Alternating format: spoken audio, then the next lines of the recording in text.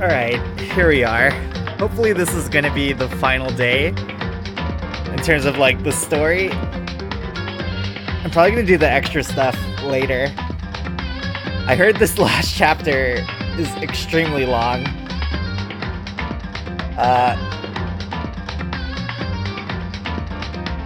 Hopefully my voice is okay. Let's see. I am stretching right now because I feel like this is gonna be a very long stream.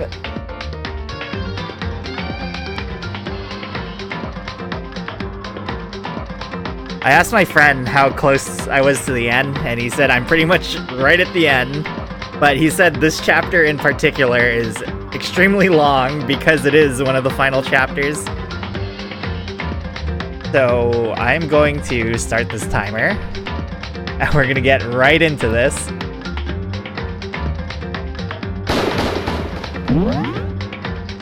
So I actually made a save here when we were in this trial earlier.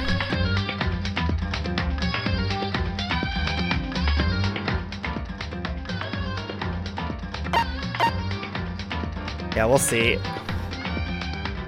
I'm hoping to finish the game tonight, though. Oh boy, starting this at 1 in the morning. Oh, great.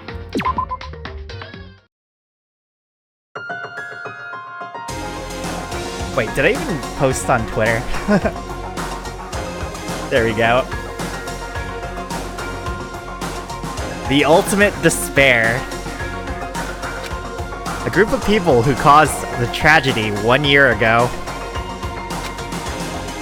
Those same people put together this killing game and began broadcasting it around the world. The most desperately awful group of people ever. That is the Mastermind's true identity. Our enemy has finally been revealed. But right now...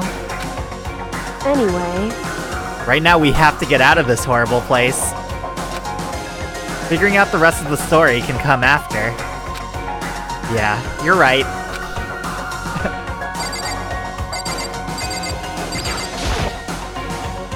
Kyoko, do you still have that one thing? Monokuma's secret tool that you got from the headmaster's room. Indeed. Of course I do. It's an absolutely vital part of ensnaring the mastermind. I would never part with it. And it can open any door in the school, right? That's right. That's right. Then we should be able to use it on that door, right?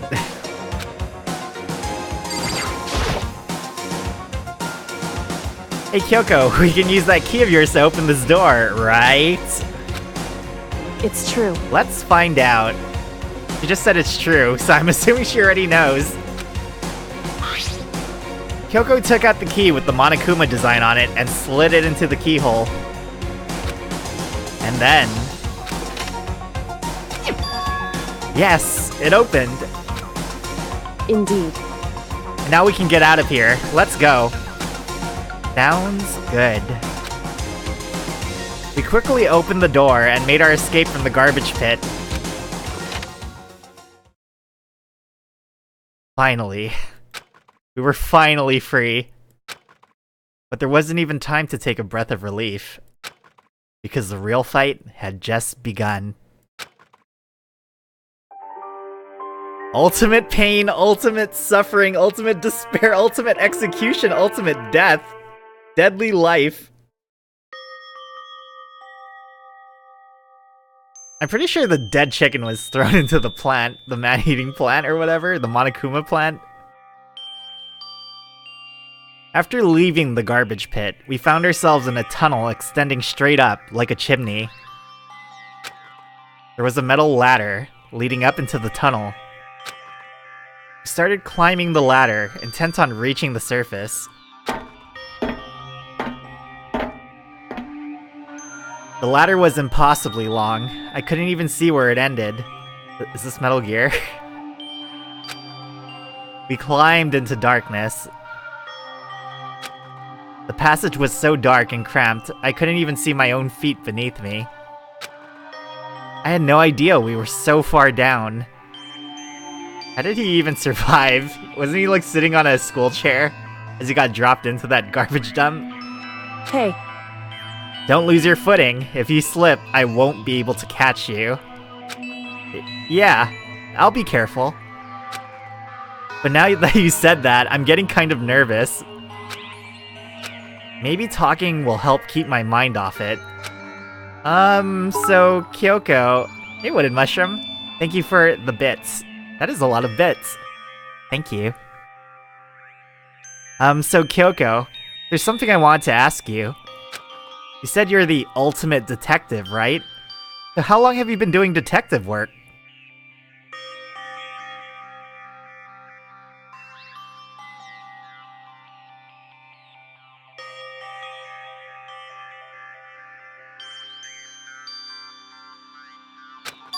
How long?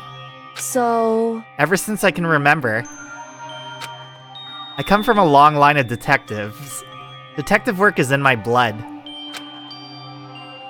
There was a time when being a detective was considered a sacred duty. My family's always seen it that way. Then, is your family famous? Wrong. Quite the opposite, actually. Even among actual detectives, many people haven't heard of us. Huh? But how come? It's like your family tradition, right? So... Right. Because we take pride in it. Pride? Indeed. A detective is neither light nor shadow. We represent neither justice nor evil.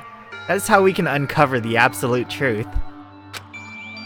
We stand neutral in all things, and to do that, we have to stand separate from the rest of society. Hold on, let me check something. Okay.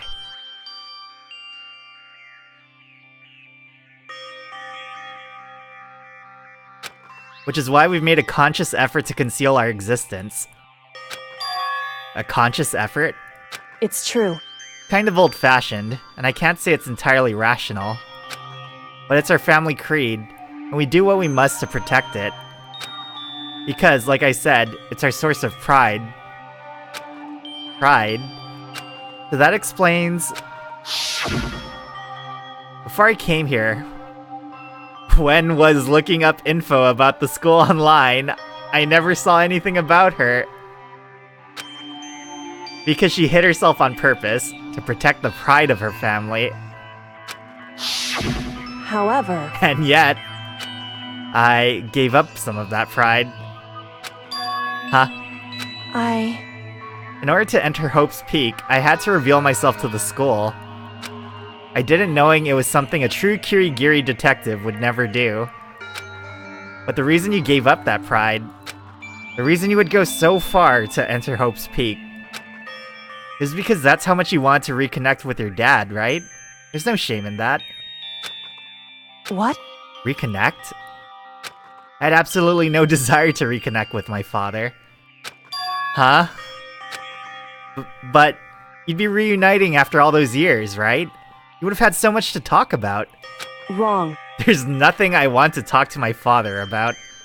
Okay, alright Kyoko. However... There is something I want to say to him, though. What?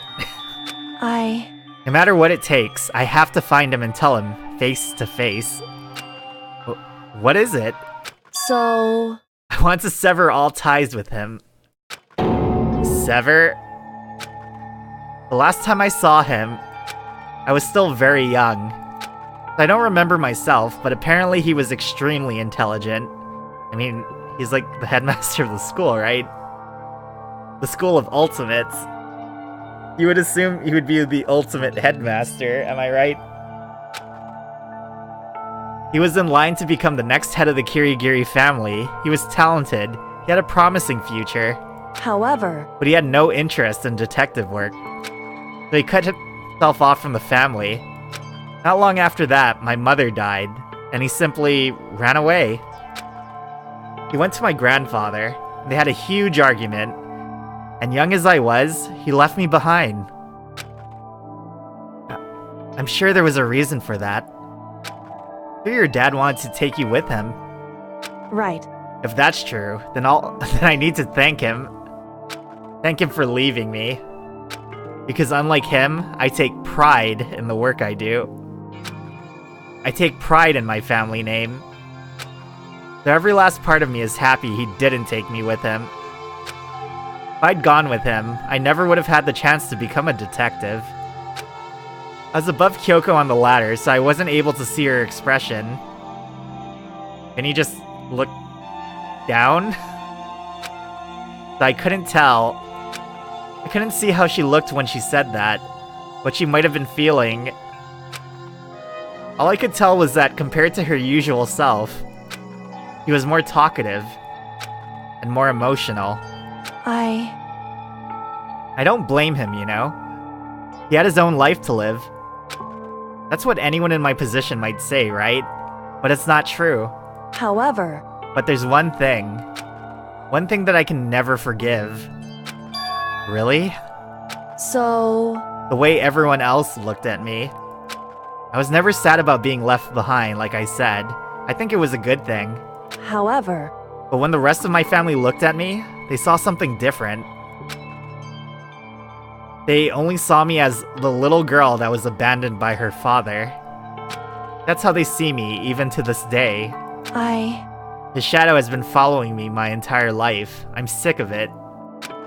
I need him out of my life. I need to step out of his shadow. Correct. That's why I have to find him and tell him we're no longer family.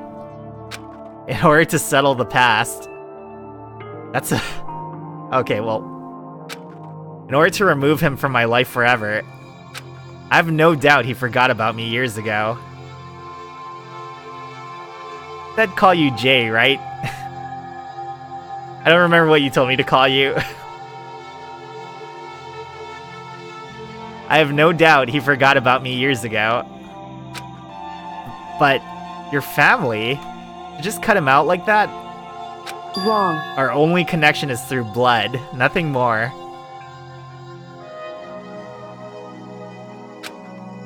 Are we connected by heart and soul?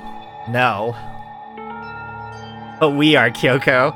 Clearly, Makoto and Kyoko are just meant to be together, right? Hey. Is blood really enough to call someone family? Only connected by blood, not by heart or soul. I was so shocked to hear her say something like that, I didn't know how to respond. So instead, I said nothing. Should have been a panty shot. This is pretty much a panty shot. Are you kidding?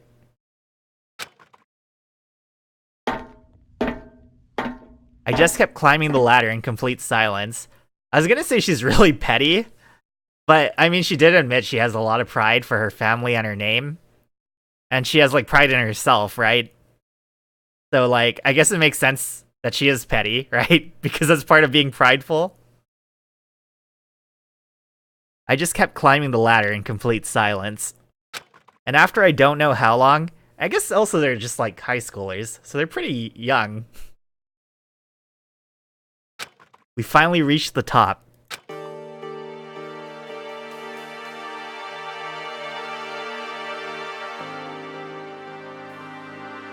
Dude, this is all that Makoto fan service. You got the panty shot of, I can't even remember her name. Purple hair girl. The perp. Looks like this is it. Indeed. On the other side of this door, Hope's Peak is waiting for us. We're back. That's right. Remember that hatch on the ground near the trash room? Oh right, her name's Kyoko. Right. I'm fairly certain that's where we'll come out. I unlocked it earlier, so it should open without much trouble. Well, here goes nothing. I reached my right hand up and pushed against the hatch. Sorry, the only name I remember is Sakura. The true BFF of the game. Literally everyone would have died without her.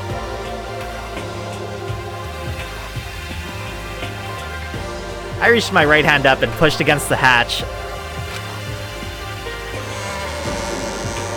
The hatch opened with ease, and so...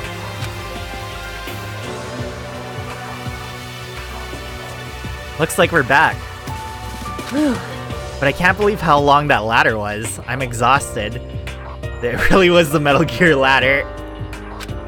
I can't exactly say we're safe and sound, but at least we're out of there. Now we're back in Hope's Peak Academy. Kyoko, thank you. I never would have gotten out of there without you. Did she just hump me? No thanks necessary. I was just returning the favor.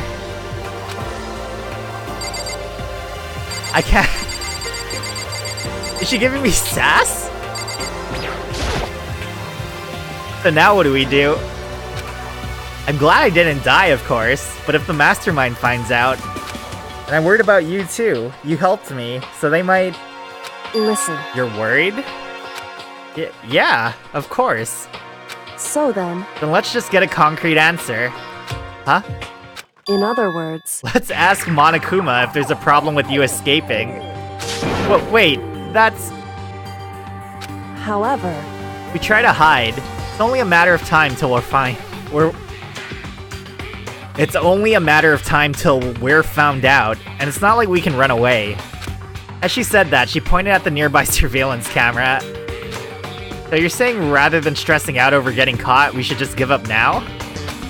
Don't worry. What you think is going to happen isn't. Because the mastermind is the one that's ensnared. I mean, she's right? Because the mastermind's following the rules of the school.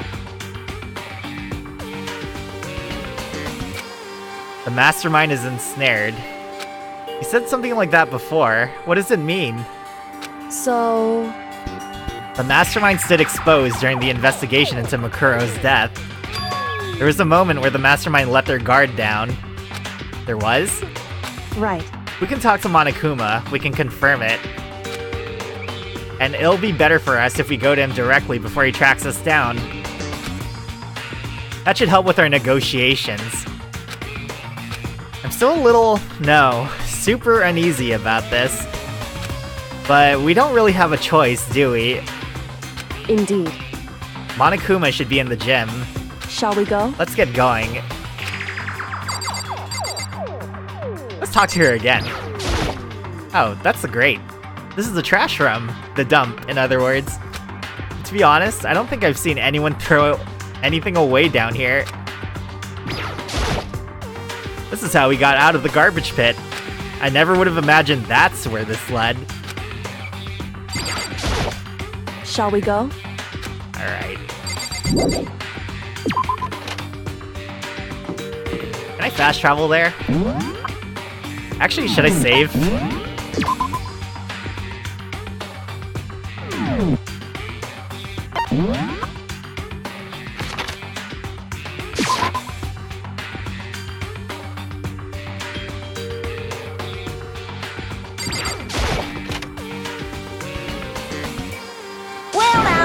Well now. You didn't really say that, but okay. Kyoko, I don't mind so much. I don't believe it! But Makoto is supposed to be dead. What's he doing here? That's exactly how I thought he'd react.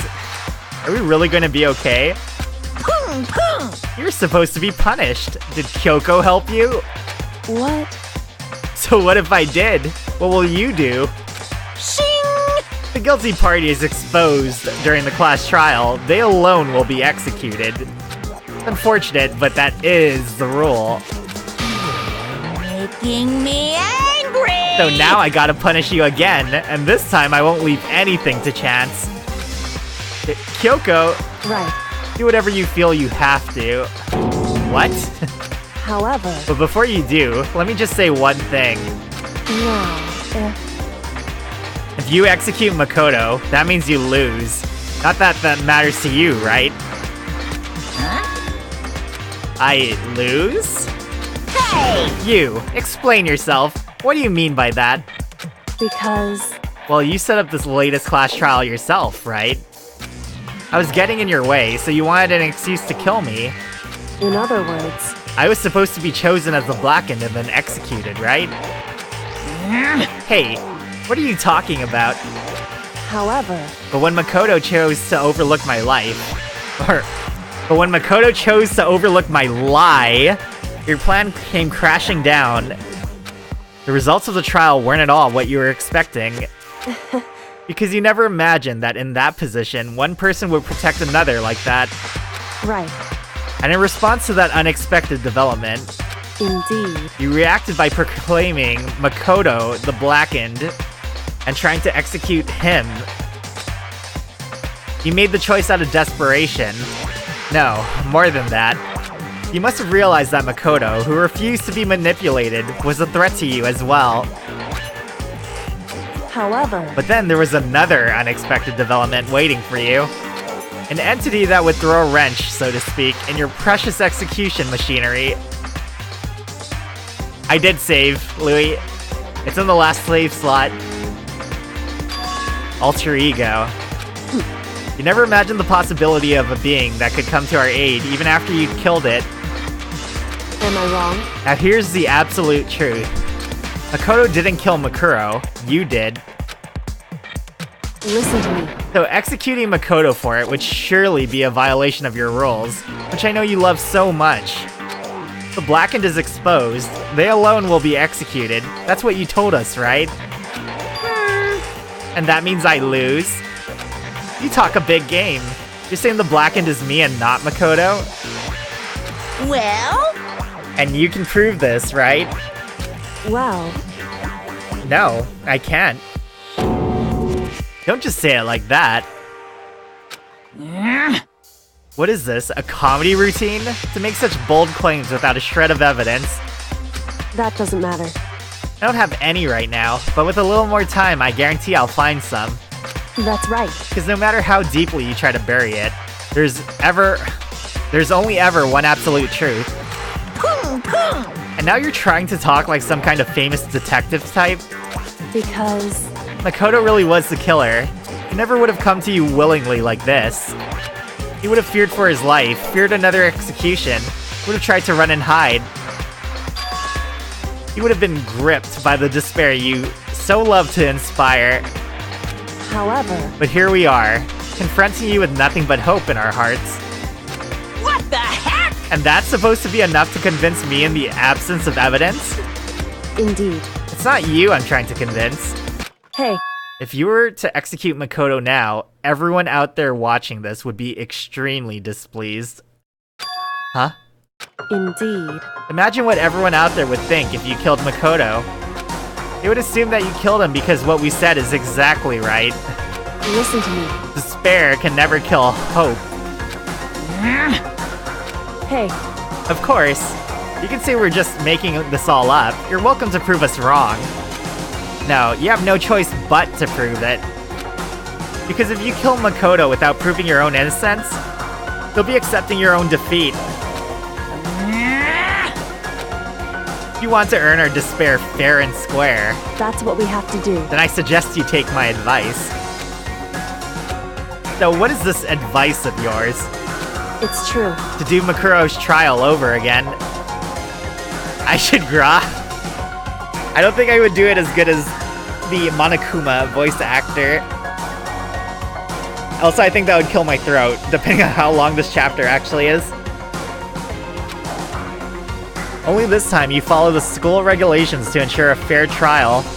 It's time for one last showdown. It's time for... One final battle between hope and despair. I didn't think she'd actually say the entire line. You can tell this is a really important time. Hey, Well, that would make for a proper climax, wouldn't you say? A fair trial? One last showdown. In other words, this would be our chance to expose the true identity of Makuro's killer, of the mastermind themselves. But what reason would the mastermind have to accept the challenge? They'll probably just execute me without another word.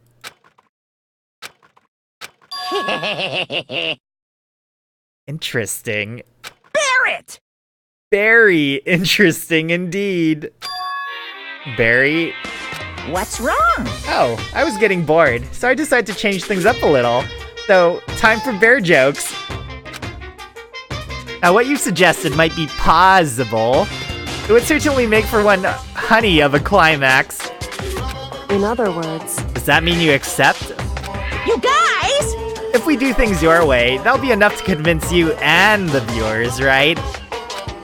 And it would cause you unbearable despair, right? Then I'm prepared to agree to your terms. Will your hope win out, or will my despair claim victory? I can barely contain myself! Let's have one final grisly showdown. He agreed. And we still have a shot at this. Bear it! But this is the long-awaited climax, right? Just guessing the killer is barely a fitting end. You guys! Before this final face-off, you'll have to unearth all the mysteries that have been buried here. All the mysteries? That's right, every last mystery that's pawing around the school. If you can do that, I can barely contain myself! then that'll be enough to qualify as a victory for you. it's true. That's what we've been trying to do all along. Okay, well good. Then let's bear it all. You can claw your way to the truth of Makuro's death and solve the mysteries of the school. You guys! Then you win. But if you can't do all of that, we'll all face execution, right? I can barely contain my excitement. When you learn the whole truth, what kind of despair will you show me? We're as excited as you are, I'm sure. Listen to me. When we've uncovered every last truth, how will the ultimate despair reveal their own despair? I honestly can't believe how this has all turned out. Hey, But before we get started, I want to clarify one more thing. You remember the rule? When one student kills another, that's when a class trial is held. What's wrong? I remember that. For sure. So what? hey, I just want to confirm that is what you said, right? And it's a true statement? You don't have to be so suspicious. I've said it before, but it bears repeating. Everything is based on the school regulations. Having a trial for Makuro is no exception to that. Huh? Makuro's trial is no exception? Then it's part of the regulations? Which would have to mean that whoever killed Makuro... It's a very polarizing approach, I know. But okay, enough puns. Anyway, here's a hint. I'm sure I told you this already, but... This killing game began with 16 participants, all of them high school students, and the only people to take a single step in Hope's Peak since the killing game began are those 16 students. What? listen. Are you telling the truth? Why'd he go quiet all of a sudden? Now I'm really angry! I'm done talking. I got nothing left to say to you. Get lost, would ya? Why so mad? Whew. He seems emotionally unstable. Hey! Leave me alone. Get out of here. Okay, I'm going. You're really gonna let me go? I don't even care anymore. You're all gonna get your punishment later anyway. I need to start getting it ready. A super duper extra special punishment, overflowing with despair. Hey, Come on, Makoto. Let's go. Okay.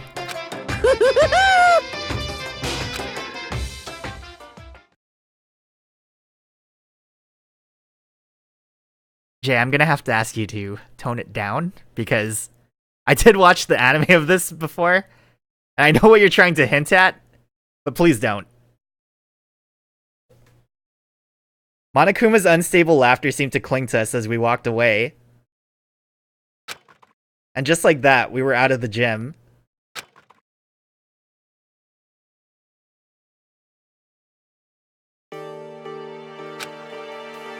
I could hardly believe it, but somehow I ended up not getting executed. I still had my life, and we still had a chance. Overall, things turned out way better than expected.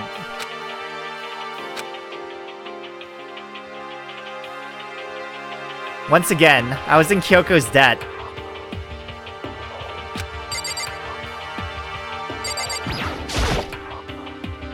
Kyoko, thank you. Everything I have right now is because of you. However, Don't thank me just yet. The real battle is still ahead of us. Yeah, true. whew, But still, I'm glad it worked out. I wasn't sure if the enemy would accept my proposal.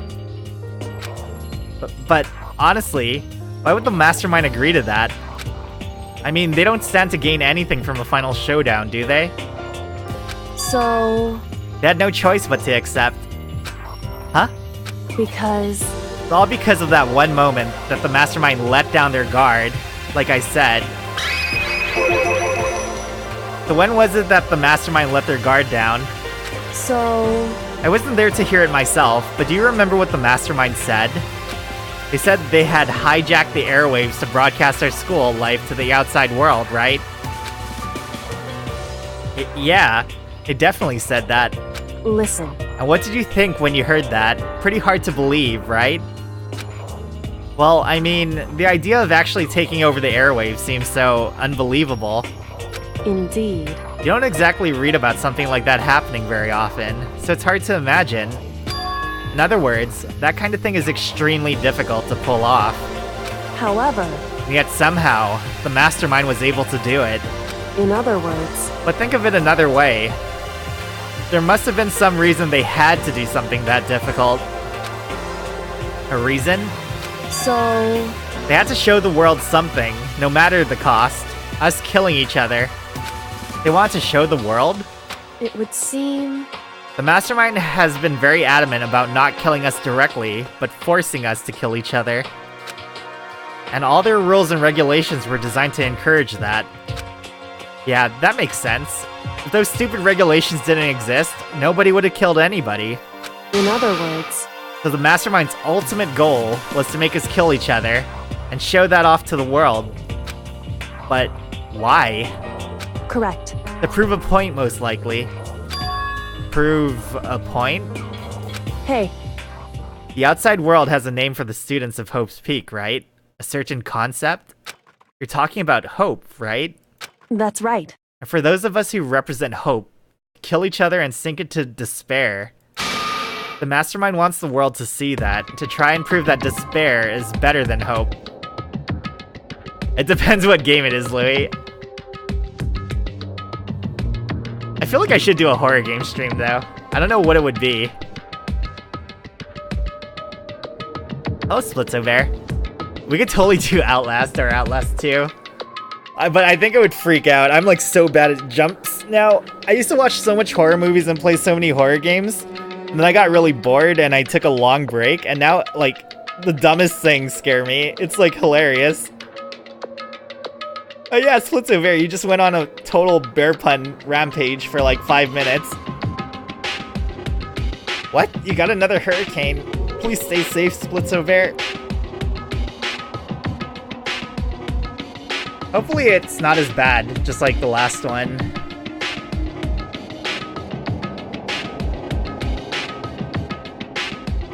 When is it supposed to hit you?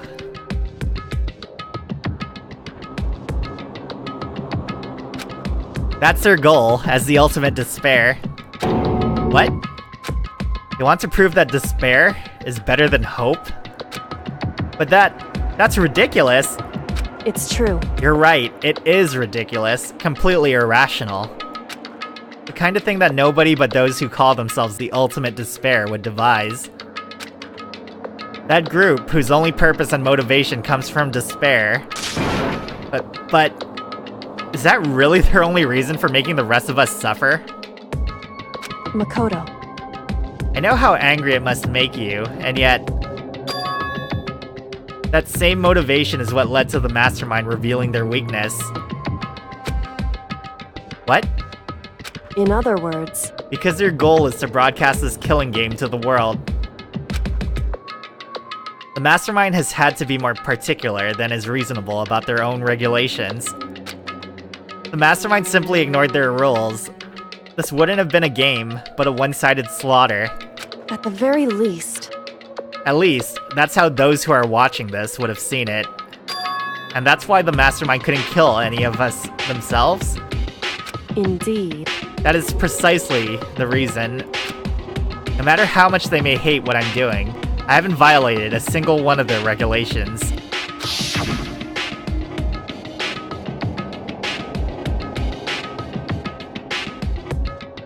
I'm praying good luck for you, Splitso Junko broke the rules, so she was punished, but in my case, they couldn't lay a finger on me. Right. So instead, they tried to use the class trial, following all their proper rules to get me killed. They began a trial that didn't have a right answer, then made me out to be the killer. But even that didn't work. It's true. Yes, thanks to you. And due to that failure, the mastermind took yet another risk. They attempted to kill you instead, who also was not the killer. And when that fact was exposed on live TV to the entire outside world, the mastermind had to accept your suggestion? Indeed. To prove to the world that despair is better than hope, they have to defeat us in perfect form. In other words, it would only do the mastermind harm to have it shown that they'd violated their own regulations. But all of that was a hunch, right? And you were still able to get the mastermind to accept your challenge. However... Well, it's only thanks to you that we got that chance. Because you believed in me, another path opened up. Still, I can't believe how much of the mastermind's thoughts and plans you're able to figure out. I didn't have the slightest clue. That's because you're really, really, really dumb, Makoto. Wrong. In the end, though, I couldn't prove any of it. It was just my reasoning. Essentially, I was making a bet. Whew. It looks like I got it right. This time, at least. I won the bet. He let out a quick sigh. I took it as a small sign of relief. Makoto is only in this because we're helping him. Like, just because the player is helping Makoto is the only reason he's been able to stay alive this long. He would have died at the first case. Like, guaranteed. He would have died.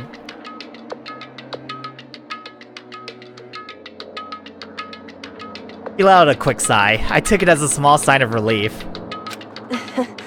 To be honest, I haven't been that nervous in a long time. He does have ultimate luck, but he's only lucky because he has us on his side.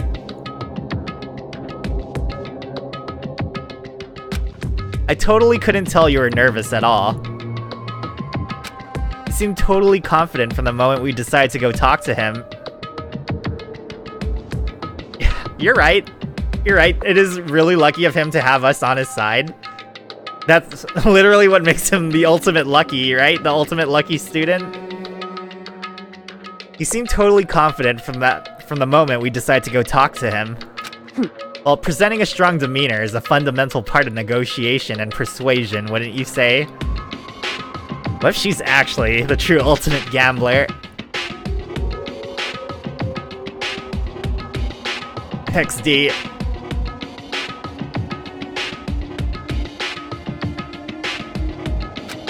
Plus, if I'd showed my uneasiness, that would have just made you that much more uneasy. Can you imagine we made someone that mad that he tried to make a new account and spoil it? Hello, Lord of Wizard. I think we're on, like, one of the final chapters. We're basically trying to expose the mastermind of the school. The person that put us all in here.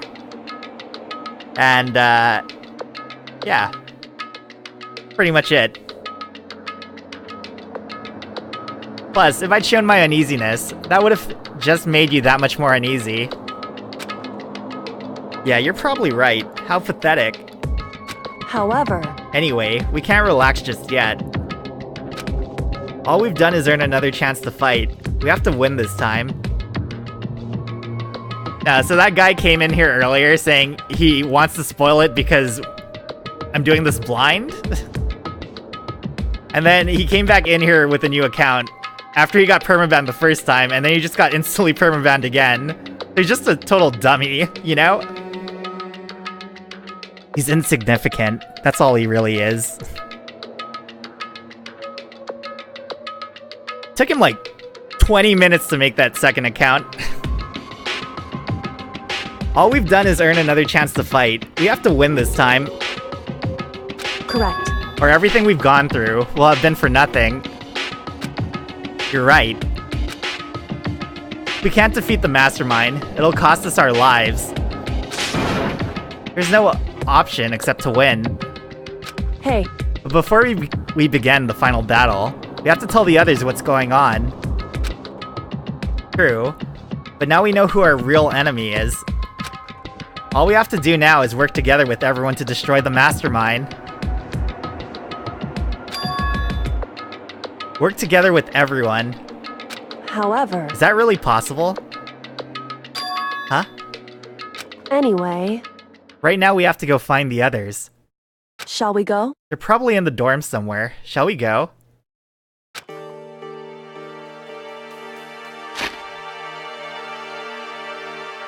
Sorry. See.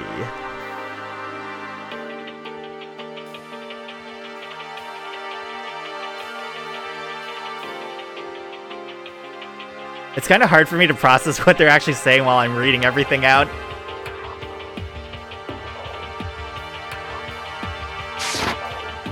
Wait, they're probably where? In the dorms.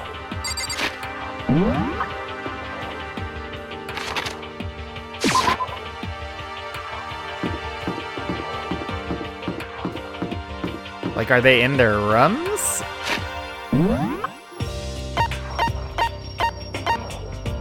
This shows her here.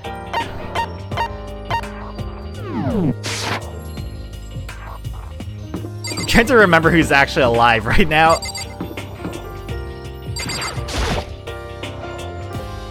This is Byakuya's room. Is he inside? Hey, I don't think he's here. Come on, we need to keep looking. Oh wait, she's dead.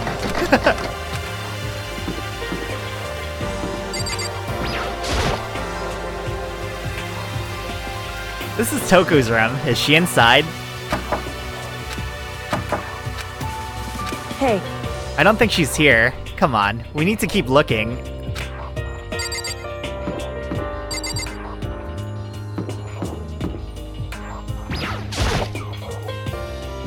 This is Hina's room. Is she inside? hey, I don't think she's here. Come on, we need to keep looking.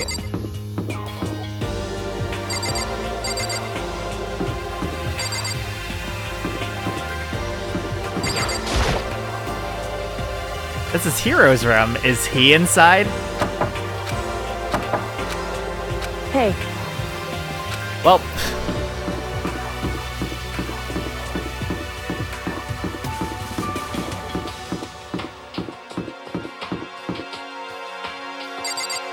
I feel like I should... The gate is still locked. They're really not gonna open up till this is all over? Doesn't she have the skeleton key? Pretty sure there's supposed to be... You said check the dorms, right? I'm guessing the cafeteria, right?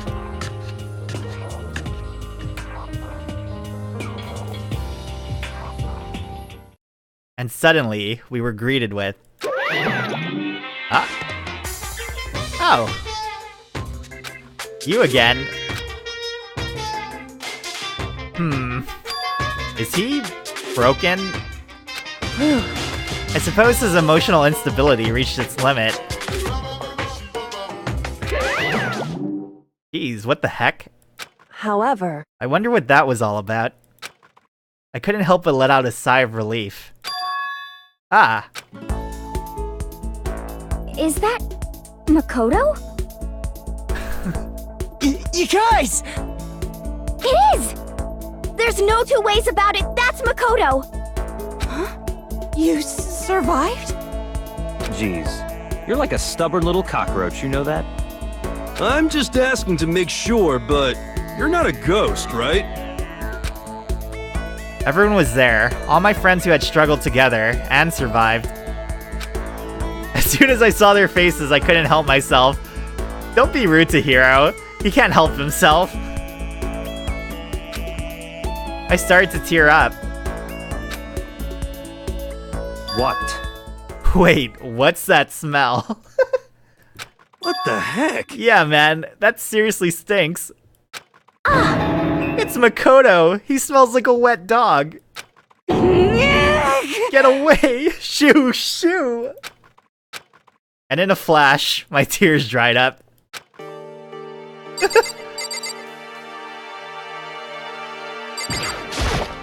Makoto.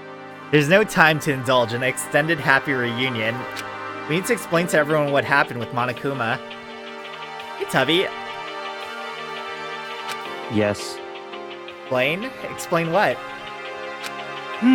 But is it okay that you're here? What if the mastermind catches you? It's true. That's related to what I have to tell you all. Oh, dear.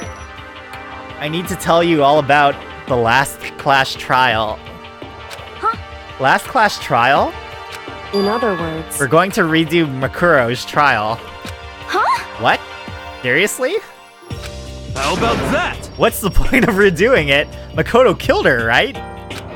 No, I didn't do it. Like I keep telling you. wrong. Makoto isn't the killer, and of course it's not me or any of you. Huh? Then, who is it?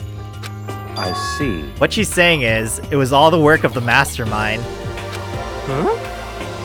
What? You're saying the mastermind killed Makuro? That's right. It was all an elaborate trap contrived? Contrived by the mastermind. Is that the right word? Contrived?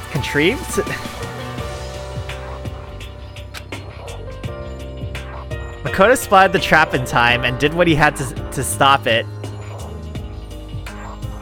However, But his decision meant that he would be the one to die.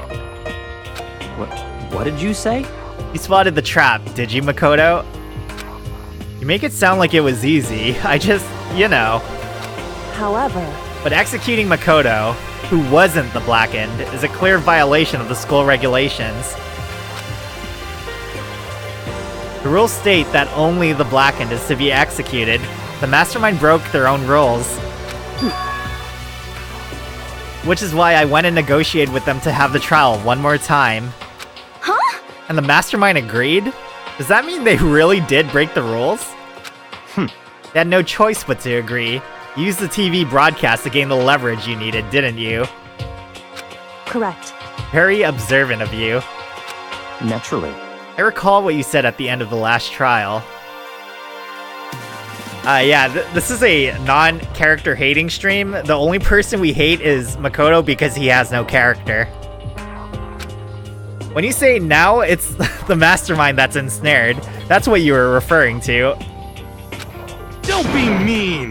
Hey, I'm totally in the dark here. For anyone who doesn't understand, you can ask Kyoko to explain it again later.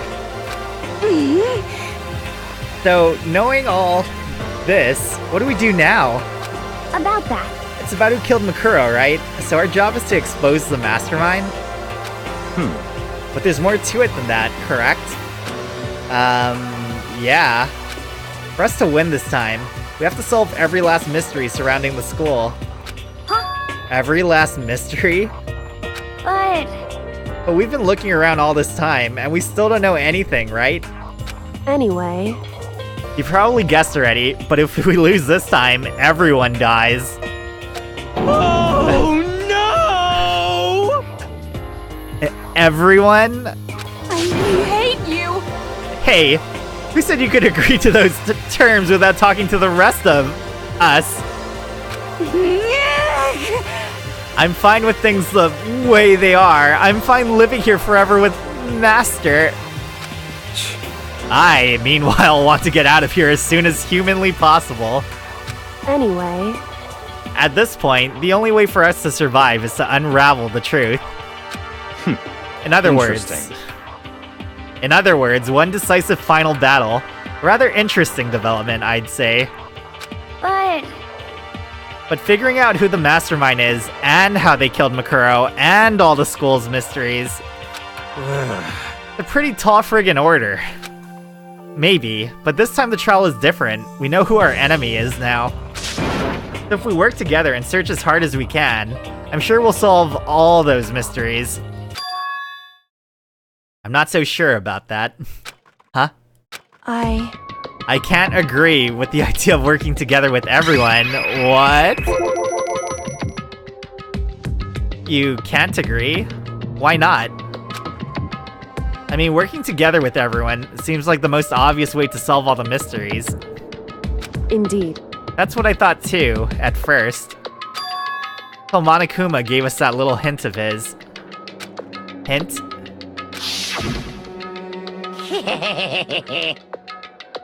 It's a very polarizing... Oh wait, this is a flashback. Oh, thanks for the host, Lords of Wizards.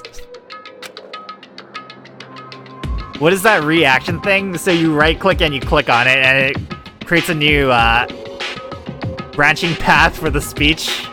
The dialogue thingy.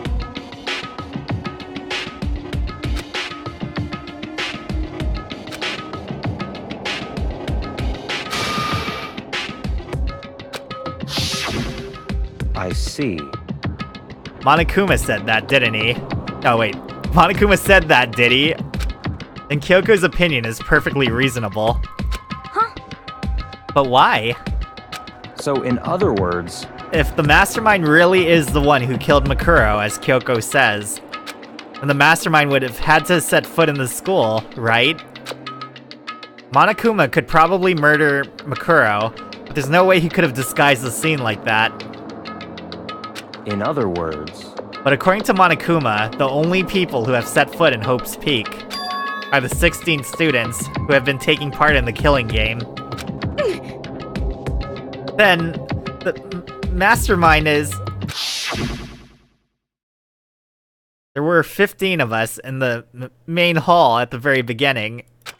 Add in Makuro and you get 16.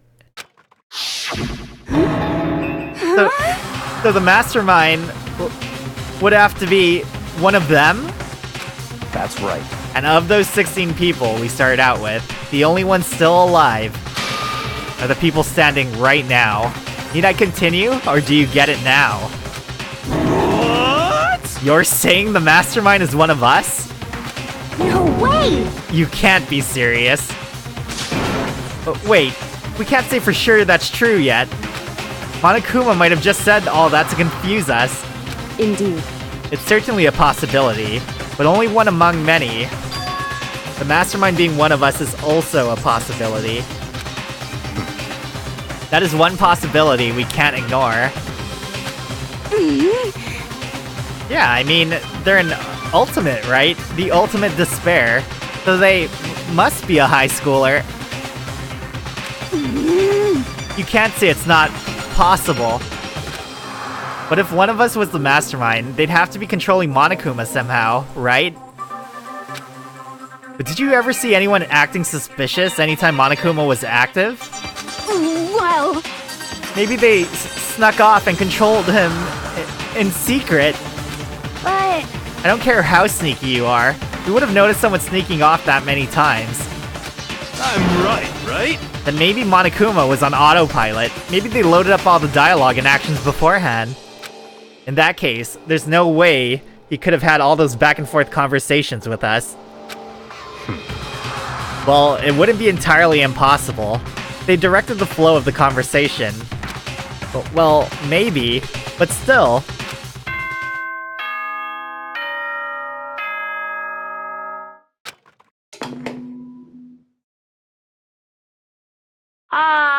This is a school announcement. You've all probably figured this out by now, but at this point, the killing game has now entered true ending mode. What? So, in the name of fairness, I will unlock every room in the school. That actually helps a lot, I think. Look wherever you want. Solve the mystery in whatever way you see fit. Then we can all meet up at the class trial, okay?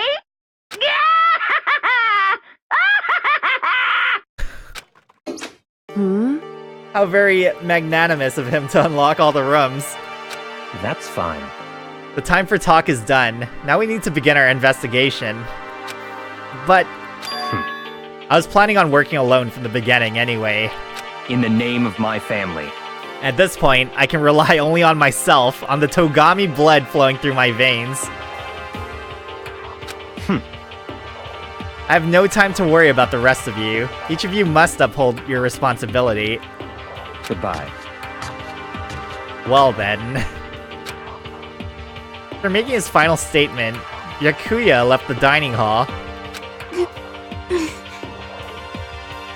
Master, he didn't take me with him. Hey. Do you blame him? Without Master, the rest of you are like coffee with cream. Without the cream or coffee. You're totally useless. So, bye. With that, Toko trudged out of the dining hall. And now she's gone. And you're gonna go off by yourself, right, Kyoko? Indeed. That's right. Which just leaves Makoto, Hina, and me. You know? In that case, I'm gonna go by myself too. I think this is for the best, Hiro. I think you made a wise decision. Goodbye. Please don't see me again. Just a second. Wait, how come? How about that? Just wait and see. I'm gonna use my totally awesome spirit power to figure out the mastermind's identity. Laughing loudly, Hiro left the dining hall. Aw. Everyone's really gonna go off by themselves? What about you, Hina? I guess I'll do the same thing. But, I mean, it's not that I don't trust everyone, you know? But up till now, I haven't really been all that useful. I just depended on Sakura and everyone else. Did Hina actually do anything this entire game, realistically? I think the only thing she did was end up getting Sakura killed.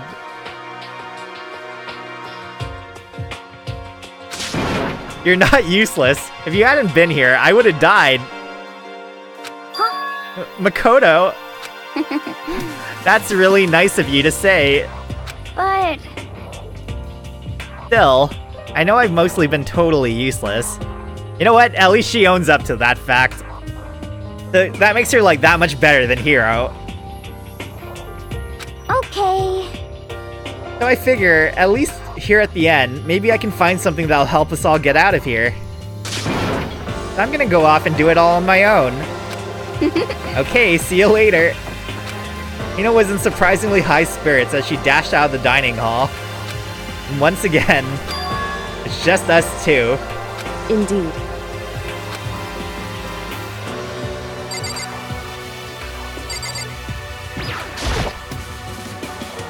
So, you're gonna go off on your own too, right, Kyoko? Oh, right, I completely forgot Hina tried to take everyone out with her.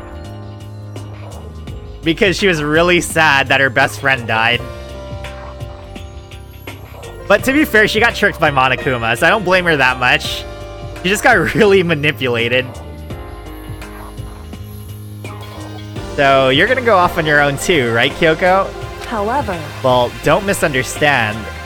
Just because we're going to do our searches separately, doesn't mean we can't still work together. so... That goes for all of us. I think I see what you mean. Doing our own investigating doesn't mean we can't work together in the end. You just see it as us splitting up to cover more ground. And then we can get back together and share what we found. Yeah, that's right. So then, Well, I'd better get going. I have an endless list of things I need to check. correct. Monokuma said all the doors in the school had been unlocked, right? So we should be able to investigate every nook and cranny in the school. We can visit all the places we couldn't go before. Makoto. No matter what it takes, we have to uncover the truth. by any means necessary. With that, Kyoko was gone, leaving only me. I don't have time to waste either. I have to begin my search. I still can't believe the mastermind might be one of us. So that's what I have to prove. I'll prove that the mastermind isn't one of us. I'll expose the mastermind's true identity and solve the mystery of this school. And then we can all escape together.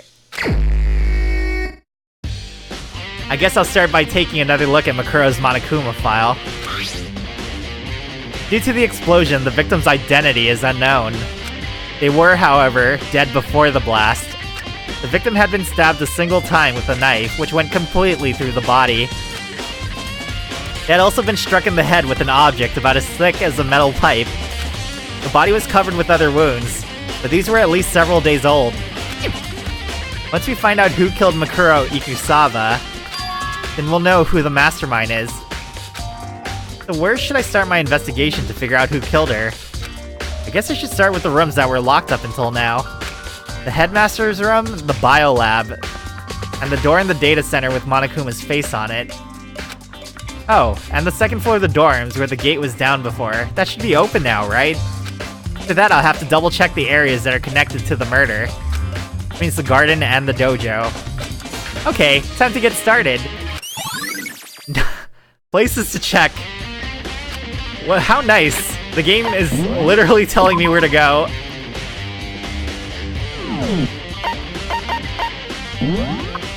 Is it a truth bullet? It's literally a truth bullet.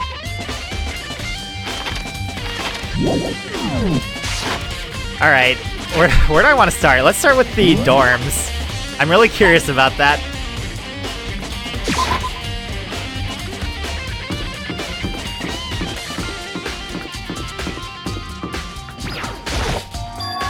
The gate's open. We can finally check out the second floor of the dorms. Which means I have to do it. This is the second floor of the dorms. Looks like some ancient ruins. Oh no. Or no. It's more like a battlefield, like a bomb blew up here or something. This is really sketchy.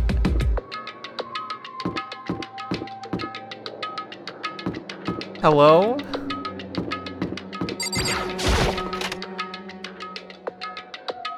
Oh.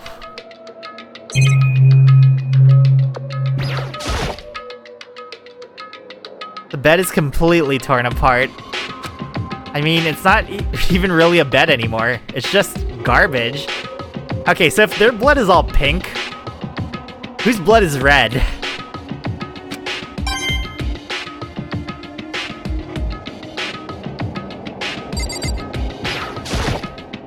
I opened the door just a crack, glanced inside, and immediately closed it again.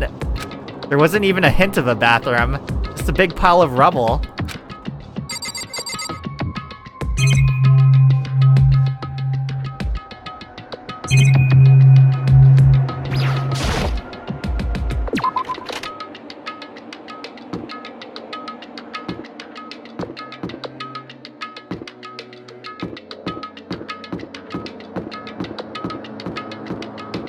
Dude, I keep thinking I'm gonna get jump scared as soon as I turn corners in this game. This is the girls' bathroom. Even in a place like this, I can't bring myself to go in. But you're investigating, Makoto. I think the chicken blood was red. No, it was pink. The chicken's blood was pink as well. Wow, there's nothing in this bathroom.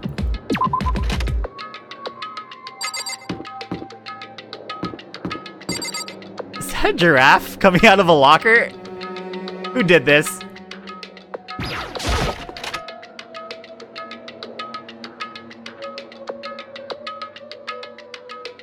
This room is filled with lockers. It must have been for the Hope's Peak students who came before us. The class before ours must have used these lockers. I can check every locker. Alright. There's a metal plate mounted to the locker. I really want to know what's inside, but there's no way.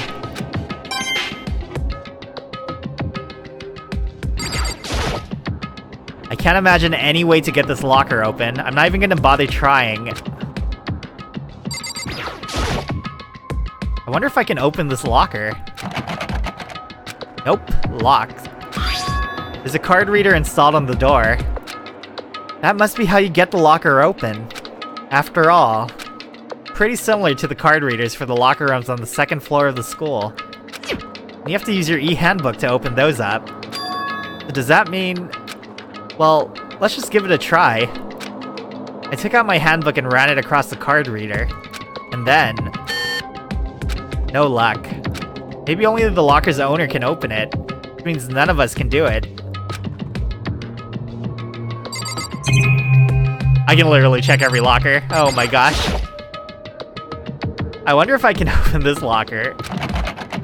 Nope. Locked. Is this the same thing?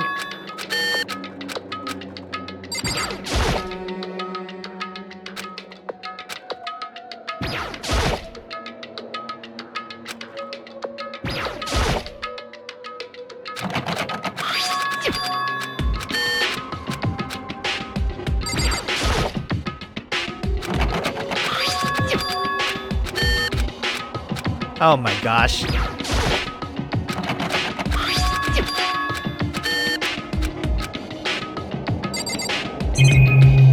Please. I don't think this locker's gonna open.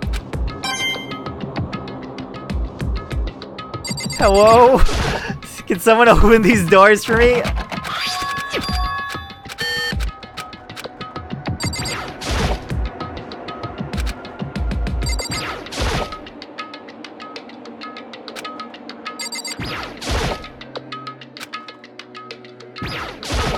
I thought there was like multiple... Oh no, that's just one big one. Okay, surprise. It's none of them. Surprise! Holy smokes. Oh, hey! I love hieroglyphics.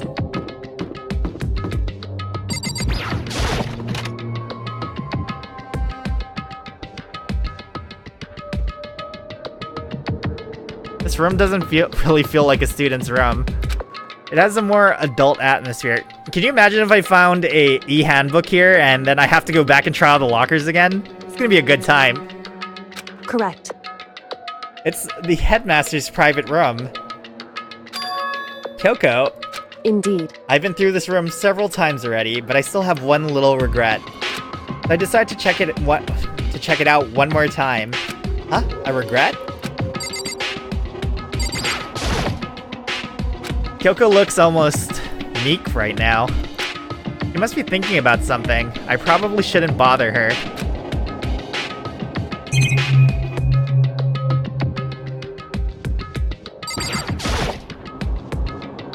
There's a PC on the desk. It must have belonged to the headmaster. It would seem... Whoever used this last, it looks like they were very interested in the ultimate despair. The PC still has some search results left on it. Then we might be able to get some info on the ultimate despair? However... There's not much, though. Nothing we don't already know. In other words... The ultimate despair isn't one individual, but instead points to some kind of group. That group is responsible for the tragedy, which happened 1 year ago. They're the worst sorts of people, whose driving force comes from despair. However... That's all there is. Not much to it, is there? Whew. But I guess that's the best he could do as a complete Kirigiri failure. But any information about the mastermind is helpful, right? I appreciate whatever info we can get our hands on. Correct. I see. That's a good outlook to have.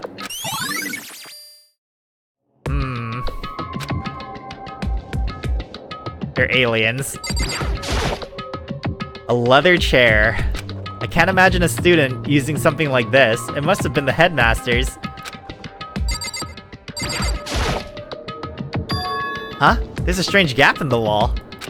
Is this some kind of design mistake or construction defect or something?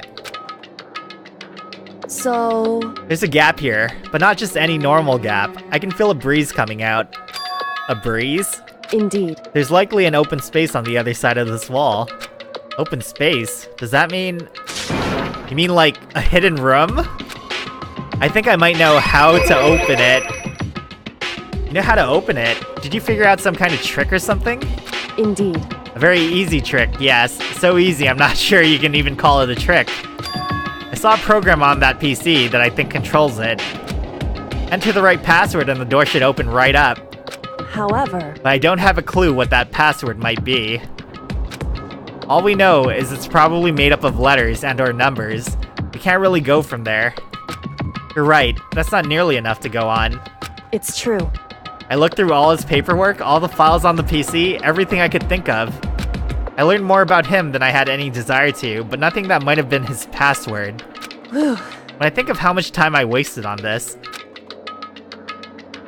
Geez. I don't know, could the password be his daughter's name? Hello? So there's a hidden room that she couldn't get into. That's what she meant by regret. I think we can assume that there must be some kind of clue waiting in there. But maybe for her, there's more to it than that. Anyway, if we want to get in there, we need to figure out the password. If Kyoko can't figure it out, no way do I stand a chance. No, wait. There might be a chance. The password could be something Kyoko wouldn't have thought of, or something she didn't want to think of. For example, what about your name?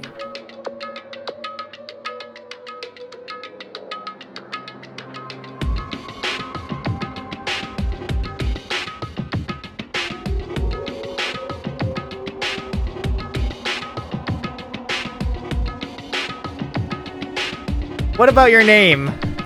What? Huh? Oh, sorry. I was just trying to think of what the password might be.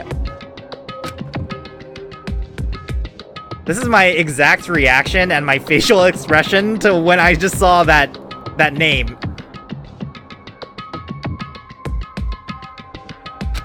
I'm sure she hasn't tried it. I mean, it's totally understandable. After the way she talked about her dad, the idea that he would use her name as his password. Knowing how she is, I bet the idea never even occurred to her. Do you mind if I try it just to be sure? Well, It's not like you need my permission.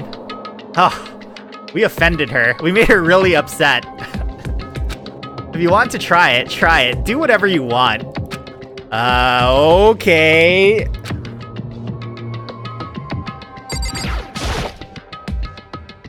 You know, I'm glad I thought of trying Kyoko's name.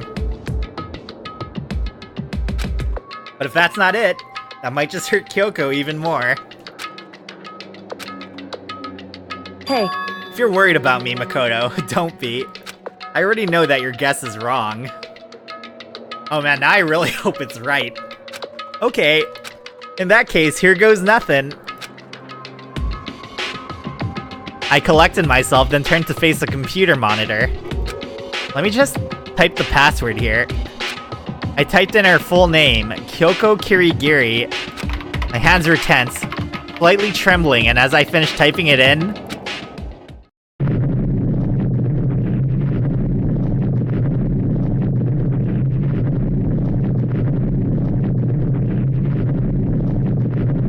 the sound just goes on forever, doesn't it?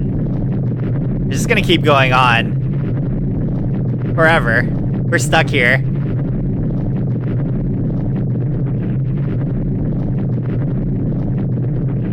Well, looks like this is a game over. What? That did it? No way. No way, it opened the door? No. Her name? Kyoko, it worked! Man, I feel she's so relatable right now. That face, my face, same face.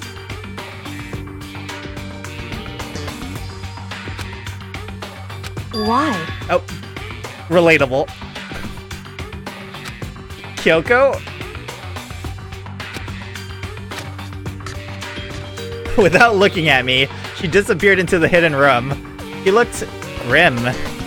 Kyoko.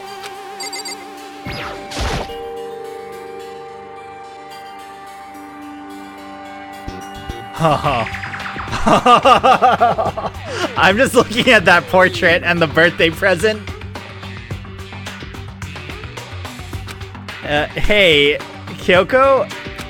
I may as well not even have been in the room. Her gaze was fixed on only one thing. A present? Wrapped and covered with such joy. That's what made it so unusual.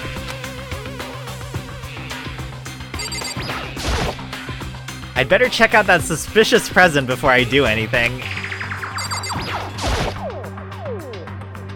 There's a brightly colored box here. It seems totally out of place in here. The more I look at it, the more suspicious I get. Should we open it? I'm getting kind of a bad vibe from it. But I mean, we can't not open it. Okay. Makoto. Be careful, Makoto. Why? You think it's dangerous? No, not dangerous. But surprising, probably. Huh? It would seem... If it is what I think it is. At the very least, it's not something you'll be happy to see. Wait, so you know what's in there? Anyway... Just don't scream or anything, okay? Well, now I don't want to open it, but okay. Are you saying it's something that'll make me want to scream? Okay, I'm just gonna open it. Step by heavy step, I approached the box. I took a deep breath, then took hold of the lid. But what about the ribbons? I guess it's not really connected, is it? Slowly, ever so slowly, I lifted it up. Light began to sneak its way into the box. I stole a hesitant glance inside and... He screamed. He gasped. He screamed. Kyoko's advice was no use. I let out a trembling cry. What was in the box? It was bones. Human bones. It was the last thing I expected to find in such a bright, joyful box. I mean, who could have possibly imagined? I see.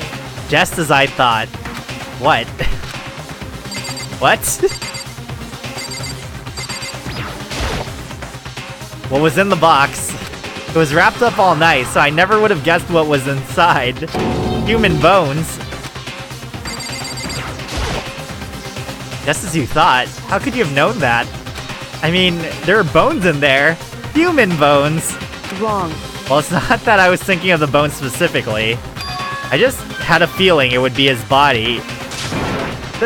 That's pretty much the same thing. A dead guy in a box? My father. Huh? What about it? Oh my gosh, Makoto, you're so dumb. You're so dumb. You're so dumb. What about him? Correct. What you found in the box. Those bones. That body. That's my father.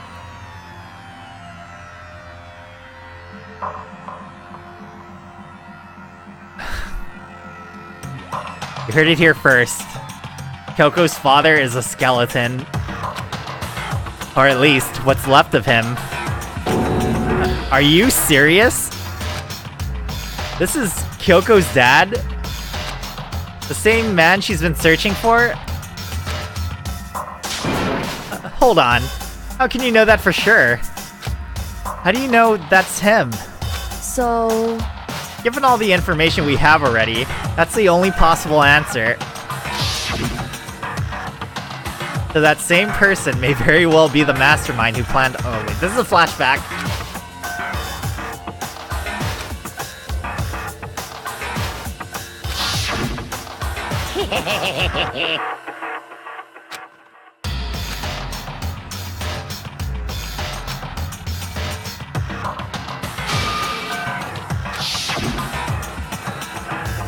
Alter Ego said that the headmaster was probably here in the school, but the only ones who were alive at the start of the killing game were us 16 students. When you put those two ideas together, it doesn't take much to assume. in other words... Now, most likely, my father was in the school, but he was also dead. That's my assumption, anyway. As Kyoko explained her analysis, she was completely calm. Or no, she wasn't calm. She was only trying to seem calm. She said it was just as she thought, so she knew it was a possibility. But I have to believe that at some point she wanted to be proven wrong. Which is why she never looked in the box herself, even though she had plenty of chances. I know Kyoko said she wanted to see her father, so she could cut off all ties. But was that all there was to it? Oh, flashback.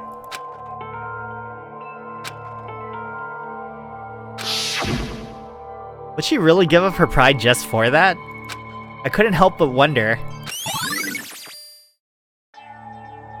Oh my gosh, that's a truth bullet. When will I have to pull that out?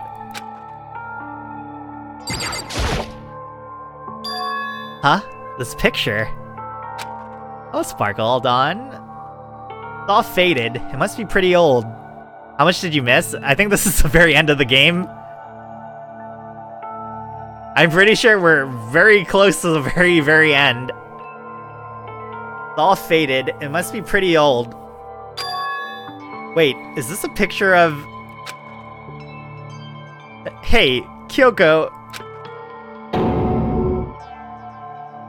Is she embarrassed, or is she shocked, or is she embarrassed shocked? Oh, she's mad. Why would you? Well, this is annoying. I came here to cut myself free of the past, and yet... now find something like this. So what do you expect me to do now? And I was right. It's a picture of Kyoko when she was a little girl. Knowing the headmaster had this picture all this time, he must have really cared about her. Why? What? I wanted to face him and tell him myself, to cut him out of my life for abandoning me. That's the whole reason I came here. And now he's abandoned me again. And this time, he even stole the only opportunity I had to move on. Has there ever been a worse father? Kyoko.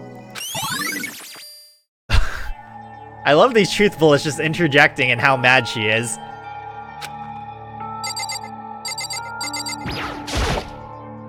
This filing cabinet seems like the kind of place you'd find a clue. I should take a closer look. But I don't think Kyoko would like some stranger like me touching her dad's stuff.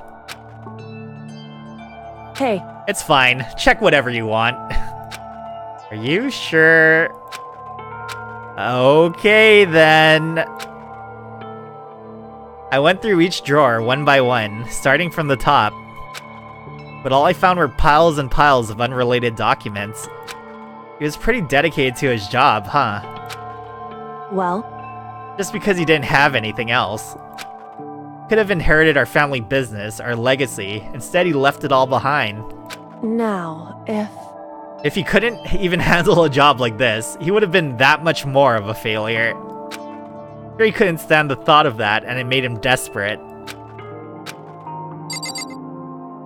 Oh, she's just eternally mad.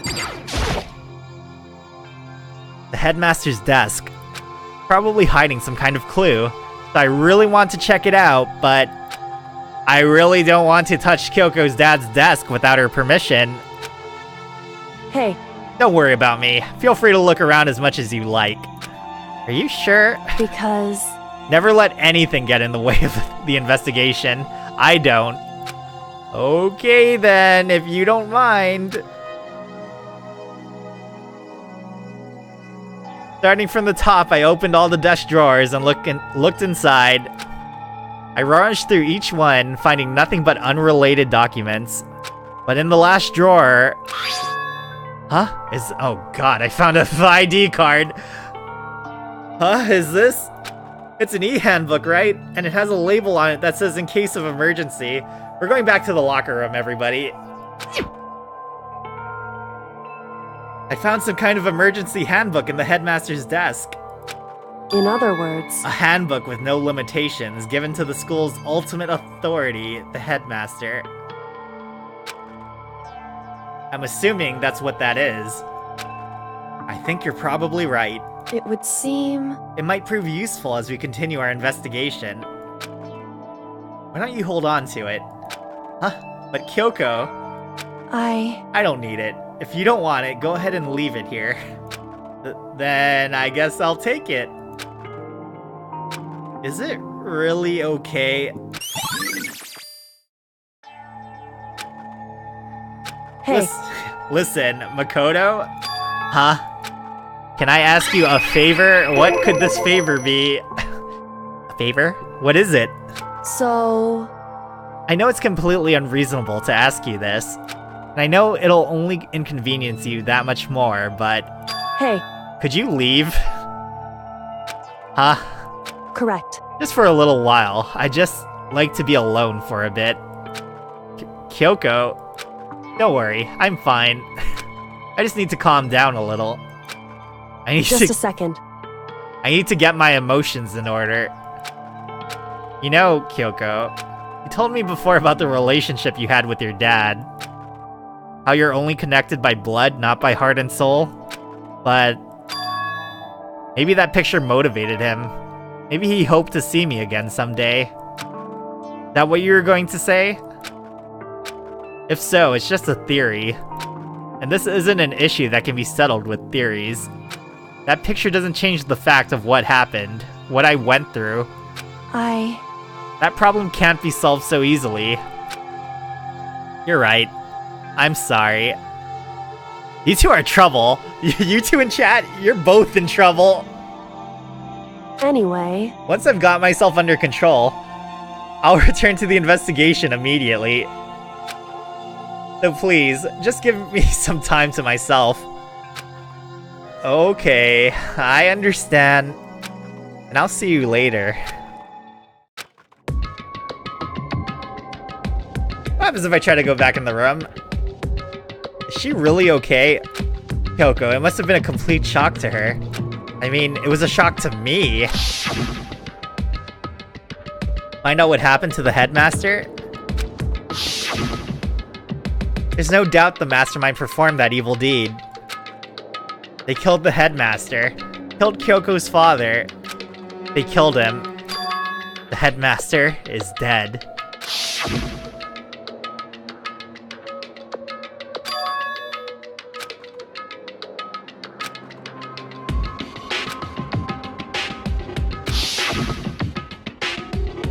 But we were wrong about that. The headmaster wasn't the mastermind. Which means the mastermind's true identity is...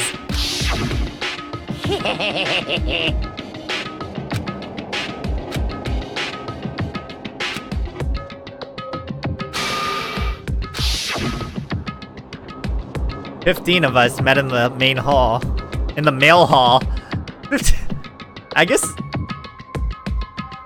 You know what? I actually don't even know if that's a typo. Because literally that hall is where the mailboxes are. Add Makuro to the mix and you get 16. And including me, only 6 of us are still alive.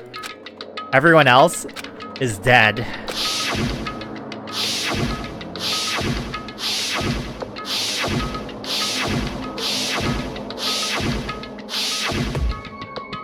Even Makuro. Even she's undeniably dead.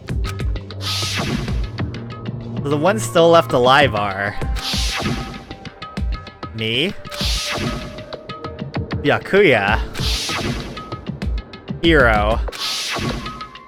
Toko. Ina. And Kyoko. Only those 6 people are still alive. Then there's no question. Wait, no, that can't be. I refuse to believe it. There has to be some other way. There just has to be.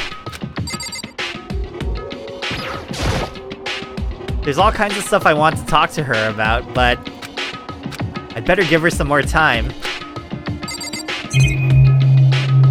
So that's everything in this room.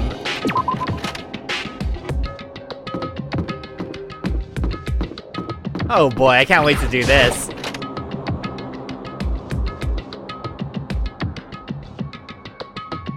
Let's start with this one. I wonder if I can open this locker. Nope, locked. There's a card reader installed on the door. That must be how you get the locker open. After all, it's It's pretty similar to the card readers for the locker rooms on the second floor of the school. And you have to use your e-handbook to open those up. So does that mean... Well, let's just give it a try. I took out my handbook and ran it across the card reader. And then... no luck. Maybe only the locker's owner can open it, which means none of us can do it. Wait, but... what about that emergency handbook I found in the headmaster's hidden room? Okay, let's give it one more try. I took the emergency handbook and ran that across the card reader and... alright, just what I was hoping for. Now let's see what we've got inside. This locker is totally disorganized. Whoever it belonged to probably has organization problems in every part of their life. This is a crystal ball. Huh? A crystal ball? No, it can't be. There's no way he ever used this locker. It's just not possible. There's all kinds of textbooks and notebooks stacked up in no particular order, and dust everywhere. I have to assume whoever stuffed this is didn't do a lot of studying. Not that I can really talk. Trying to act as casual and natural as possible, I picked up one of the notebooks I saw, but the moment I looked inside the notebook, any sense of easiness I may have had evaporated. What? There was no denying what I saw. Inside the notebook was written, Yasuhiro Hagakure. Hey Sparkledon, thank you for subbing. I appreciate that. This is a very tense moment though, so let's continue. Is this our Yasuhiro? The notebook also contained a large number of notes for a variety of different classes, which would mean he attended classes here? Ralphers. Munch, 11 months? Are you crazy? Thank you. Oh my gosh. That's very long.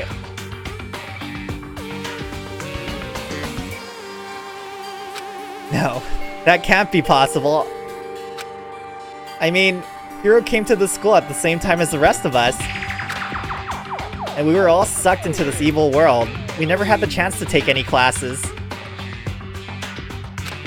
So what is this notebook?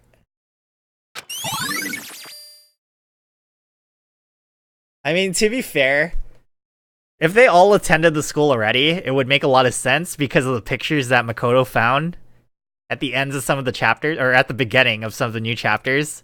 Like, after we execute someone, we found a picture of them with the windows unbarred, and they're all hanging out, and it was all the people that was already in the school.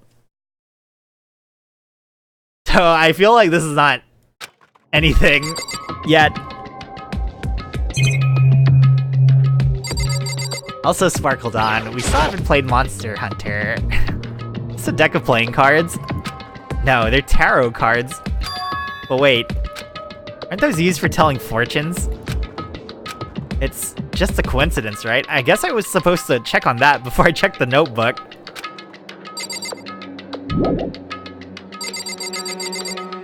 Now...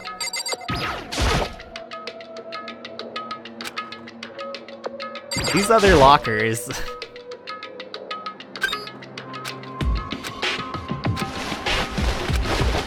I don't see anything that might be a clue.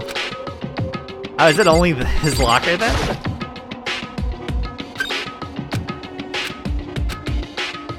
Ah. Thing is practically empty. There's just one thing, some kind of pocketbook. I don't see a name written on it, so I can't say for sure whose it is.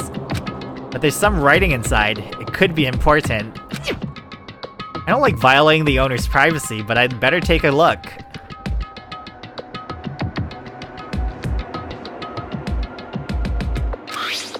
It looks like a girl's handwriting.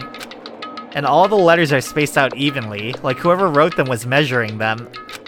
Whoever wrote this must have been really meticulous. Huh? I was flipping through the pocketbook, but my hand froze when I got to a certain page. I saw something familiar written there, Words I'd heard before.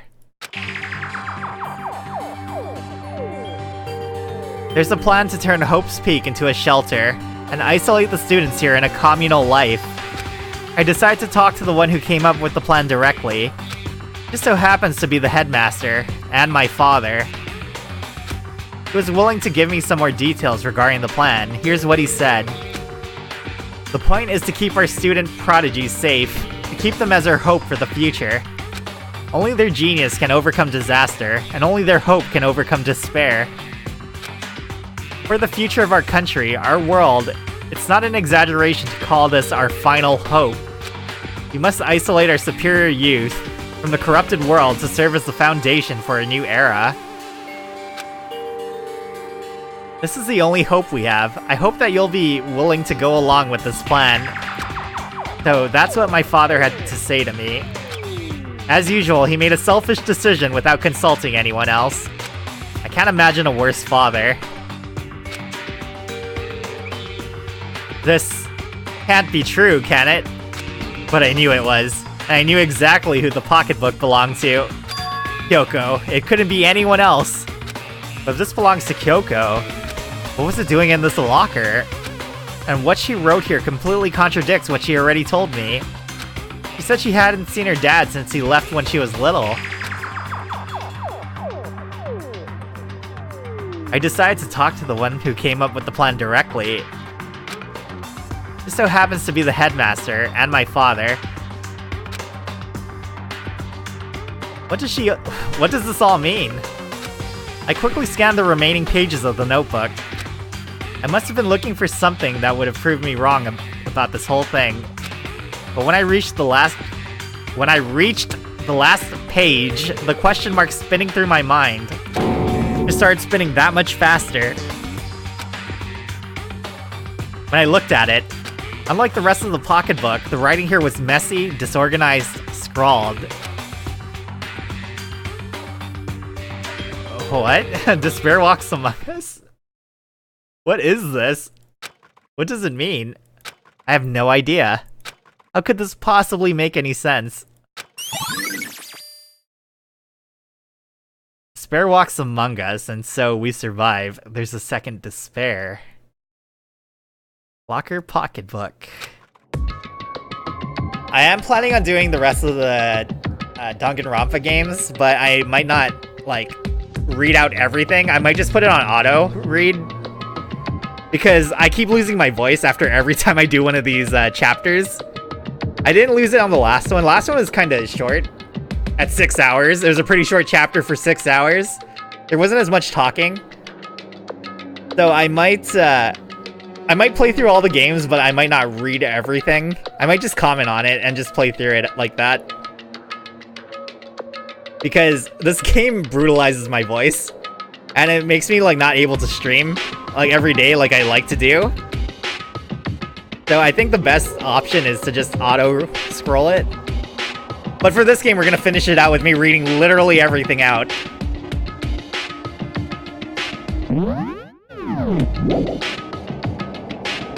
But the more I see, the less sense it makes.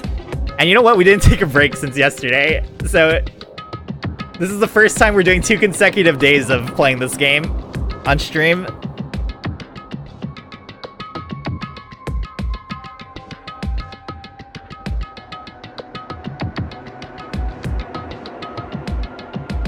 Dang, you're playing. It's just like, it's so much talking.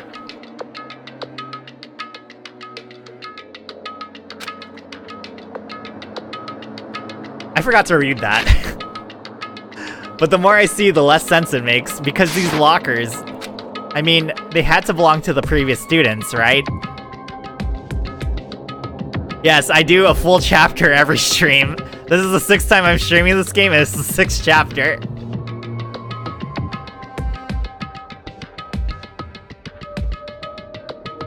I mean, they had to belong to the previous students, right? So why am I seeing this? Why are there things in the lockers that look like they belong to people here? A notebook that seems like it belongs to Hiro. And a pocketbook that seems like it belongs to Kyoko. Yeah, like, I wouldn't lose my voice if I just cut the chapters into segments, but we're just doing every chapter one by one per stream. So that's why I think for my sake, I'm gonna just do it on auto. Because that way I can do multiple chapters at a time because I won't be tired from talking the whole time. Oh boy, incoming 24-hour streams. There has to be some kind of explanation. But if I want to find that out, I have to keep moving the investigation forward. I have to believe in everyone.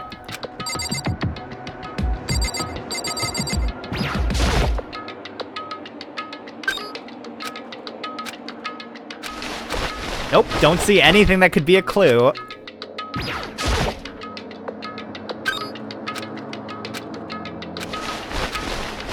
No clues.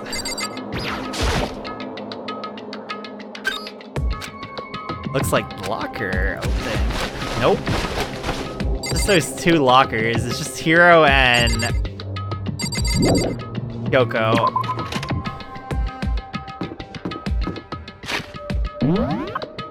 I'm gonna save. This felt like a lot of investigating. See?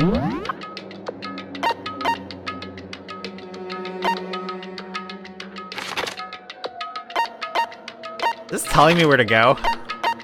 Wait to just investigate all of the exclamation points? There's one.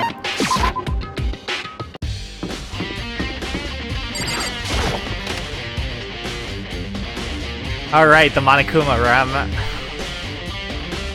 Hey, Makoto. Ah, Makoto, are you here to look around too? Is that what you're doing here? Yeah, I can't help but wonder about that Monokuma door. Yeah. So I figured, all the doors in the school had been unlocked. That one should be open too, right? But... Although I couldn't bring myself to open it. I mean... It might explode, right? And that'd really suck. So you open it. Thanks, Hina. I got this. I'm sure she didn't mean it, but she made it sound like she was okay with me getting blown up.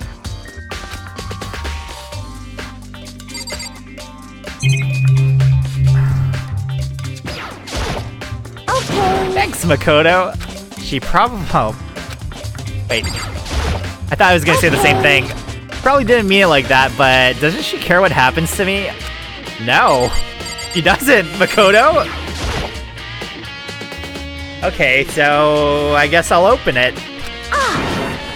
Wait, let me take cover first. I don't want to get exploded. I'm gonna race over to a nearby desk and hit underneath it. Okay, go ahead. Everything will be okay, right? Alright, here goes nothing. I threw all my weight into it, but the door opened much easier than I expected.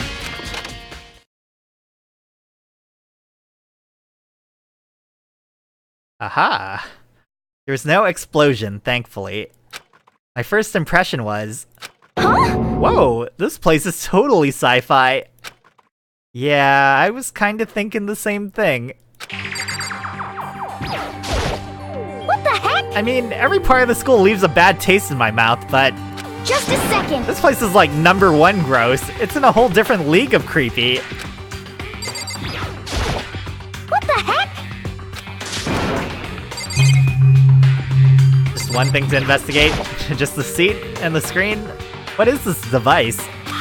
Looks like some kind of control panel. It's really over the top though, like some kind of military installation or something.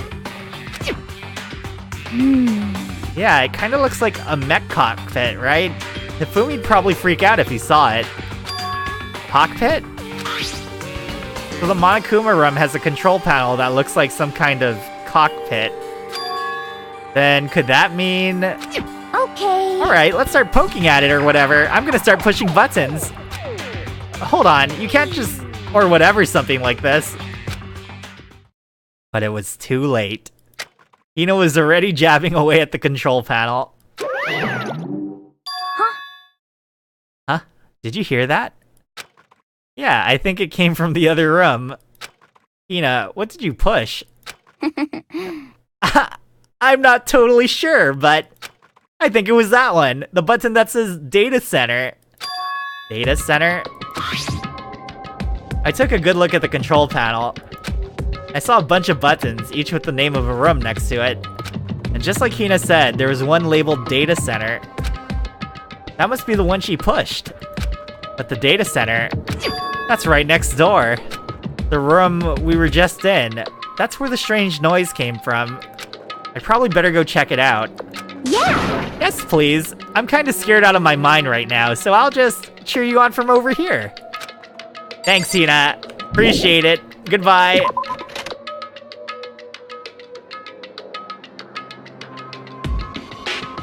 Did I just hear what I think I heard? Is that Monokuma?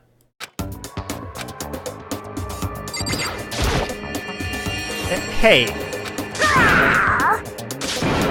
Give me all your donuts. Is that you, Hina? What? What? Aw, man. Busted. How did you know? Say what? Anyway, what is this? Some kind of remote control camera kind of setup? You don't even know what you're controlling? Hello. Well, I mean, I can't really see anything from in here. Found it. Guess what I found? A self-destruct button. Whatever you do, don't push it. Too bad. Aw, man. Are you seriously gonna push it? Anyway, I guess that settles it. The room with the Monokuma drawing on it, and the control panel inside.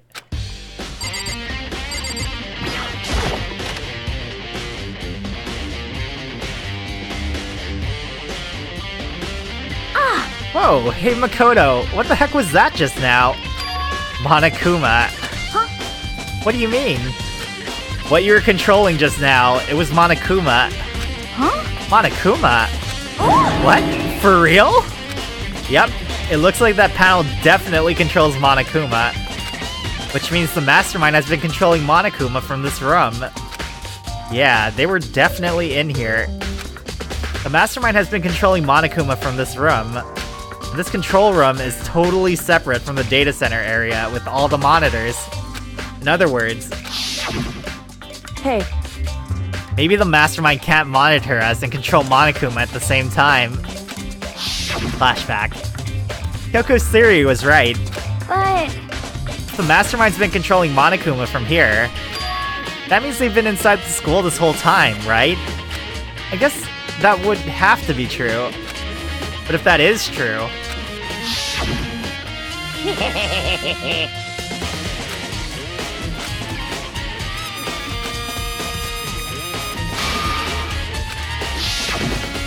The mastermind, Monokuma's puppeteer, really is the 16th student?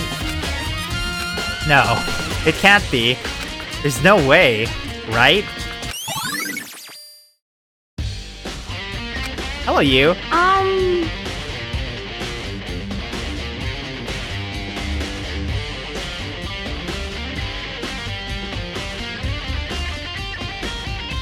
Wait.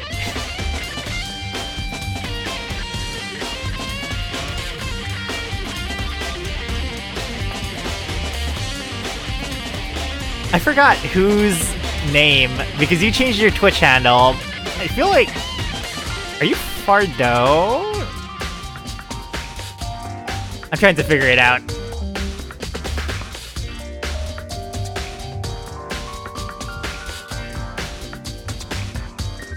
Oh, I'm a true detective. I like the OST. It's okay. Just I've been hearing it a lot, so it's like kind of grown kind of stale for me at this point.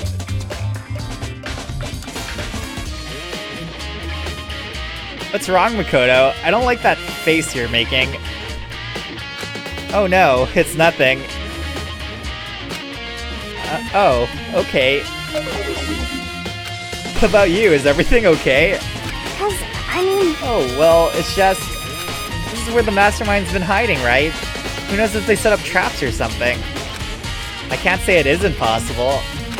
But I really hope it's not true. So, like...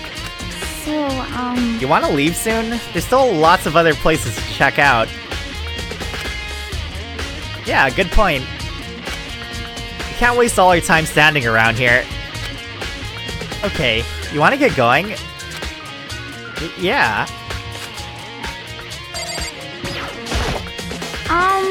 What's wrong, Makoto? Let's hurry up and get out of here. Alright, you know, just because you asked. As soon as the door to the data center was closed, I heard a strange sound. What was that? The door! It just locked on its own. What? My hand shot out to grab the doorknob. You're right, it's locked. But why? Of course it's locked, because the data center is now restricted. Monokuma? Just a second. Hey, no fair. You can't just go around restricting whatever you feel like.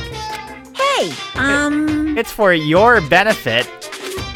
Because if that room stays open, I won't be able to move around. Imagine how depressed everyone would get if the school mascot just up and stopped moving. Then that room... Yep. As you may have guessed, that's where my controls are. So, right now you're being operated by someone in that room? Oh, Hina's cleared.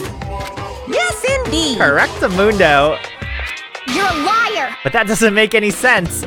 We were just in there and we didn't see anyone. Oh, you didn't, did you? Are you sure you were as thorough as you could have been? Did you happen to check a certain suspicious hatch?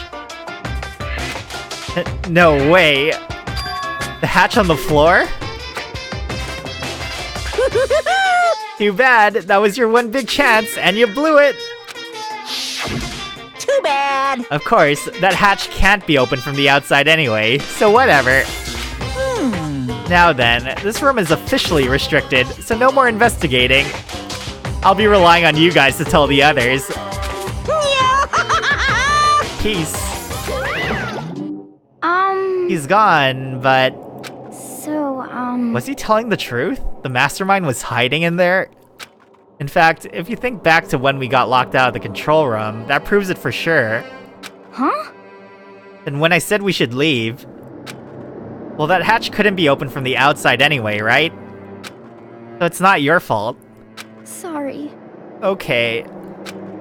Anyway, we don't have to let it get to us. We have to stay positive and make the most of the time we have left. You're right.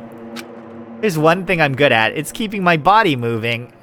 Okay. Alright, Hina. Okay. Okay, I'm gonna go run around and tell everyone what we found here. Nice, you've got me all motivated again. You got it. Okay, I'm out. See you later. Hina took off at a full sprint. And I have to do what I can, too. That's the only way forward. So she's pretty much cleared not the mastermind, right? Actually, that's a new save point.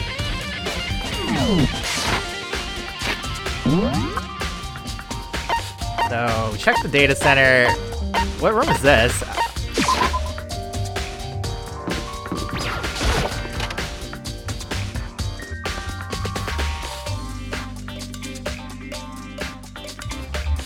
This is the headmaster's room.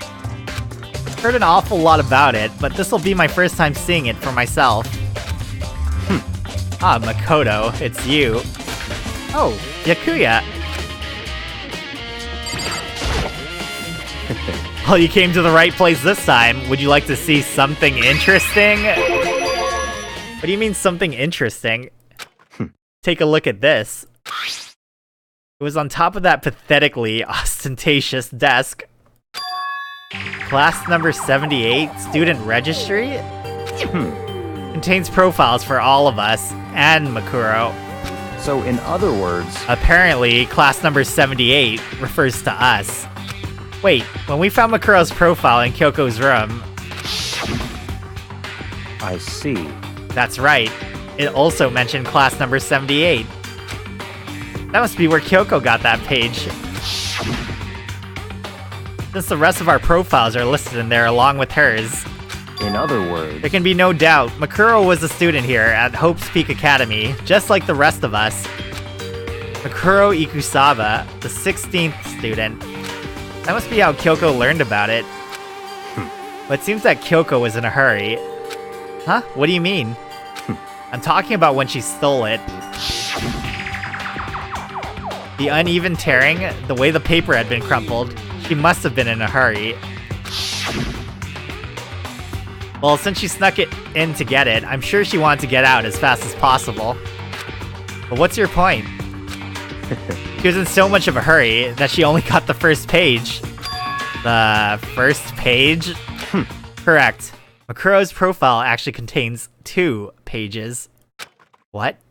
So, in other words, When it comes to this profile, there was more information about Makuro that we still didn't have.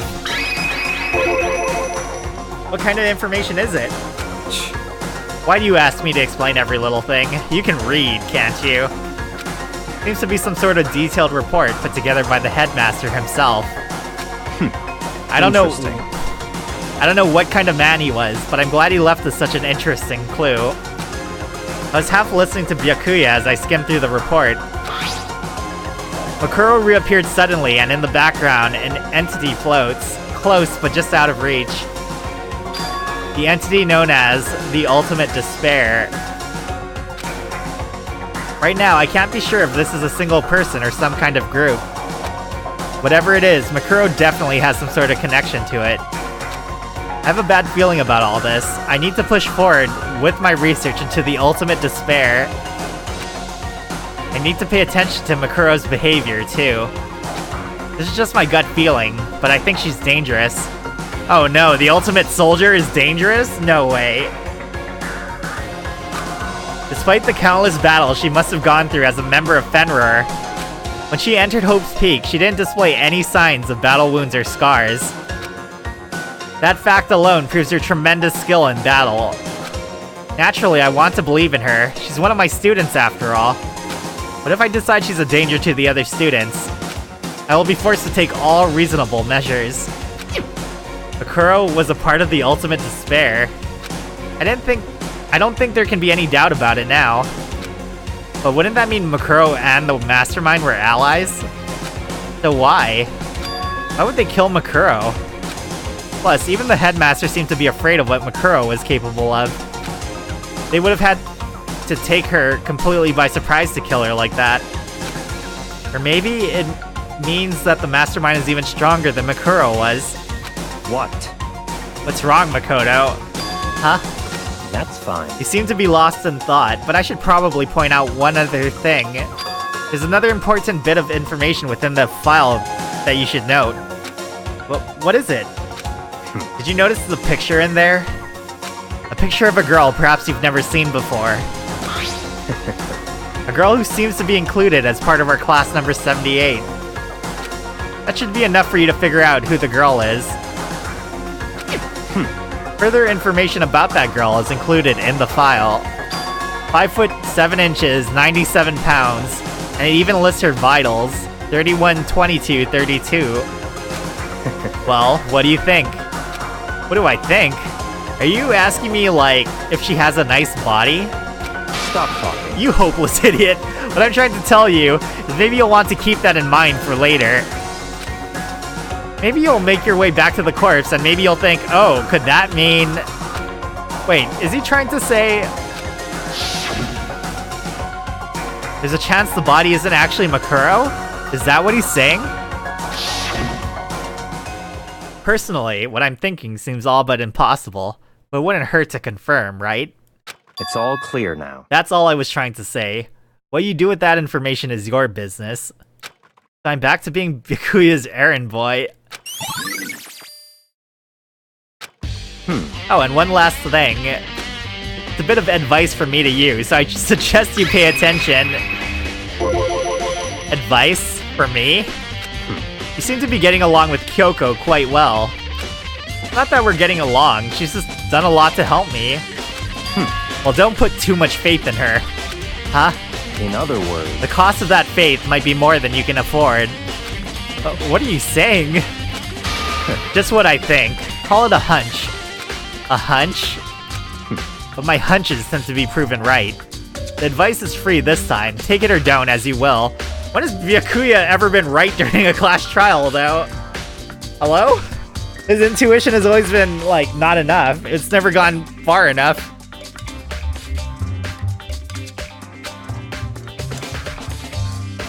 I'll keep it in mind, thanks.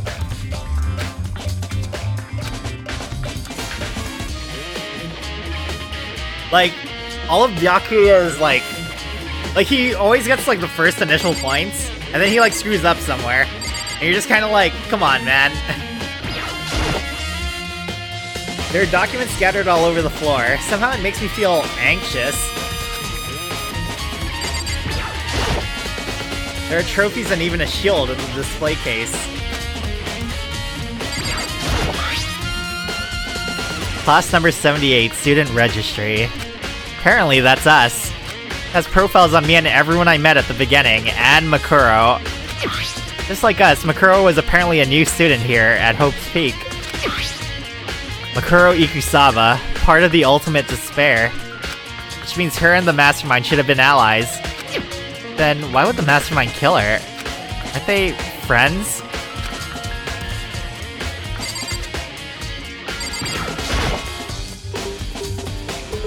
Hey, Byakuya. I don't have time to play with you.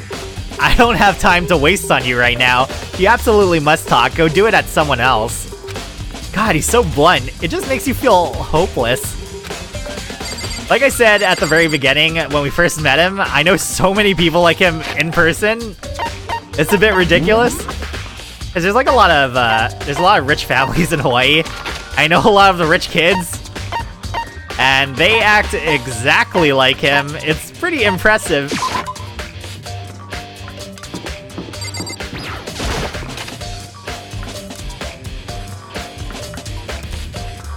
Oh, this is new. Is that a morgue? Well, here I am in the biolab. It's so cold. Like, abnormally cold. I feel like I'm in a giant refrigerator. Seriously, why is it so cold? This place was locked because there's an evidence towards the case, right? There are icicles hanging from the monitor. Because this room was only just unlocked for this chapter. I'm surprised the surveillance camera can work with how cold it is in here.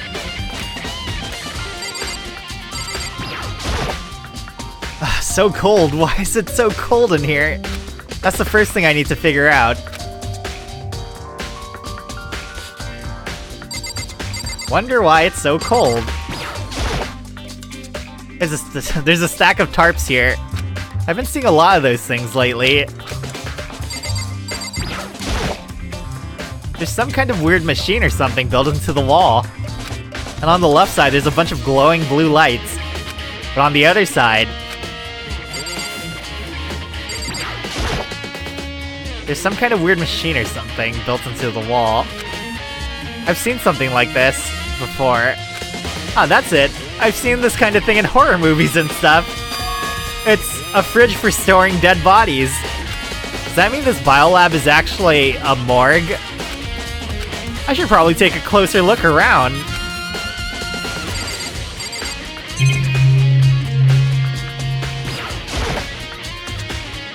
Oh, there's some kind of booklet here.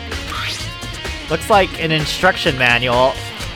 They offer an eco-friendly alternative to standard dry ice for all your cadaver needs.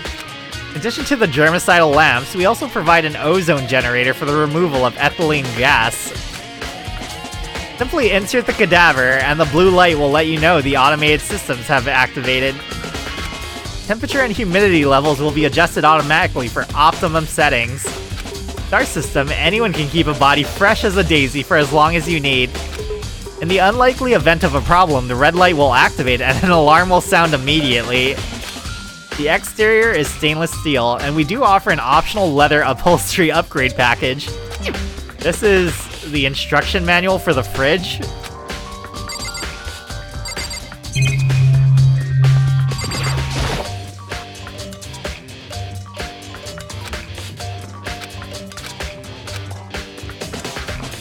The right-hand lights are off. Looking around, I think I get it. Seems clear to me now. It was a makeshift morgue.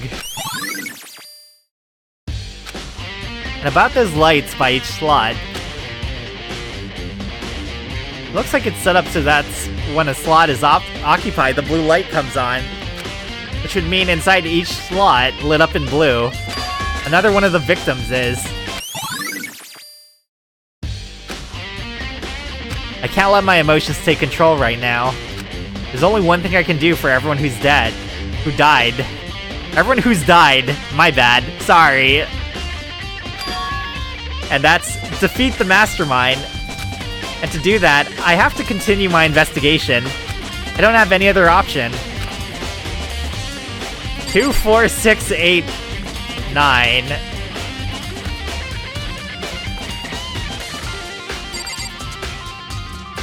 So...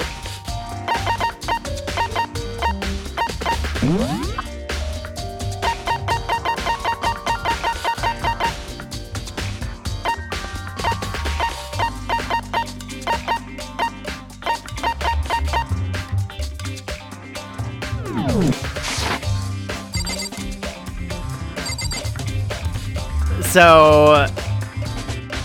There's 6 students alive, but there's 7 lights that are off. I think your theory has something.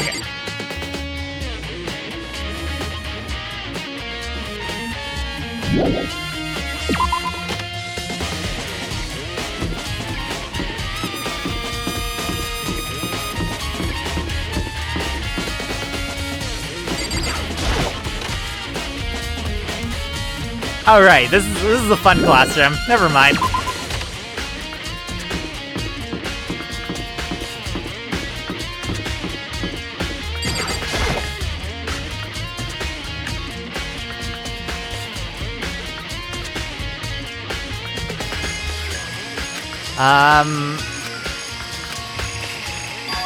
Huh? It's gone. Makuro's body. It's not here.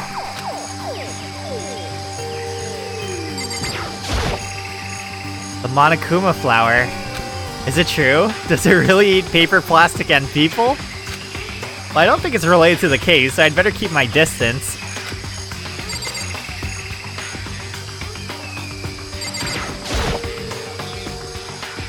There's still just the 4 chickens left. Honestly, I'd be kind of terrified if there were more than that.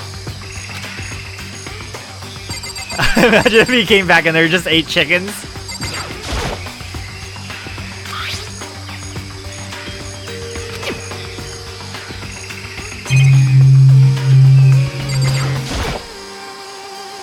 Maybe the body is inside the tool shed.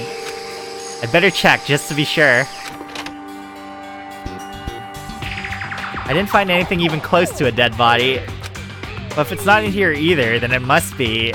Could it be in the biolab? The corpses aren't the only thing I need to check in here. There's one other thing.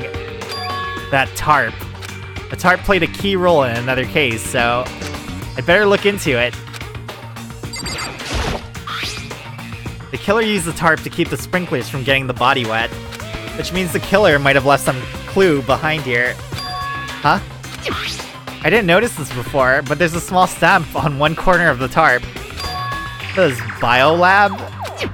Then this originally came from the Biolab?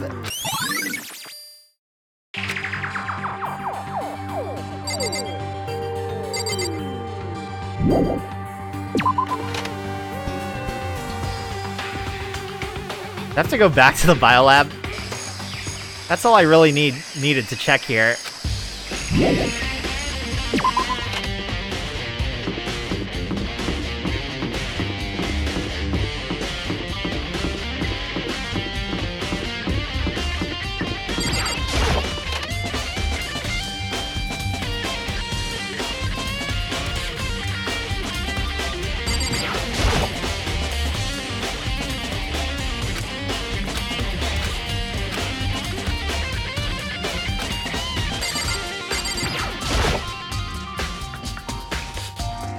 One of those fridges they put dead bodies in. I've seen them on crime shows and stuff. So is everyone who's died? And does that mean this Makuro's body disappeared from the garden? Could it be in here? I need to check, but I have no idea how to open this thing. The instruction manual's right there. Come on, Makoto.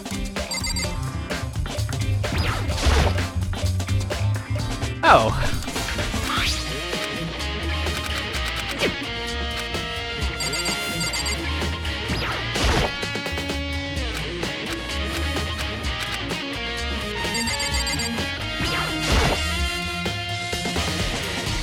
There's a stack of tarps here.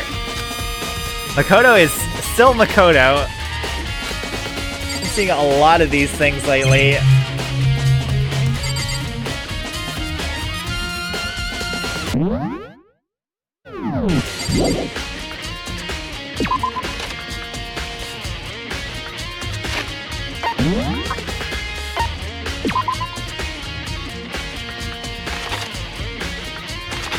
I feel like I need the clue that there's not, like, there's more empty slots than there should be here.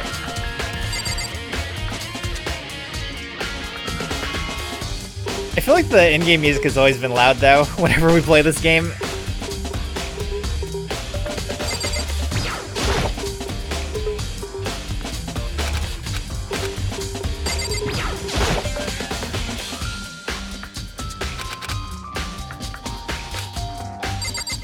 Okay, I feel like there's nothing I can do in here.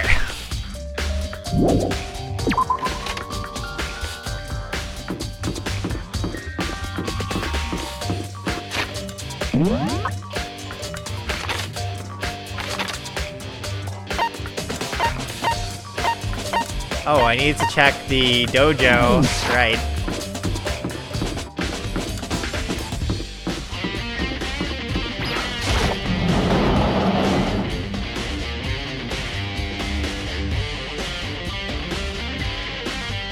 Oh, Toko. So this is where you were. What do you want? Am I so disgusting you want me out of your sight? No, that's not it at all. I just thought maybe you'd found a clue. Well, I haven't. I didn't find anything. Not one single clue. I figured since this place was related to the case, it would have had to have something, right? But there wasn't anything out of the ordinary here. Give it back! Give me back my precious time! Calm down, Toko. What's your problem? Don't tell me to calm down. You have any idea what I'm going through right now? When everyone finds out, they're gonna call me useless. Good for nothing. Nobody's gonna say that. Master, well, I'm not sure I can disagree with that. I don't want that. I'm sick of always being looked down on.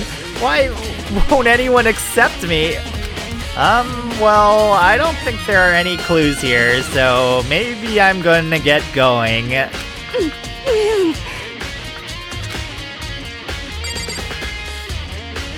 Does that mean there's actually no other clues here?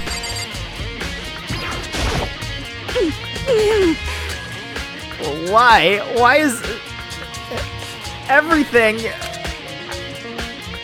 Oh, I guess that's my cue to leave. Dang, are we already on the case? The class trial? This is a school announcement. Is everyone working hard? Is your investigation coming along nicely? Well then, since you're all giving it your best, your generous headmaster will give you a little hint. Oh, how nice of him. For those of you who are interested, please make your way to the gym ASAP possible. What? Now he wants to give us a hint?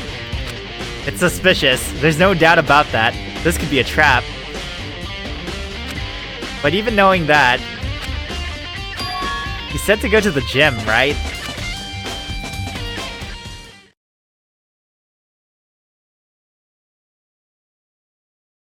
Oh, hey, hero.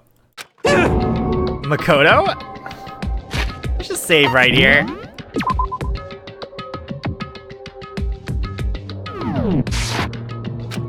Why'd you act so surprised?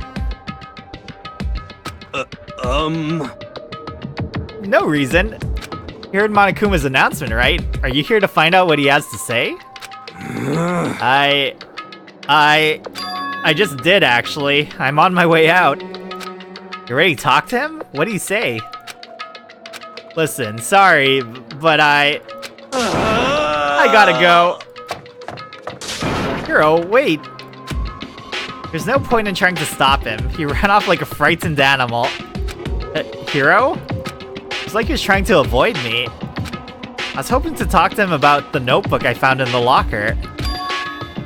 He'd been hiding something this whole time.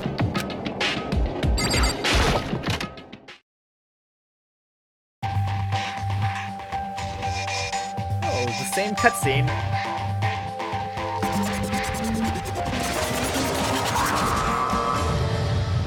That's just me and him. Him and I. I am Monokuma! Hello, welcome, hello. Are you ready for your final hint? Well, it just so happens to be in the envelope on the ground in front of you. The envelope? This must be the envelope. Just so you know, I won't be answering any questions about what you find inside. What? Don't worry, just go on with it. Monokuma's cryptic words didn't make me feel any better, but I picked up the envelope and opened it. What I found was a single photograph. It featured a bunch of faces I recognized extremely well.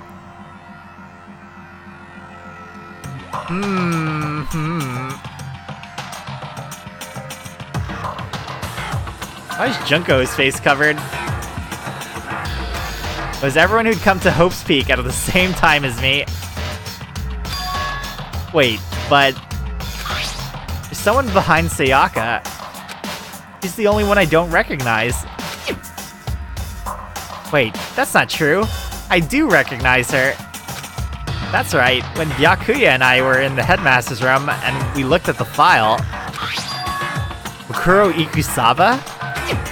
Then this girl is... What? Why?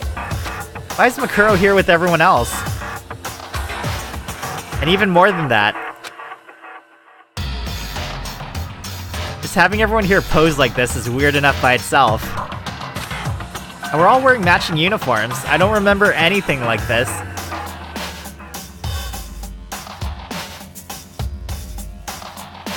Wait, where is he?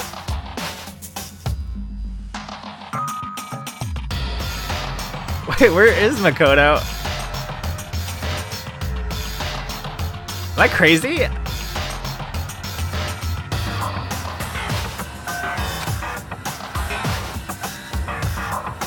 And now that I'm looking at it, it's not even everyone. I'm not in the picture. I'm the only one not there. The picture has all 15 other students, but not me. But I guess that makes sense. Maybe he's taking the picture, though. Girl, I don't remember ever taking a picture like this. I went to junior high with Sayaka, but the first time I met everyone else was when I arrived here at Hope's Peak Academy. So it's natural for me not to be in this picture, but what's definitely unnatural is that everyone else is in the picture. Not everyone was like me, and didn't know each other until they got here. What if this picture is real? And could that mean... Could it be? Everyone else? And just me? Everyone here except me is... How long are you gonna keep up this rambling soliloquy of yours, Hamlet? What are you gonna do? You're kinda getting in the way standing there, you know? So, I mean, get out. But... I told you, I'm not fielding any questions. Unbelievable. What kind of mystery would this be if I gave you all the answers? That'd be totally out of left field. I guess that means he's done talking. Damn it.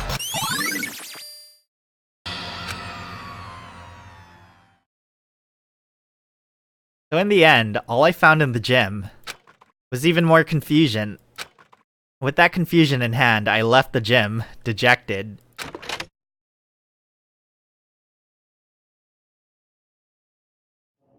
How does that count as a hint? It just made me even more confused. Is that what Monokuma was going for? Did he put together a fake photo just to confuse me? But it looked so real, so full of life. How could anyone fake that? Which would mean everyone but me. Maybe I should just ask everyone directly. That should clear all of this up. No, I have to clear all this up. Well, where is everybody?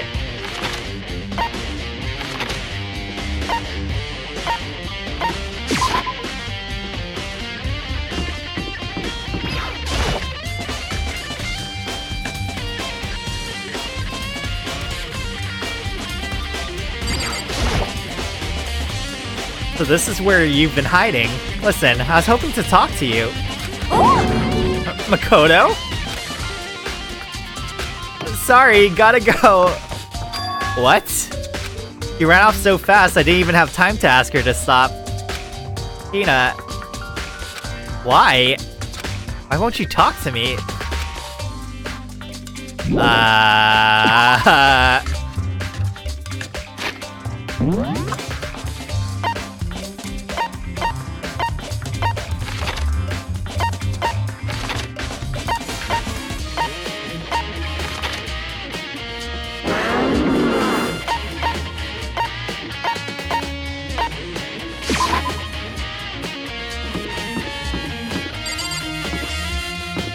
Wait, was he in this classroom?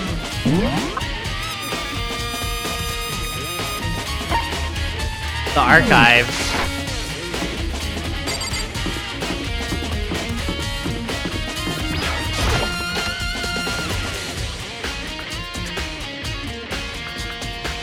Maybe they saw something different than what Makoto saw.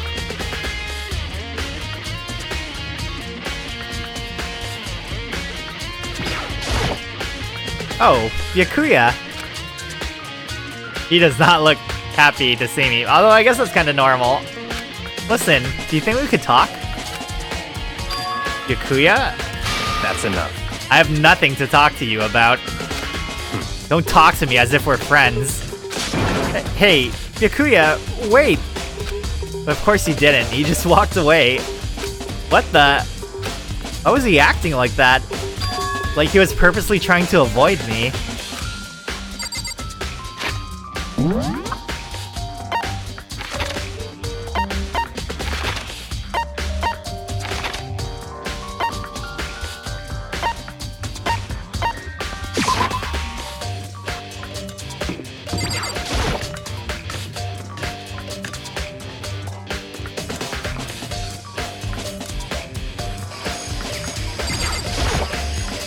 Hey, Hero.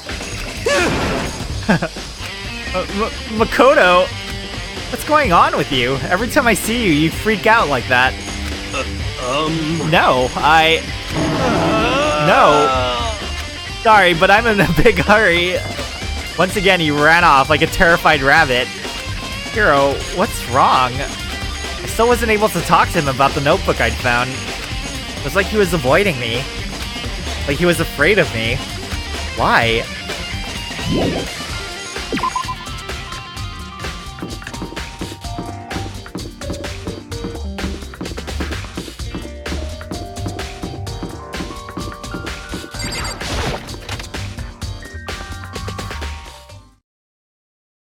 I decided to visit the biolab one more time. And the first thing I saw when I got there was her, passed out, again. Huh? Toko? Toko, are you okay? Why is there a open morgue casket? No, no! She's not dead, is she?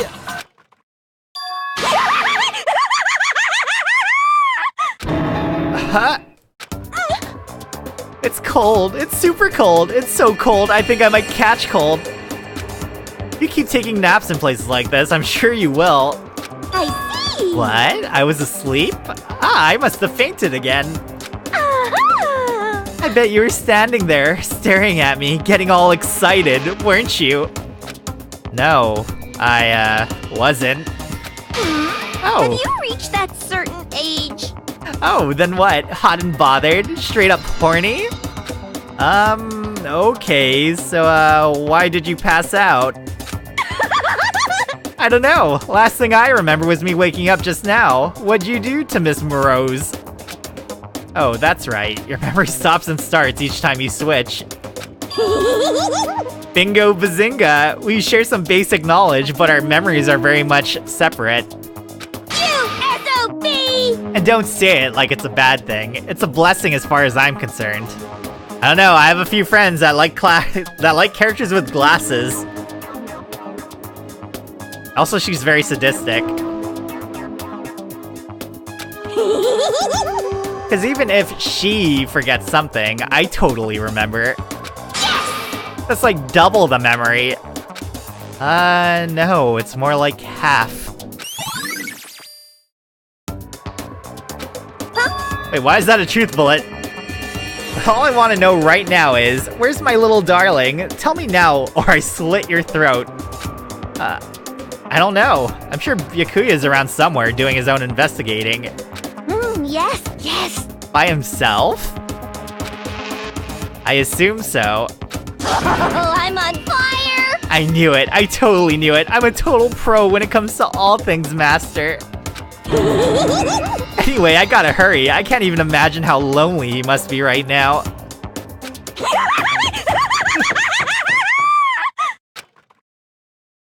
Toko shot off, her eerie laughter echoing behind her. I totally forgot to ask her about the picture. Well, there's no point asking Genocide Jack anyway. Besides, I have more important things to do right now. Why did Toko faint? There's gotta be some reason for it. No way, Makoto. Could it be this? The fridge! It's open! But I'm sure they were all shut tight last time I was here. That must be why she passed out. Right. He faints so easily. Kyoko. Makoto. Getting late, isn't it? Are you okay? Indeed. Sorry if I made you worry. No, you don't have to apologize. Listen. About this room. Neon, Darky, she was probably investigating the corpse. Like, inside of the locker. That's where she came from.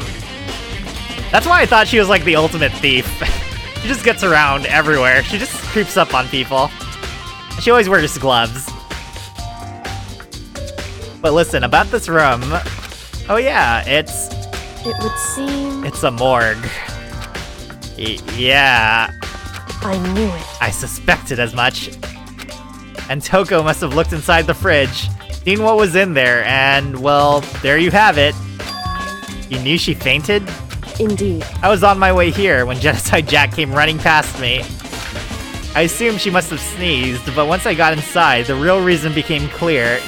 It would seem... I imagined she came here to investigate, and when she opened the slot there, that's when she saw the body inside and dropped like a bag of rocks. Why has everything gotta be so difficult with her? Anyway... We should close it up. Don't want to leave it hanging open like that. Yeah, good idea. Makoto. Give me a hand with this. Toko approached the fridge, hands outstretched. But suddenly she stopped. What's wrong? Listen. Maybe we should wait a second before closing it. Huh? How come? Because Makuro's body is in here. Makuro's corpse? Makuro's body is inside the fridge? I see. Just like every other time, the mastermind probably brought it up here while we were in the class trial. The mastermind did it? Because they assumed we wouldn't be doing the class trial over again, I guess. So... You may be right. Either way, now I can finally get a good look at the body. Oh, that's right. Kyoko didn't get a chance to check the body during the last investigation. Makoto. I need to do my own examination of the corpse as soon as possible. I'm going to find a clue this time, and I'm going to grab the mastermind by the tail. Okay, so what should I do? So then, Why don't you just wait over there? I'll let you know as soon as I'm finished. Just wait over there. That's it. She knows too well. She knows how Makoto is. I should ask Kyoko about that group photo. After all, she's in it too. Don't let me interrupt your investigation, but I wanted to talk to you about something. What is it?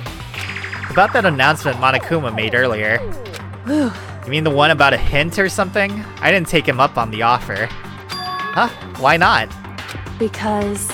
The only reason he'd give us a hint at this point would be to confuse us, to cloud our judgment. I can solve this mystery on my own, without whatever hints he may have to offer. That's a good point. I wish I could go back and do the same thing, but what's done is done, I guess. Standing here looking at her, I don't think she's hiding anything from me. You right? Did the mastermind forge that picture as a trap to confuse us? That's gotta be it. There's no other explanation. It's a fridge meant for storing dead bodies. I can't do it. I can't look inside.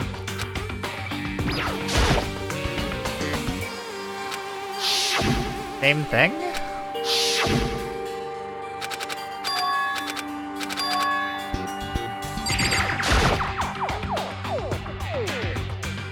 On the left side of the refrigerator, a bunch of blue lights are on.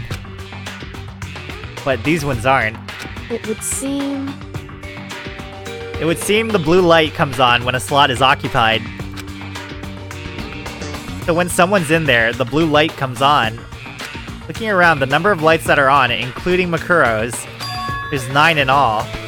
9 lights?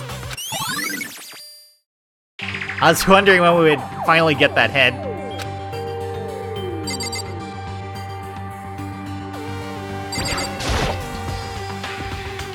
Really? She still doesn't change what she says?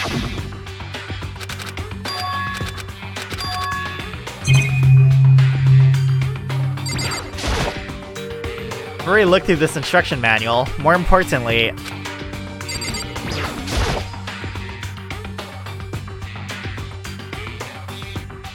Goodbye, Munch. Good luck on whatever you're going to do. The left side of the refrigerator, a bunch of blue lights are on. I think this is the same thing. But these ones aren't. It would seem... Same thing. Maybe I can leave now, or something.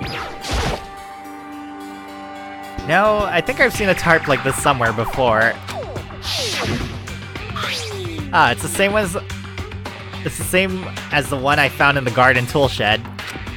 And if I remember, that tarp had a stamp on it that said Biolab. And that's the tarp that was used to help camouflage the murder in the garden. At some point someone got it from the Biolab and took it over there. Okay, Makoto, I'm done. Already? Jeez, that was fast.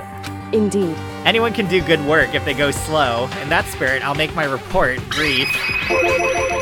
Did you find anything? Indeed. I paid careful attention to the wounds and the traces of blood, and it seems highly likely that the stomach wound and blow to the back of the head were inflicted after death.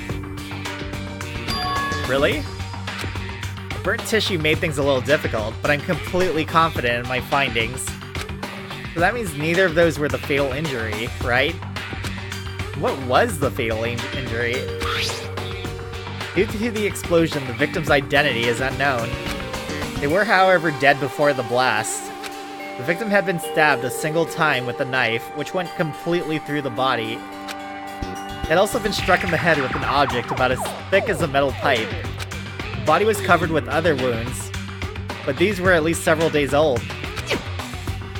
The only other option is those other wounds, but the file said they were old. Is that right? Or does it say they're old? Huh? Because...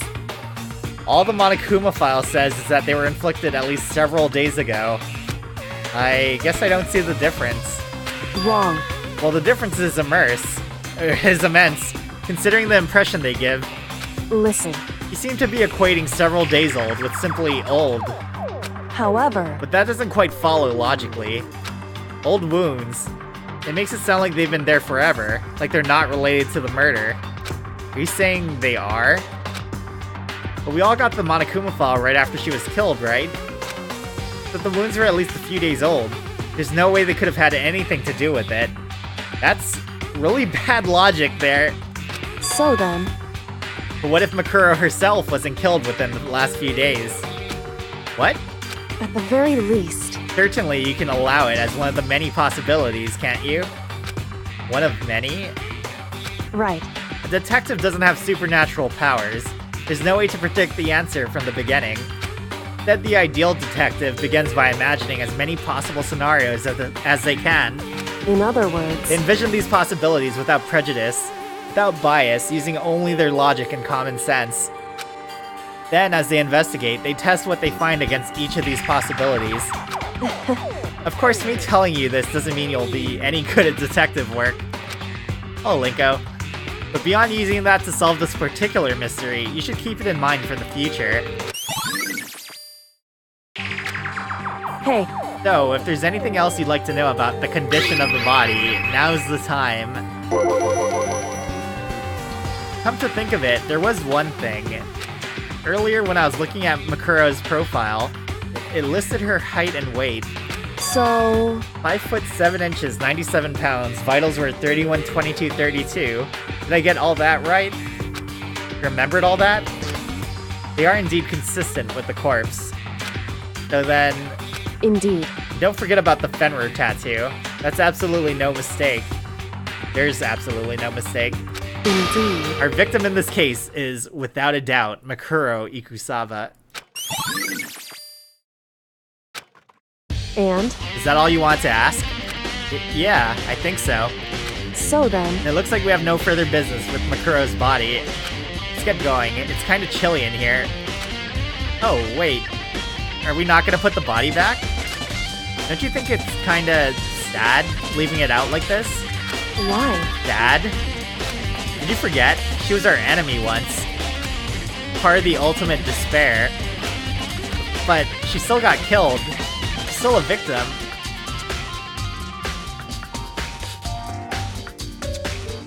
Hey, Have you ever heard the phrase, you reap what you sow? Well, yeah, but still. whew, You really are naive, you know that? Really quite appalling. But she could have abandoned me. But she decided to help me instead. So for someone like that, what does it mean to be naive? so then, I think we've done all we can do here. Back to our separate investigations, yes? Hold on. I still have one more thing to do. Something I need to talk to Kyoko about. The diary. I need to ask her about the pocketbook I found in that locker. If I don't do it now...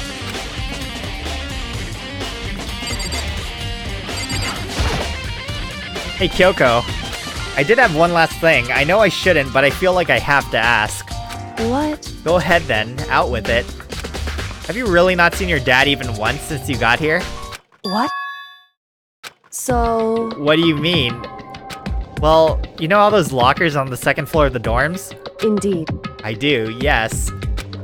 But to get into any of the lockers, you need the handbook or whatever the locker, or whoever the locker belongs to. Actually, I managed to get them open using that emergency handbook. I see. The one you found in the headmaster's hidden room. And, No? Did you find anything worthwhile in the lockers? I found a pocketbook, and after looking through it, I think it must be your pocketbook. why is that? What makes you say that? Because, Like I said, only the locker's owner should be able to get into it, right? I can't imagine those lockers belong to any of us. After all, we only got access to that area just recently. What I'm saying is, there's no way I could have had access to any of those lockers. And if I did have a pocketbook, why would I bother putting it in a locker? Everything you just said makes perfect sense, but there's something written inside. It was about the headmaster, about your father. what? If that's true, Could that mean that video is real too? Video? Makoto, I think everything is finally starting to fit together to reveal a cohesive picture. Although I'm afraid that picture might be worse than anything we could have imagined. But what are you talking about? I Need to go investigate those lockers right now. I need to confirm what you just said with my own 2 eyes.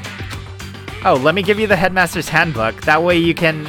So... That won't be necessary. If I'm right about this, I shouldn't have any problem opening the locker with my own handbook. After all, it would seem that it's my locker. Your locker? Makoto, If you watch this, it'll all make sense. A DVD? Class 78 urgent interviews. so... Found it in that hidden room after you left.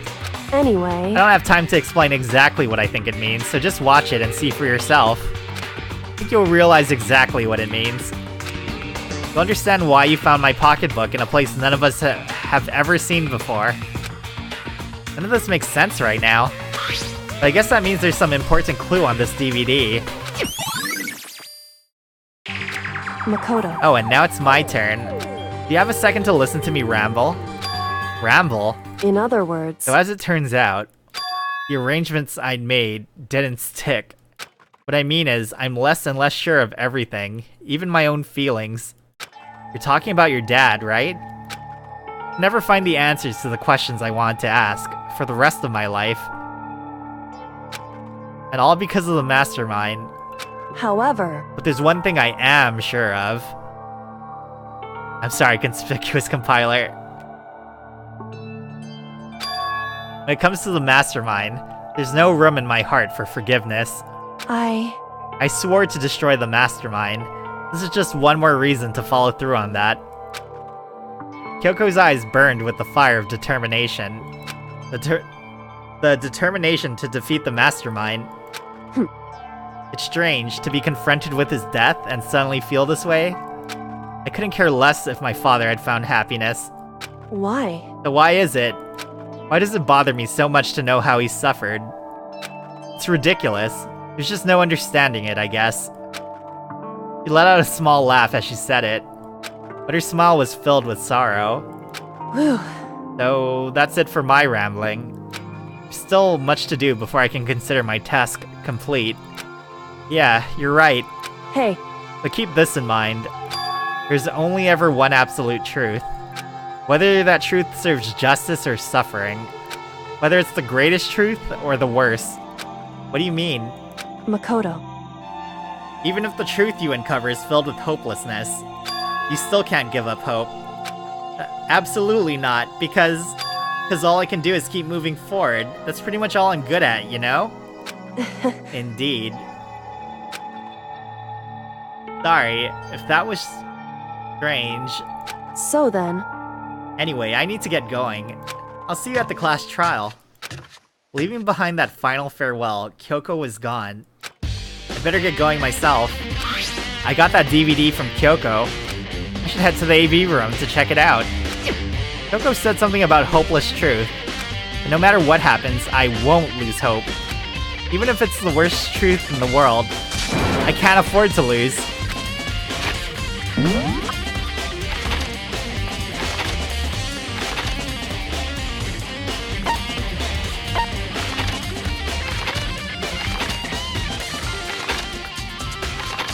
Wait, where is the first floor main area?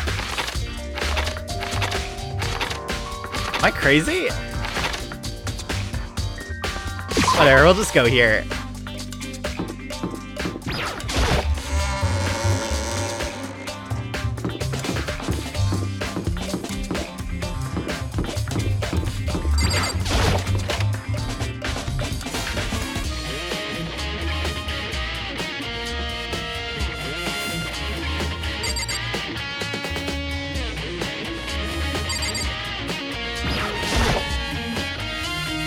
I should be able to play DVDs just fine.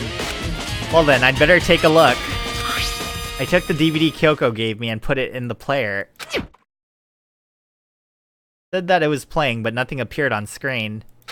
I stared into the black of the monitor. It must have only been a few seconds, but to me it felt like an eternity. Then all of a sudden, an image appeared.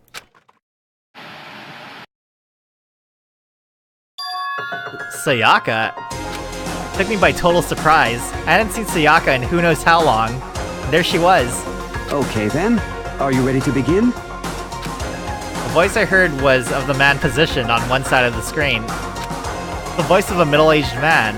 I do apologize, but I hope you don't mind if I record our conversation. I'm a little slow, you know.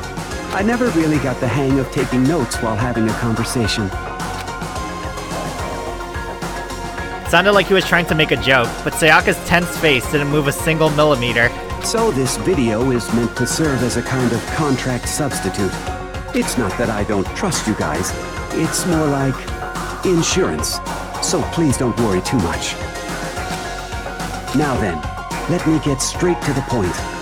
There is a chance that you may have to spend the rest of your life here in the school. Can you accept that? You want me to accept that? Sayaka was obviously at a total loss. It made total sense. Who would agree to spending the rest of your life in this school?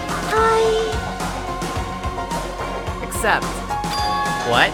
Thank you. And I'm sorry about all this. Well, I can promise you that I will do everything in my power to keep you safe. As the headmaster of Hope's Peak Academy, I give you my word. As if on cue, that's where the video cut out. There was a lot I hadn't understood up till now. But this, only this, I simply couldn't comprehend what I'd heard. Because I know how much Sayaka wanted to get out of here. I know how much she wanted to escape and pursue her dreams with her friends again. She wanted that so bad, she tried to frame me for murder. So, why? Why would she say yes to living here for the rest of her life? As I sat there thinking about it, I noticed a sudden light. On the monitor, the video that I thought was finished flashed back on screen. My eyes darted back to the screen. And if I was confused before, what I saw next pushed me right over the edge. Huh? What I saw was me. Impossibly, undeniably, me. So, Makoto, before we begin, I should let you know that I'll be recording our conversation. Yes. Me and the headmaster were looking at each other. He and I were having what seemed like a fairly normal conversation, but the I in the here and now, had absolutely no memory of it. Had no memory of even meeting the headmaster, much less sitting down to talk to him like this. Now, shall we get straight to the point? Makoto, there's a chance you may have to spend the rest of your life here in the school. Can you accept that? Yes. That was fast. This can't be real. I said yes? I'm sorry I'm putting you through all this. Well, I mean, we don't have much of a choice, do we?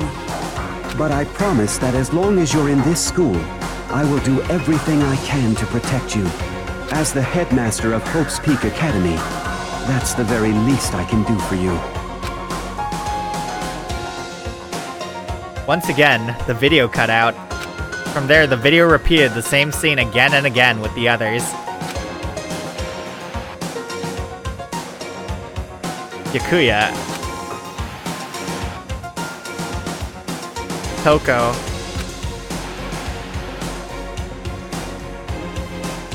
Hina. Everyone. They all said they agreed to live in the school forever. And then Yoko.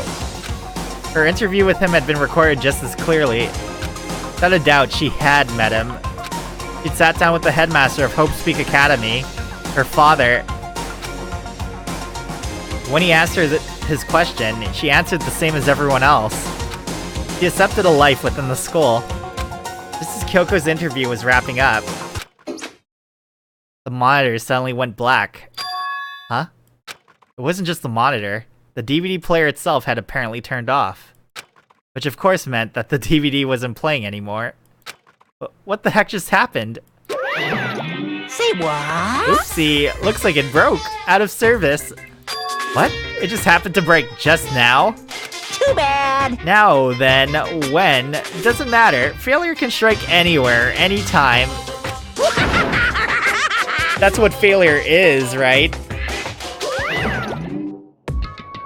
Failure my ass, you cut the power on purpose. Well, whatever. Even if I watched the whole thing, it'd just be more of the same. He'd ask them the question, and they'd all say yes. I couldn't help myself. I let out a huge, exasperated sigh. But as I did, I remembered something. That's right. I fainted too. Oh wait, flashback. It would seem...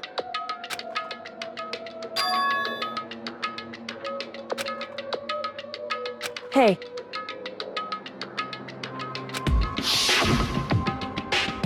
Convenient outcome. Something that seemed to obviously work in favor of the mastermind.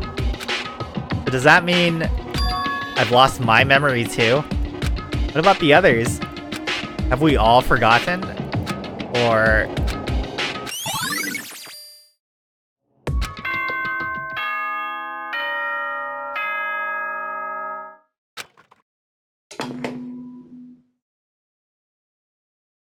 For anything that has a start, there has to be an end.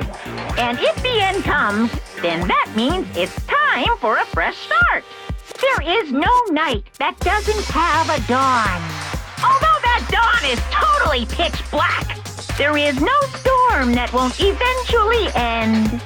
Of course, then that leads to drought. But as I said, every end is the promise of a new beginning. Which is why I'm sure we'll get to meet again, because the end is only the beginning.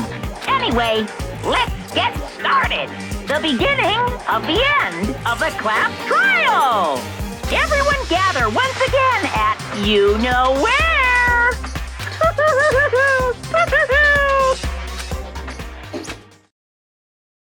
About to begin again. The class trial is going to start. The final class trial. The last time all our lives will be on the line. The last time hope and despair are on the line. I don't have a choice. I have to do this. Okay then. This is the end.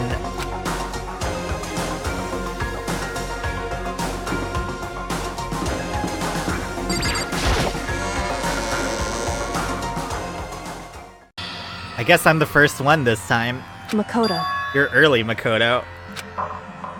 listen. Does that mean you feel prepared? Yeah, for now at least. But where's everyone else? Why aren't they here yet?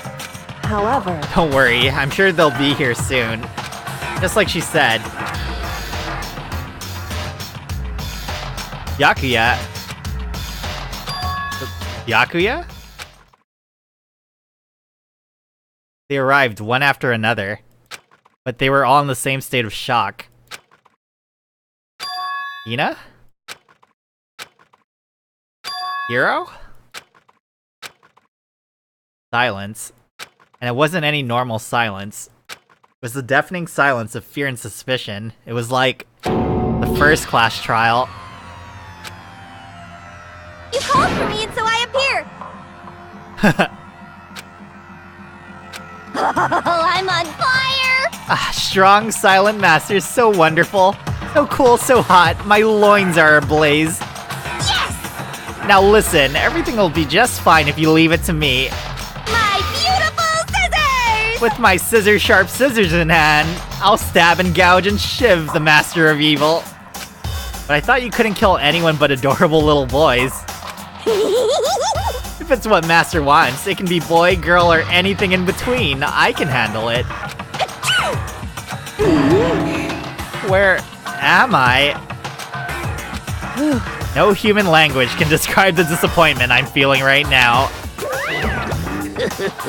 Is everyone here? Ooh, and wearing our gloomy Gus faces, I see. Well now. Okay, well then, let's begin. Thrill The final class trial is gonna be slathered in pitch black despair, climaximum sorrow. That's fine. You're right, this is the final class trial, and this time it'll be fair. How strange. What do you mean, this time? Stop with all the slander. I'm a bear in good standing, you know? Unbelievable. If there was a Mr. Fair Guy universe contest, I'd take home the tiara every year. I'm gonna win this game super fair and square. Today, I'm feeling white. And I'll make sure everyone watching at home knows that despair is mightier than the hope. Stop talking. Enough of your tedious drivel. Begin the trial already. Sure, let's begin the trial already. I'll be waiting for you down below. You guys. So don't try and run away. Laughing as loud as ever, Monokuma disappeared. Whatever. In the name of my family. This will be over in no time. With an inexplicable confidence, Yakuya was the first into the elevator. One by one, the others followed.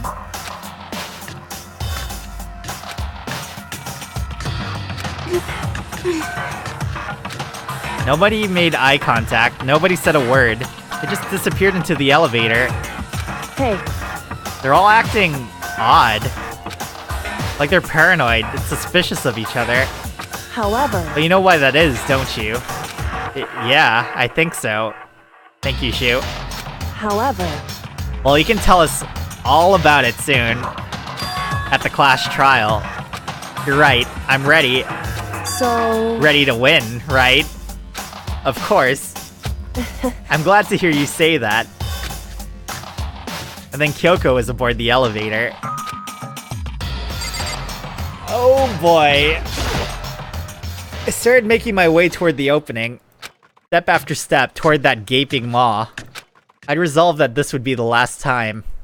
I repeated to myself that there was no fear, no mystery left.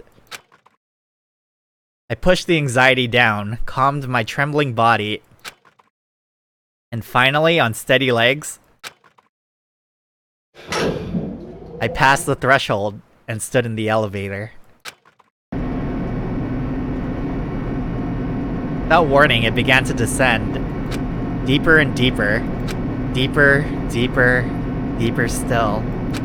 Deeper and deeper, deeper and deeper, deeper and deeper. Deeper and deeper it fell. I closed my eyes and sight fell away. All sound, too, disappeared. Alone in the universe, I waited for the elevator doors to open for the last time. What could have been seconds or centuries later? I felt the gentle vibration of the elevator come to an end. I slowly opened my eyes. This is the final trial site?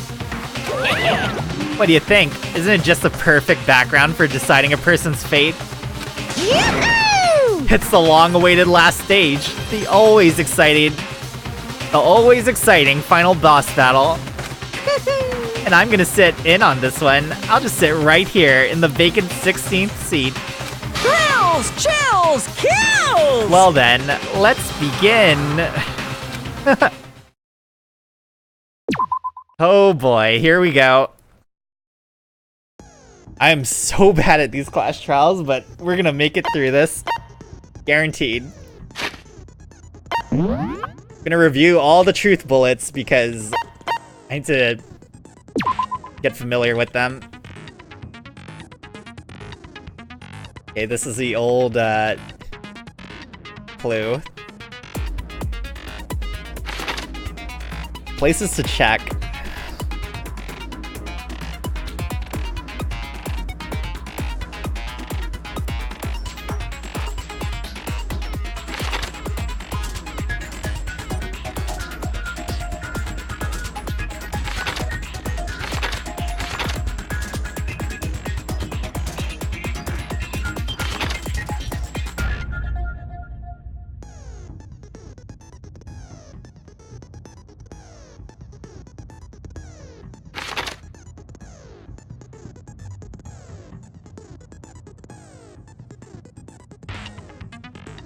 Some of the most despicable people to ever live.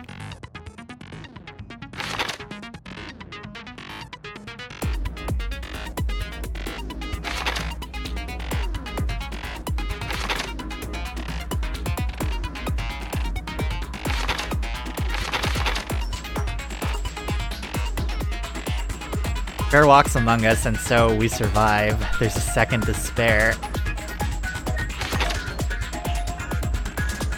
Would you? I'm not sure if anyone should be a part of that despair group.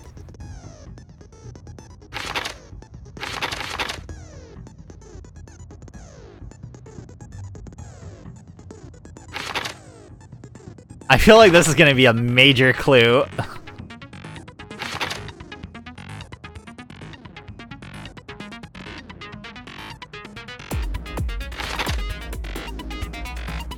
Why is this a clue, though?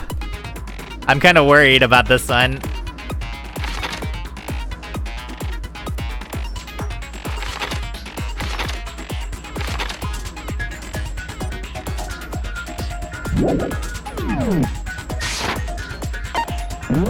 Pretty sure I like all the skills that I have equipped. I'm not even gonna check those. Since this will be the final class trial, I've come up with a special rule. So listen up! If you can figure out Mukuro's killer and go on to solve the mystery of this school, you guys win! But if you can't, then I win! And of course, waiting for the loser is the super exciting, super heart-pounding punishment! Are you saying that if you lose, you'll execute yourself? Yep, sure will. And that's final? No loopholes? No wiggling out of it later? Of course not! Bears never go back on their word! Never mind all that. I just have one question for you. Oh, you're taking this serious, huh? Are you feeling okay? Is the mastermind only one person? Don't bother. I already know the answer. You're all the mastermind, aren't you? You're all out to get me! What? I'm right, aren't I? I knew it! Oh my gosh.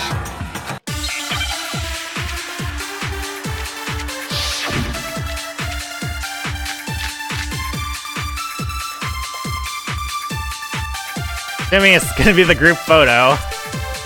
You guys have all been working together, haven't you? I have evidence, so I know I'm right. Hey, you stole my line.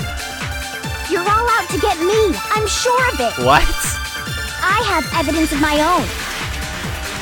What a coincidence. I too have evidence to present.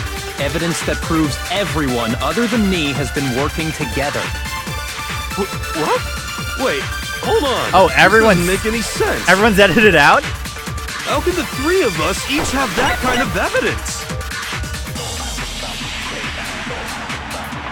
All three of them think that everyone around them is their enemy. I don't think... I'm pretty sure it's a group photo. Because the other one would be the headmaster's handbook. I just have to shoot that spinning target. Because that's the only one that I can shoot. Alright. There's no doubt this is a trap Monokuma set. Because all three of them think that everyone around them is their enemy. Set it up so we would suspect each other. And I have something that proves it. You guys have all been working together. I have evidence. Hey, you're all out to get me. I have evidence. What a coincidence. Evidence that proves everyone other than me has been working... What? Wait, hold on. This doesn't make any sense. How can the three of us each have that kind of evidence? Got it. No, that's wrong.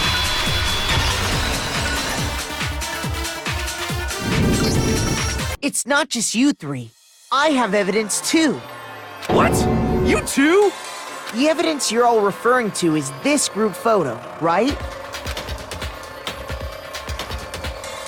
Well, yeah. Huh? Wait, but mine's different. With the picture you have, I'm in it. But that can't be right. Because in my picture... See? I'm the only one not in it.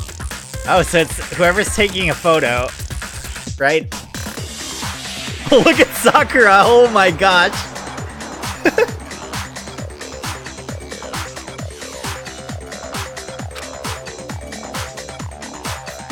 I figured as much, in which case... Hiro, you have a picture too, right? Let's see it. Okay, but be careful with it. It's pretty important evidence.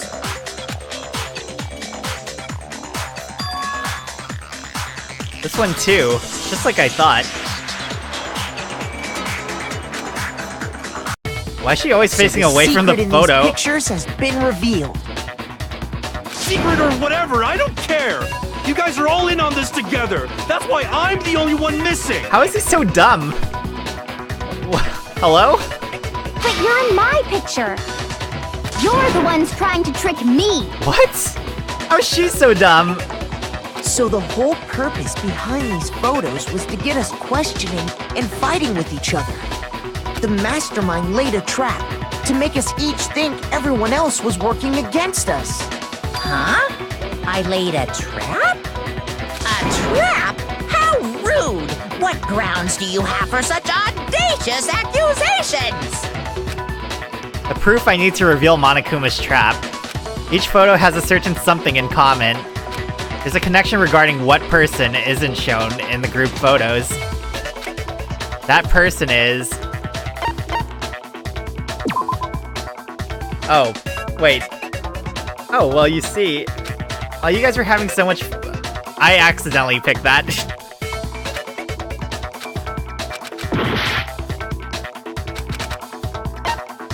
I got it! In each case, the only one not in the picture is the person who received it. So, in the picture I got, I'm the only one missing. In the picture Hina got, she's the only one missing. And in the picture Hiro got, he's the only one missing. Man, we're starting off the trial with a great start here. As long as we're talking about it, I suppose I should show you my photo as well. Oh my god, look at Sakura! In other words, Monokuma gave each of us a group photo in which that person wasn't included. And when we each saw our picture, we just assumed everyone else was the enemy? Figured it out, huh? Yeah, I thought that must be it. But how was that a hint? But you know, there might be more to this than just Monokuma trying to confuse us. There's something else that bothers me about everyone's pictures. What is it? What's digging at me? Listen, can I see everyone's group photo one more time? It's not directly connected to what we're talking about, but I'd like to double check something. Sure, no problem. Yeah, I don't mind. I hear there's something unusual about these group photos. What is it? I need to compare each of them one more time. Yakuya's picture.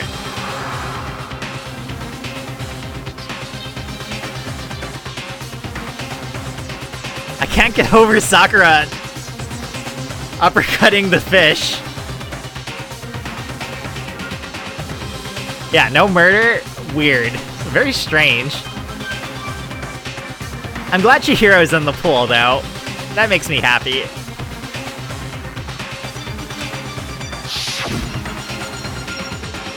Hina's picture.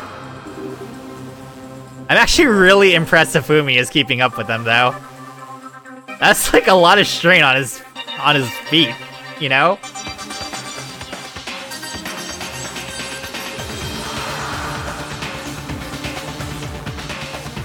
He's being lapped, oh no! I think they're all about to be lapped, though. Look at Sakura, she's just pounding that.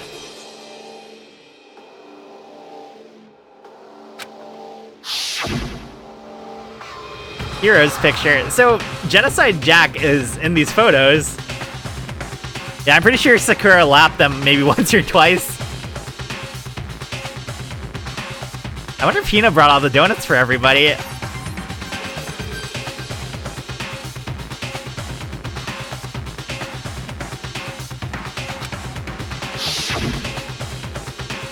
And mine. Well, there's a pretty obvious thing going on in these photos, right?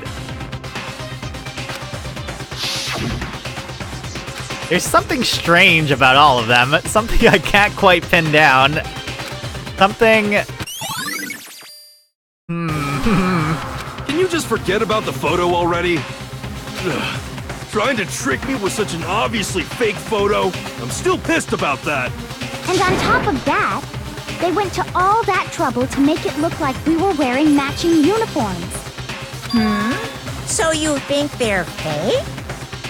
No. I assure you, they're quite real. What are you talking about? There's no way. Yeah! I don't remember ever taking a picture like that. So it's gotta be a fake. I'm sure of it. But you know, can we really be so sure? Huh? Don't get me wrong, I don't remember taking this picture either. But is that really enough to be absolutely positive they're fake? What do you mean? The reason I don't remember this picture isn't necessarily because it's fake. There might be some other reason.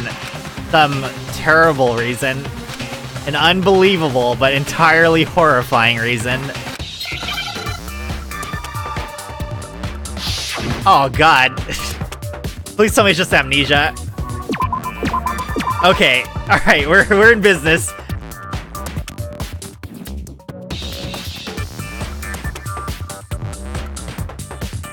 Where's the M?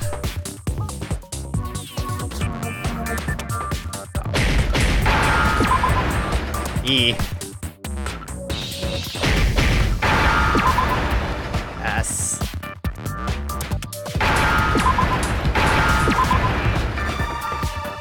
Now I understand. Amniotic fluid, alright. Let's say that somehow we'd all lost our memories. That could explain it, couldn't it? Oh, I get it. So we all just lost our memories at the same time and forgot about the photo. Makes sense. It's okay, the first time I went against that rhythm game section, I just died, and I'm pretty good at rhythm games. I just instantly died. I didn't understand what was going on. As if. You expect me to believe such an unbelievable occult-type story? Yeah, we all lost our memories? That's just crazy. Look at how cute Monokuma looks. It's only natural that they wouldn't believe it. But no matter how much they refuse, if that's the absolute truth, they have no choice. We can't move forward until they accept it. Oh man, do I have to do this for multiple people? And there's another way to prove it besides those pictures. Okay, it's an argument. Never mind. It's probably the DVD. You're saying we all got spontaneous amnesia? Since when did this turn into some kind of sci-fi fantasy? I promise you, I haven't lost my memory. Ever since I got to this school, I remember everything that's happened. Okay, it's clearly that. idea that we all lost our memories. It's totally stupid. right. Obviously. Alright. There must be more evidence than those pictures that we all lost our memories. You're saying we all got... Since when did this turn into some... I promise you, I haven't ever since I got to this school, I remember everything that's happened. No, that's wrong.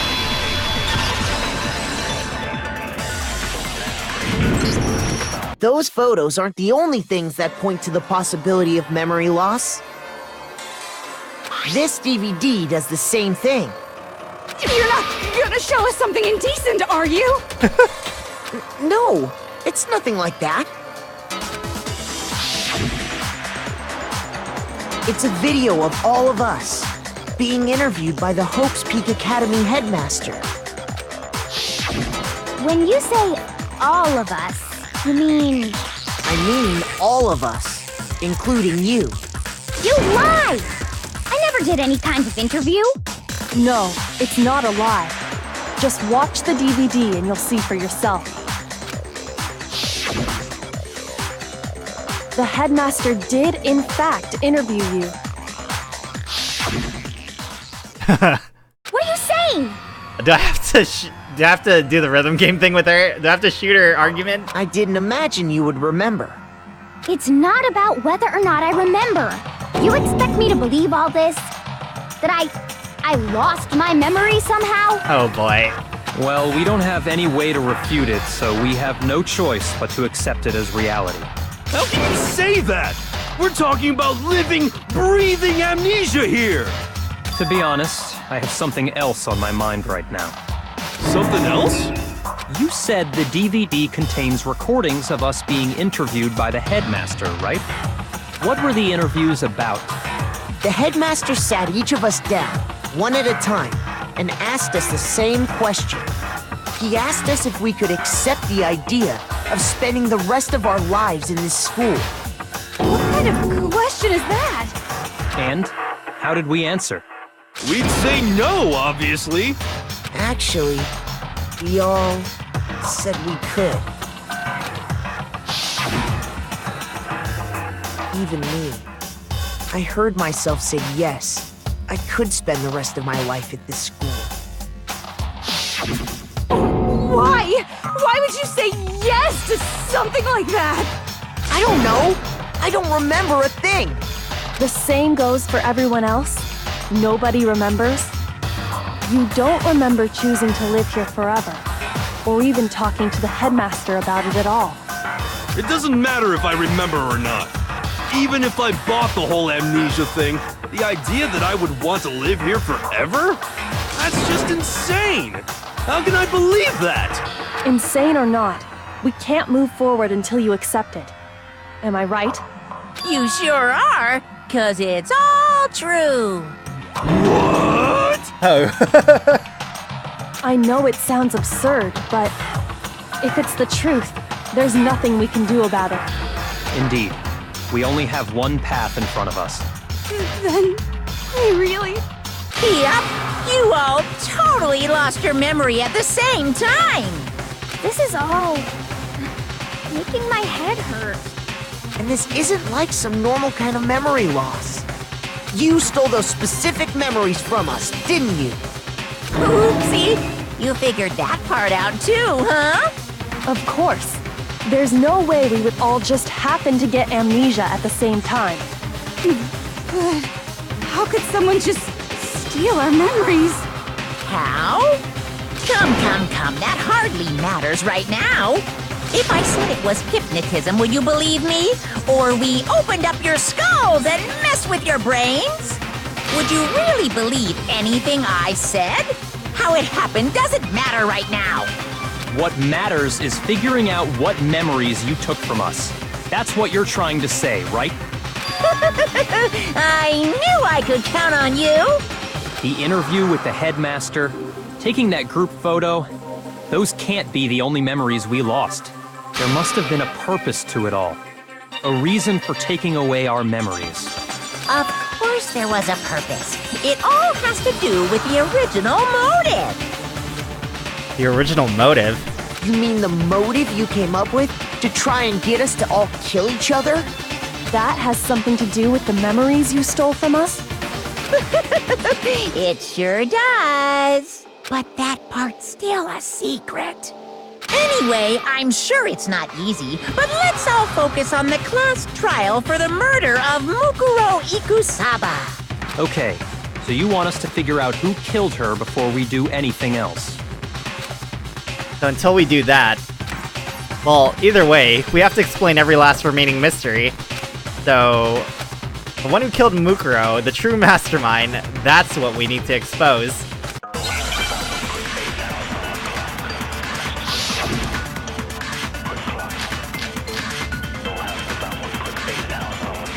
Gonna guess this is a profile. So who did it? Who killed her? Whoever did it is the same one who's behind everything. That much I'm sure of. But when you think about it, is the mastermind really here in the school? Of course! They have to be here somewhere. What makes you so sure? What does make me so sure? Exactly! You're just making stuff up! There's no way the mastermind is here! The mastermind is probably a million miles away! Oh. Because masterminds always lurk off in the background, It's the right? control room.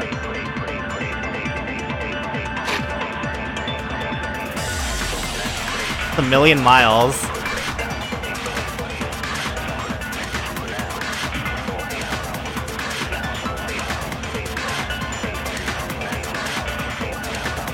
I don't know if I have to grab the here somewhere. Or I just shoot the million miles. I'm gonna just shoot the million miles. But I think I might have to grab the here somewhere. Just saying that right now. Otherwise, there's no way they could have controlled that machine.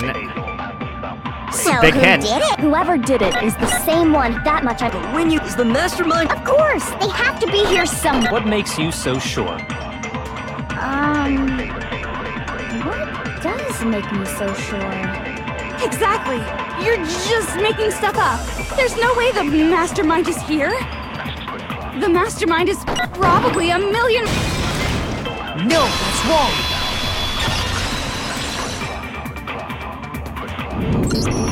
There's no question that the mastermind is somewhere within the school. How do you know? Did you find some evidence or something? In the back of the data center, I found a panel that controls Monokuma. The mastermind must have been using that to control him all this time. So there can't be any doubt. The mastermind has been inside the school all along. Calls coming from inside the building. There can't be any doubt. In which case, there also can be no doubt that the mastermind is one of us. Oof. What? Why? Recall what Makoto told us Monokuma said to him earlier.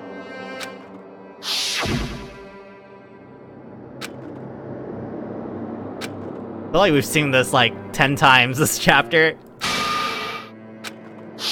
So if the mastermind is in the school, we have to assume it can only be that 16th student. But how'd they manage to survive all of this? So we're the only ones here? It's not me! I'm not the mastermind! Well, it's not me! I blame Makoto! What? What? Why me? Cuz! It's super weird how you're the only one who survived being executed! Oh, I get it! The only way he could have survived is if he was actually the mastermind himself, right? Aw, nuts! You got me! Wait! What are you trying to say? Everyone, calm down. There's no reason to panic. The mastermind's true identity will become clear soon enough. Just as soon as we find out who killed Mukuro. That's a good point. Rather than wasting time bickering, we should put our minds to work solving this mystery. Yeah, well, how much time have we already spent talking about the murder? He's right. What more is there to talk about? If you want something to talk about, I think there might be one thing. We haven't fully established what Mukuro's fatal injury was. Huh? But I thought we figured that out. She died when she got hit in the back of the head. No, that isn't actually what killed her. It was something entirely different. Wouldn't you agree, Makoto? Kuro's actual cause of death must have been... This is what I said the first time, and then it was wrong. I got it! All of the wounds covering her body. That's what really killed her. Hey, now hold on a second. You did read the Monokuma file, right? The body was covered with other wounds, but these were at least several days old. It made it pretty clear. Those wounds were made at least a few days ago. So they can't possibly be what killed her. Consider this. What if the murder itself took place at least a few days ago? What? What if, when we discovered her body, she'd already been dead for several days. If that's true, then naturally the wounds that killed her would appear to be however many days old. That doesn't make any sense. What? That makes perfect sense, hello? Because she had all those wounds before she ever came here. Oh. Huh? How do you know that? Isn't it obvious? She was the ultimate soldier, right? So that means, you know. You're wrong. She denied me before I could even say anything.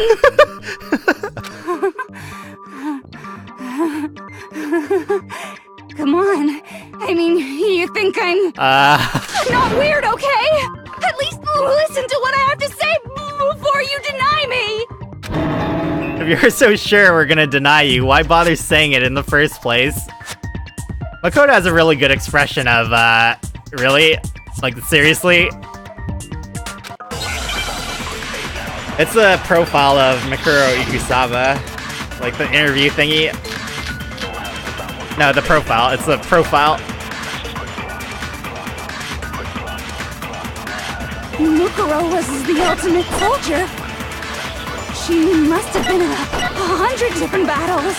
So, when you think about it, obviously, she got all of those wounds in battle. Are you finished? You didn't deny me this time, Z-Wimsey. You made me go all cutesy. Don't worry, there wasn't anything cute about it. Whoa. Whoa there. No, those wounds didn't come from the battlefield. Just making sure. Didn't have a single scar or wound when she came here.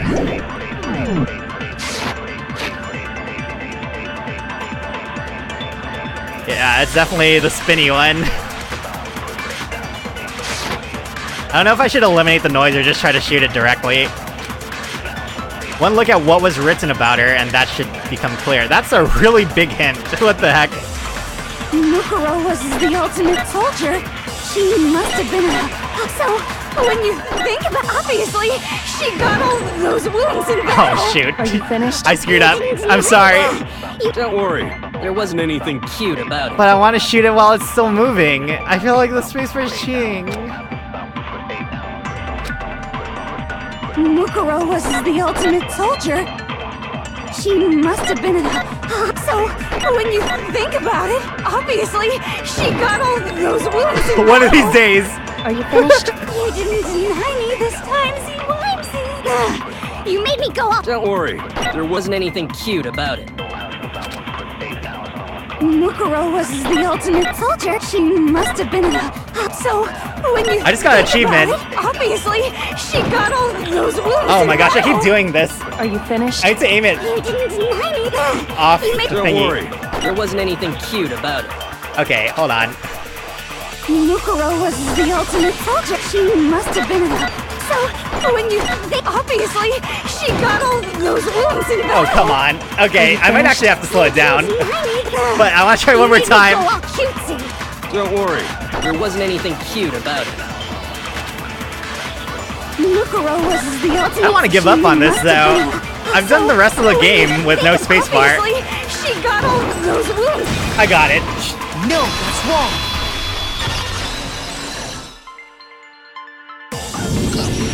No, Mukuro didn't suffer those wounds in battle.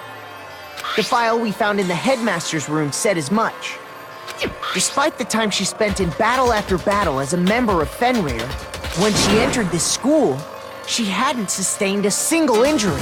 Oh wait, there's an achievement for white noise eliminations, like 500 of them. I guess I shot a lot of those down. To be denied so completely. Actually, it's kind of refreshing. I'm kind of worried. Maybe it's because of all of Master's training. My god. Anyway, so we can be sure that Mukuro suffered all those wounds after coming to this school. Did you see his face? In which case, they could be the very thing that killed her. As a matter of fact, it's hard to imagine any other possibility. When examining her body, I found that her stomach and head wounds came after she was already dead. Unless anyone has any better suggestions, I think we can say this with confidence. The wounds Mukuro sustained all over her body are what ultimately killed her. Nice. But if that's what killed her, then does that mean she's really been dead for who knows how long? That's exactly what it means. When we found her body in the garden, she'd already been dead for several days. So then, what about the little matter of what happened last night? Makoto, you said you were attacked in your room by a masked assailant. If Mukuro had already been dead for several days, certainly it couldn't have been her. So who was it that attacked you? The identity of the one who attacked me. I can't think of anyone else.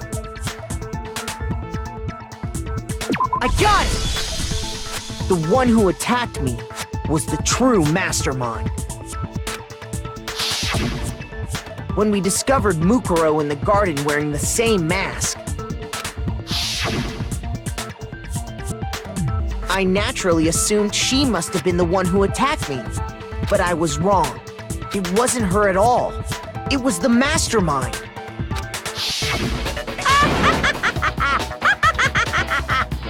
What are you laughing at? Oh, don't mind me. I'm just getting a little impatient sitting here listening. I think I'm gonna jump in. Let's start off with a nice, easy question. Your assumption that I attacked Makoto is just that, right? An assumption. You can't really know who was under that mask, can you? I mean, that's the whole point of a mask. The true identity of the masked attacker is Mukuro Ikusaba. At least, that's what I think. Do you have any evidence that might convince me otherwise? Did the attacker in the room have a tattoo on their hand? No, there's no way Mukuro is the one that attacked me, even if I didn't see their face. There's no tattoo. Mukuro had a very obvious Fenrir tattoo. Comparing that to the masked attacker could be obvious.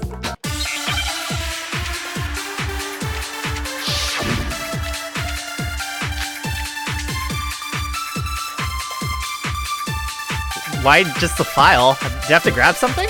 You never saw their face, right? So you can't have any idea who was under that mask. I'm telling you now, it was Mukuro Ikusaba! You're wrong. Even without seeing their face, there's another part of the attacker we can use to prove it wasn't her. Oh? And what is this other part? Is it the right hand? Or the left hand? Maybe the right foot? Or perhaps the left foot? Or could it be the hips? Whoa there!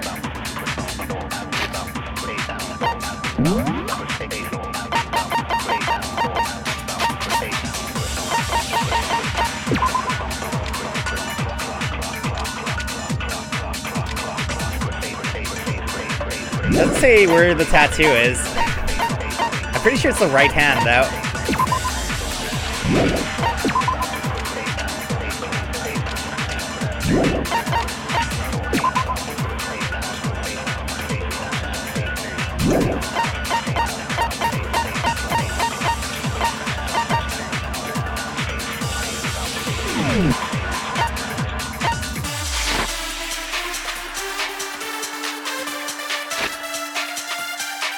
Pretty sure it's the right hand. And I think I shoot it at Mukuro Ikusaba.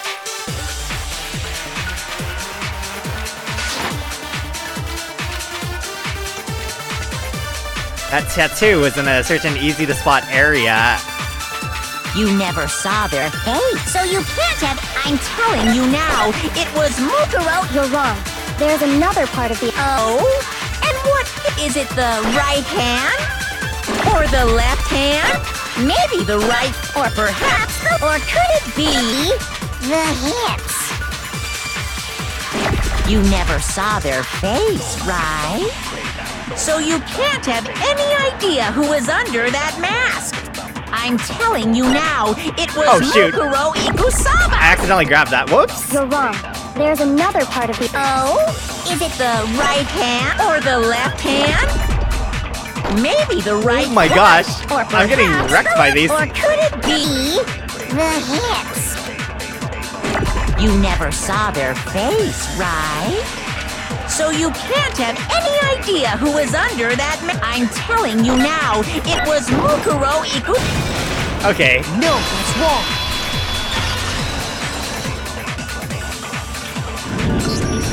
Mukuro had a tattoo on her right hand, if I remember correctly. A representation of Fenrir. In other words, a wolf tattoo. Oh, Craigasm. But I saw the right hand of the person who attacked me. And there was no such tattoo. So there's no way the person behind the mask was Mukuro. Yeah, well, okay. You got me. I guess it wasn't her. But that still doesn't prove that it was me. It could have been, you know, someone else, right? Hiro, Toko, Hina, and I all have solid alibis for that entire night. Yeah! We were in the gym tearing you apart, so it couldn't have been any of us.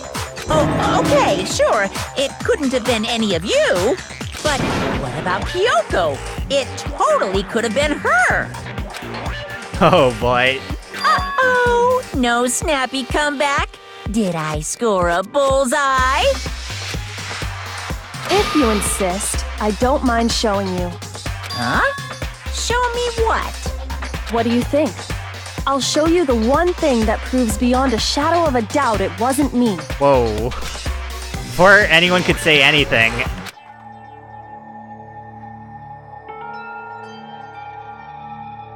She took off her gloves. I almost said she took off her hands. Kyoko was removing her gloves. Your hands! Without thinking, I let out a gasp. It was more than just a little burned skin. Awful, isn't it? It happened when I was first learning to be a detective. I was inexperienced. I thought you didn't want anyone to see those scars. If it means we get another step closer to unmasking the mastermind, it doesn't really bother me. Oh, right. Because it proves it wasn't her hands. Kyoko seemed to savor the words as she said them.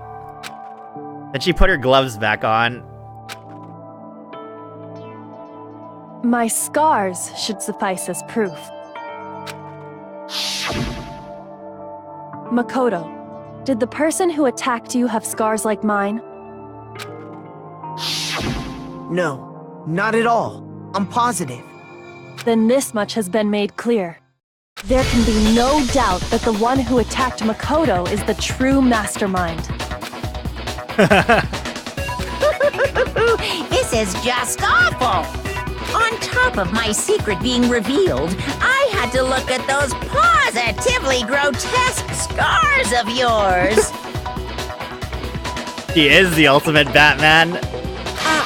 Sorry, did I say that out loud? I do hope I didn't hurt your feelings. Not at all. You can say whatever you want.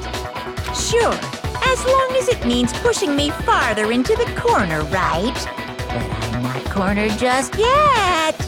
Because if you haven't noticed, the circumstances surrounding Mukuro's death are totally unknown. I just realized he's like standing on a bunch of those, I don't know what you call them. They're the hurdle things for like gym class or whatever. No, it's not hurdles, it's like the jumping post or whatever. That's true. All we know right now is she was killed a good while before this morning.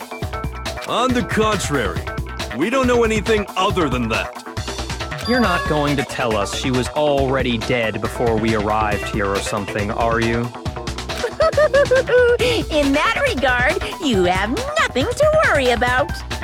I promise you, without a doubt, she died after our little killing game began here. Then somehow she was killed in secret without any of us knowing. And after she died, who knows how much time went by before we found her, right? The culprit stash her somewhere? She couldn't have been in the garden the whole time, could she? If she was, she would have been totally decomposed. Just like your brain. Then, she was being stored somewhere? But to hide a body here, to just store it somewhere? There's only one place. It's the biolab. I can't think of anywhere else the body could have been stored. It was in the pool. I got it! Mukuro's body was probably kept hidden in the biolab. Biolab? You mean on the 5th floor? I mean, she should know this, right? She fainted seeing the corpse. That's right. It's actually set up for use as a morgue. So it's the perfect place to hide a body. And it'd keep the body preserved at the same time. Then you're also saying the body was moved from the biolab to the garden. And I have no doubt that that's exactly what happened. In fact, I have proof. The proof that shows the body was carried from the biolab to the garden. There's something that made its way from the biolab to the garden. I got it!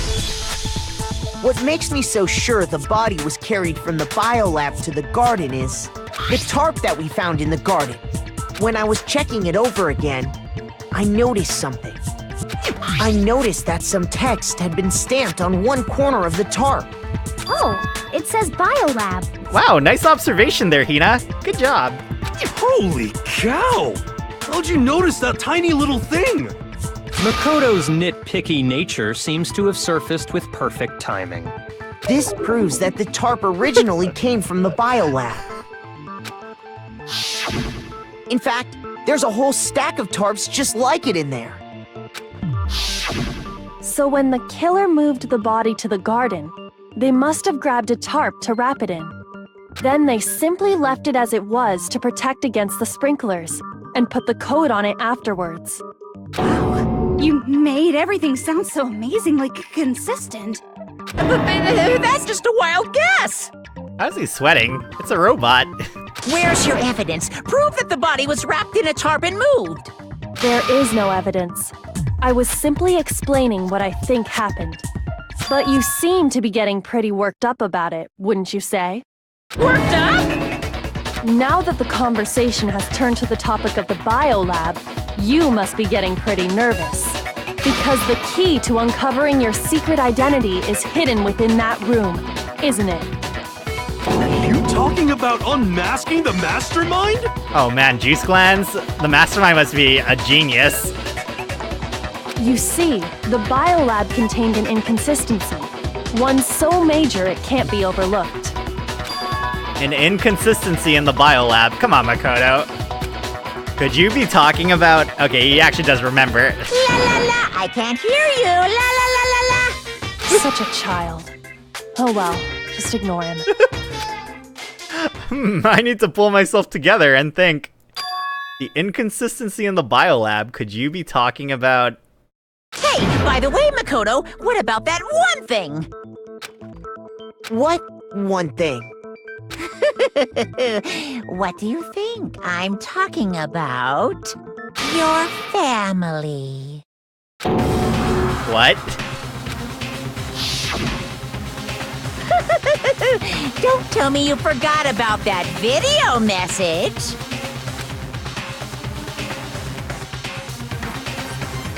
So what do you think? Are you sure your family's still okay? Why are you bringing that up now? Your mom, your dad, your little sister. What do you think has happened to your family? Are they really as safe as you might have assumed? Stop talking about that! Calm down, Makoto. He wants you to get upset. Yeah, I need to calm down. I can't let him get to me. He's just saying that because he knows we're getting close to the truth of the biolab. If I want to shut him up, I need to expose the inconsistency and slam him with it. The inconsistency has to be that one area where the numbers just don't match up.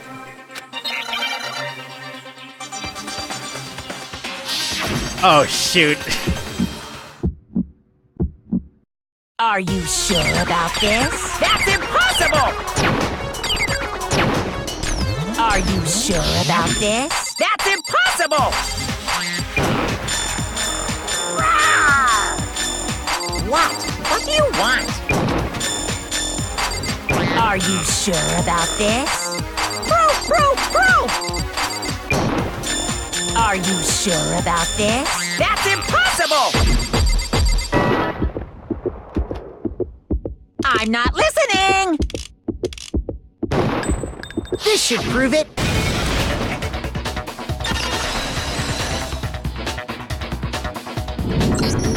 The inconsistency Kyoko's talking about is the lights. What are you talking about? What about the lights? Like I said before, the biolab also acts as a morgue. And as part of that, a giant refrigerator was installed in there. That's where everyone who's died is stored. And it was set up so that when a slot had a body in it, a blue light would turn on. In other words, if the blue light is on, that means there's a body in that slot. But I counted up the number of blue lights that were on, including the one Mukuro was in, and there were only 9. Why does that matter? You gotta give me the bite-sized version here, man. At least he admits he's not very, he's not normal. 9 lights doesn't make sense. The number of lights that should be on is... I got it! 10 of the lights should have been on. Any other number is incredibly suspicious. Suspicious? Why? That's simple. Just recall who's died here so far, and it should become clear. That's right. That's the key to solving this mystery. Ryaka died first. Junko was second. Leon was third. Chihiro was fourth. Mondo was fifth. Taka was sixth, then Hifumi was seventh. Celeste was 8th. Sakura was 9th. And victim number 10 was Mukuro. So 10 people in all? That's right. Any other number should make you immediately suspicious. But according to the lights in the biolab, only 9 people were being stored there. You're saying a dead body just up and disappeared? I got it! The masterminds destroyed one of the bodies to get rid of evidence. But if they wanted to do that, they would have destroyed Mukuro's body, since they actually killed her. And yet, her body was left alone.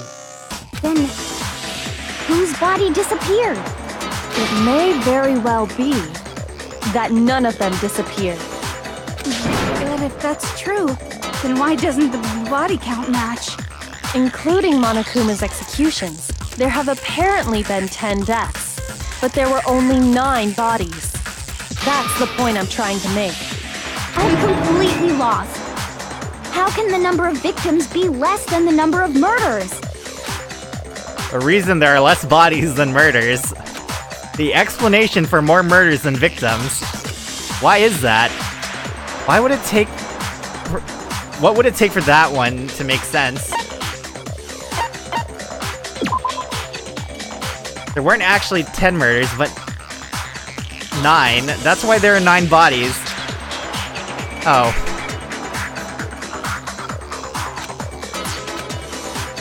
Shoot! Man. What? What?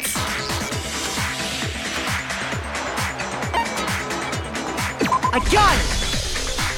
What about if the same person was killed twice? Oh, right. I don't know why I didn't think of that. Killed twice? Officially, 10 murders have been committed so far, but one of the victims may have been murdered, and then murdered again.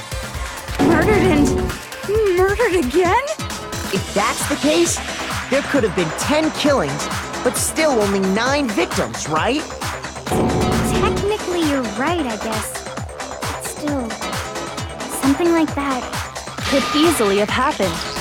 No, it is what happened. Sounds like you're already convinced. Then can you tell us who was killed twice? It was Mukuro, of course.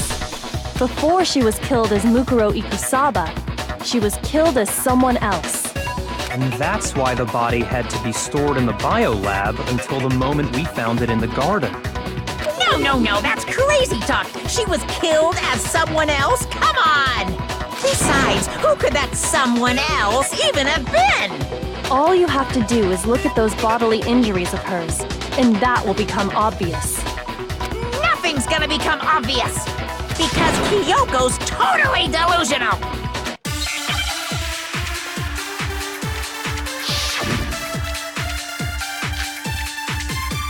I'm probably gonna have to grab something here.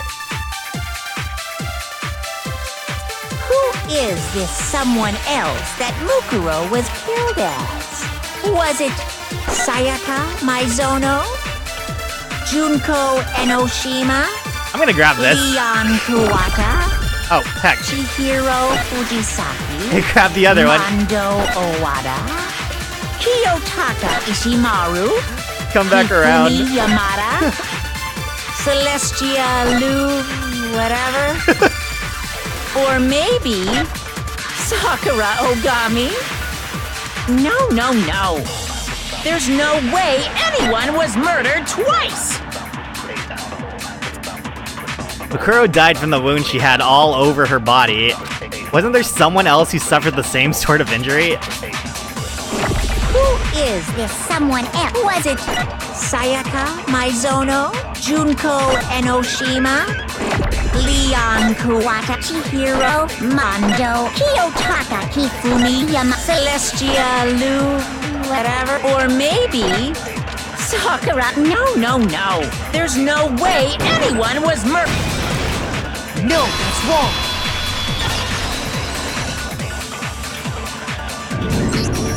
Junko. Wasn't her fatal injury pretty similar to Mukuro's? What do you mean?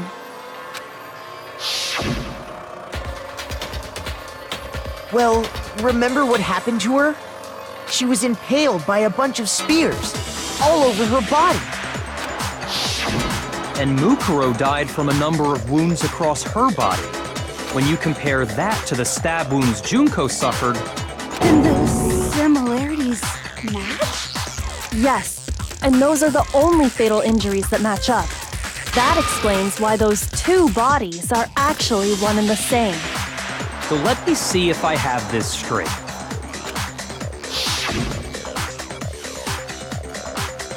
Junko, or someone going by that name, was stabbed to death with multiple spears. Then her body was kept in the biolab for however long before being dragged out again. Only this time, it was presented as the corpse of one Mukuro Ikusaba. It all matches up, right? Those wounds Junko suffered could easily be these same injuries. It's really true? Mukuro and Junko are the same person? Wait, so then... what does it all mean? It means that there haven't been 10 victims, but 9. Which also means that among the people we thought were dead, one is still alive. And that's the true identity of the mastermind? Who is it? Who's behind all this? We already know the answer to that. It's Mukuro. She's still alive. She took Junko's body and made it look like she was the one who died. So Mukuro is still alive. She's gotta be. Total silence? Then I must be right. I'm right, aren't I? Mukuro? Alive? The one that's still alive is Mukuro? But can we really believe that? No, there's no way. There's no way Mukuro Ikusaba is still alive.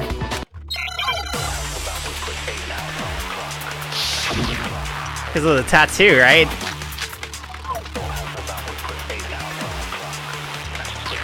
I don't know which would be of these three. The body we found in the garden. It wasn't Mukuro. Then she's still alive? That's right. She made it look like Junko's body was her. So the Mastermind's true identity is Mukuro. What do you say, Monokuma? Do you give up?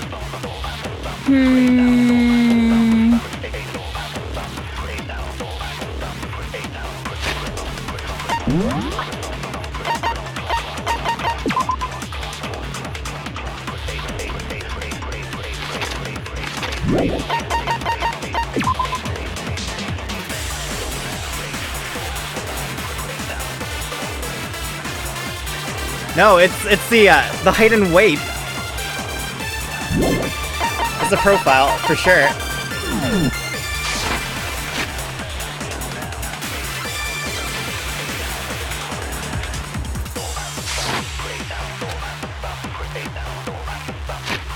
For that to be true, then that couldn't have been her body we found in the garden. Is that really possible? The body we found in the garden. It wasn't Mukuro. Whoops! Oh, I shot above it. Then she's still... That's right. So the Mastermind... What do you say, Monica? The body we found in the garden. It wasn't Mukuro. No, that's wrong.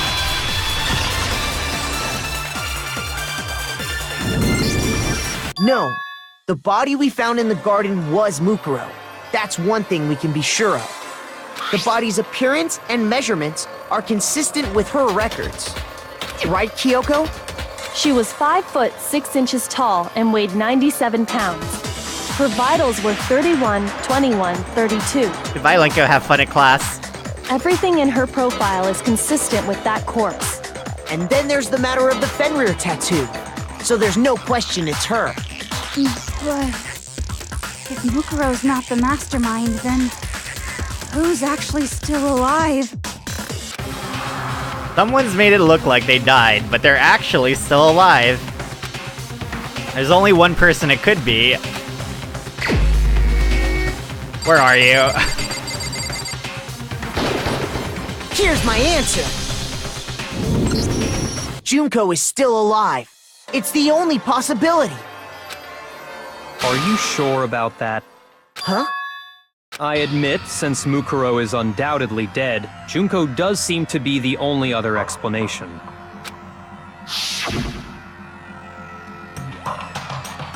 But we saw her get impaled. She died right before our very eyes. If Junko were still alive, the death we saw would had to have been some kind of charade. But you yourself confirmed she was dead, did you not? Now that you mention it, I gently placed my hand on Junko's lifeless body, touched her wrist to check for her pulse, like they do in movies and stuff, but I'm reading the flashback because we haven't seen this flashback since episode 1. He really is dead. There wasn't anything else to say. She was gone. I did check, absolutely, and I can say for sure. She was dead. There's no question. Junko was dead. So, the idea that she's still alive... It must be wrong. Then you're withdrawing your previous statement? I know you gave it your best shot, but too bad. I guess your conclusion was a dud. Too bad, too bad. This case hasn't been decided just yet. Oh? You haven't given up already, have you, Makoto? Huh? No, of course not. There's no way I'd give up that easy. That's all well and good, but how do you intend to solve the problem standing in your way? Junko absolutely died. Mukuro absolutely died. Then both of them are dead, right? There can't be any kind of survivor story. I think we need to look at this from the opposite direction. Huh? The opposite direction? Let's assume Junko is still alive. If so, how could she have survived? How could Junko have survived? I checked her. She was dead. I'm sure of it. But still, if she were alive somehow, could it be that Junko's not the one that died? It wasn't Junko, but someone else entirely? Maybe she used some sort of trick.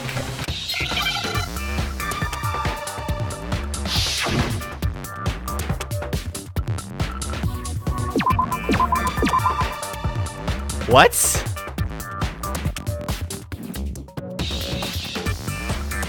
Oh, okay, wait, I think I got it.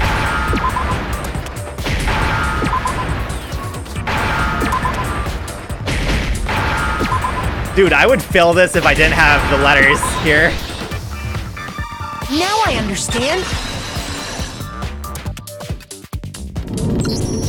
That's it! What if she switched places with someone else? Switched places? That's right! Before the spears could kill her, she got someone to take her place. Specifically, Mukuro Ikusaba. Then that would make it Mukuro's corpse that showed up later.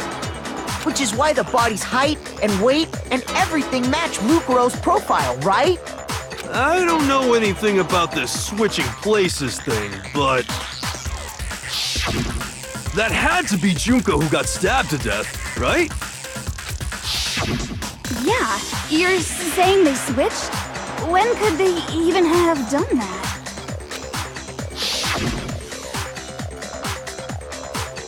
Right when she was about to die?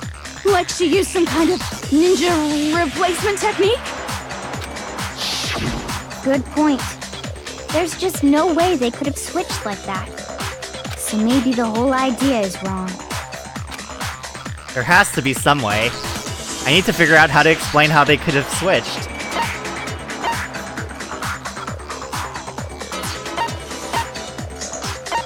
I think they switched at the beginning.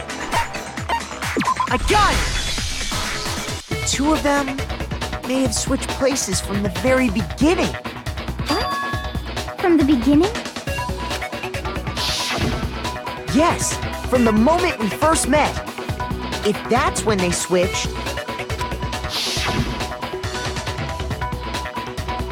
then they wouldn't have had to switch at the moment of death, right?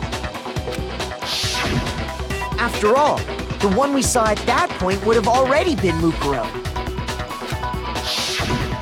Hold on. So, you're saying the Junko we first met was actually Mukuro all along? We'd already met her? I had, like, a normal conversation with her. When we first met, none of us knew who anyone else was.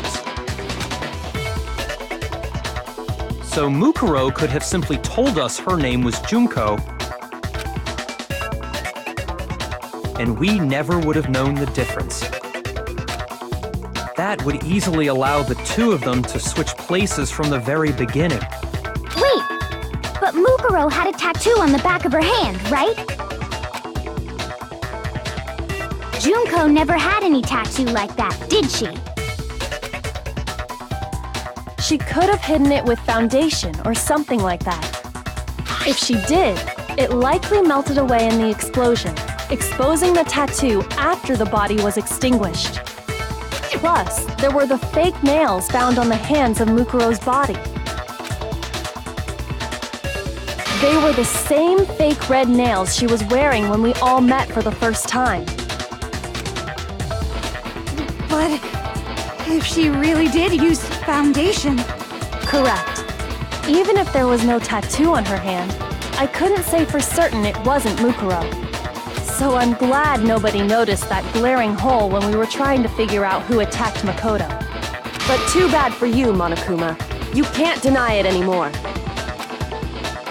Wait, so this whole thing was a setup from the very beginning? If that's true, it was quite an elaborate plan to be sure, making it look like Mukuro was Junko. The reason such an elaborate plan was possible is because the two of them were working together. So Mukuro, the ultimate despair, teamed up with someone like her. In other words, it would be fair to say that Junko herself was also the ultimate despair. What's wrong? Lost the will to fight back? I think he's just afraid. Afraid? What's that mean, afraid? Fear is only possible where hope is possible. I only have despair, so fear is an alien concept to me. Then why haven't you been saying anything? Because it's a bunch of nonsense. Junko's my secret identity?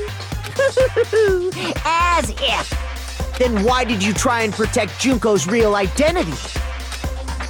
I tried to protect her identity? When did I do that? So he still refuses to admit it, but he can try to deceive us all he wants. It doesn't matter, because I've already figured it out. Tried to hide Junko's identity, and not just once, but twice. The first time was during our latest investigation.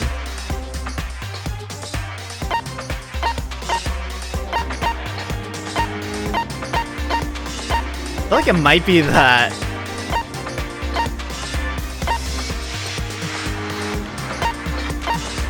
Oh shoot. I am not sure which one to check. I think it's the picture though.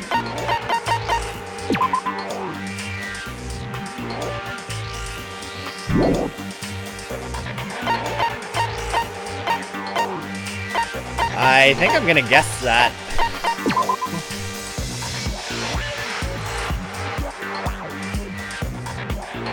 Or I could do this.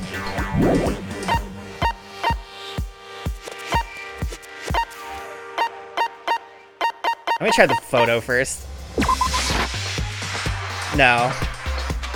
I actually don't remember what was the conversation beforehand.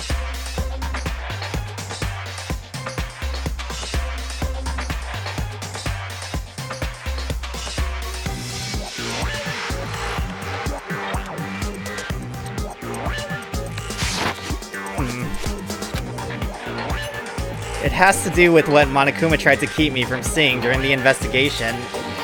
Oh, it's the DVDs! Shoot! Okay. Okay. I was really confused. I got it! While I was in the AV room, watching the DVD of our interviews with the headmaster.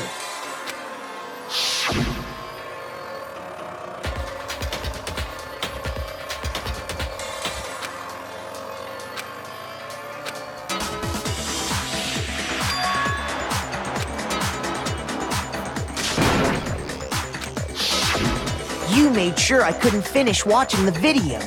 And the reason you did that is because you didn't want me to see the real Junko, did you? Oh, yeah! If everyone was in that video, of course Junko would have had to show up. And if Makoto saw the real Junko, it would have been totally obvious that the Junko we met was an imposter.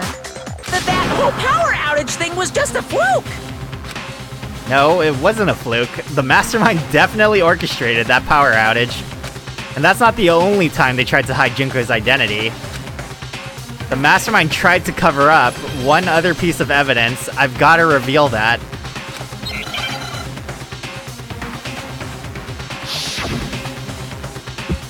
Oh, shoot.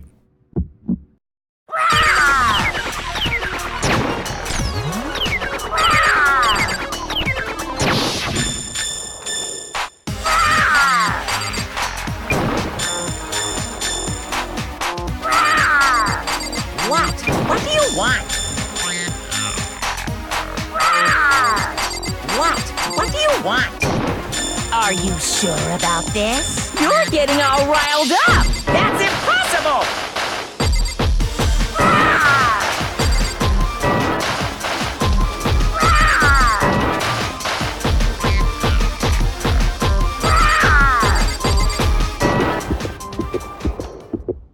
That's impossible! This should prove it.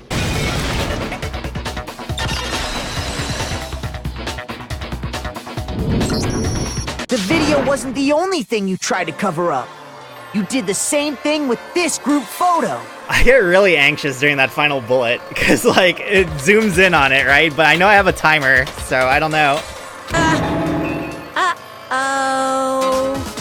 I noticed it just a little while ago, when we were all comparing the photos we got. In all the photos, there's a certain similarity, an unusual circumstance. What's so unusual about them? The unusual circumstance common to all these pictures.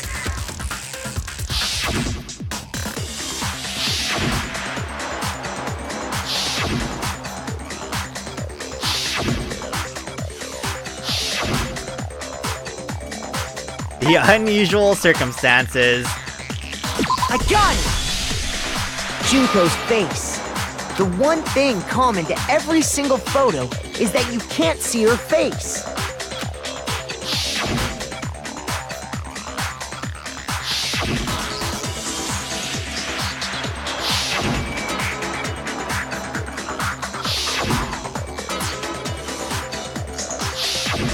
It's hard to believe her face would just happen to be hidden in every single picture, don't you think? And on top of that, in this photo, you can see that Mukuro is clearly visible. So in other words, at that point, the two of them hadn't switched yet. With all that in mind, there's no doubt that the girl whose face is hidden here is the real Junko. Which is why you had to have pictures that didn't show her face. Because if we could have seen her face, then it would have clearly revealed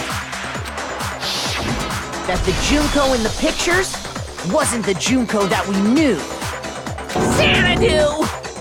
I believe everything Makoto said is true. Junko and Mukuro switched places before we met either of them. So she killed Mukuro, who had taken her place, making it look like she'd died. And the real Junko is still alive. And she's the one behind this whole murderous situation. This killing game. She's the true mastermind and the ultimate despair. Xanadu times 2! With this, the identity and the crimes of the mastermind have been exposed. No, wait, hold on! Don't bother trying to deny it. There's no more room for debate. You don't have anywhere left to run. I'll prove everything, right now.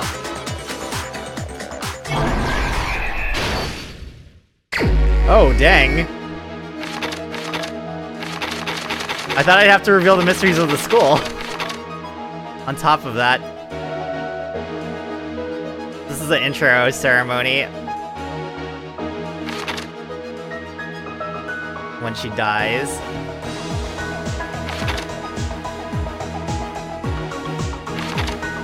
Dead body storage in the switcheroo.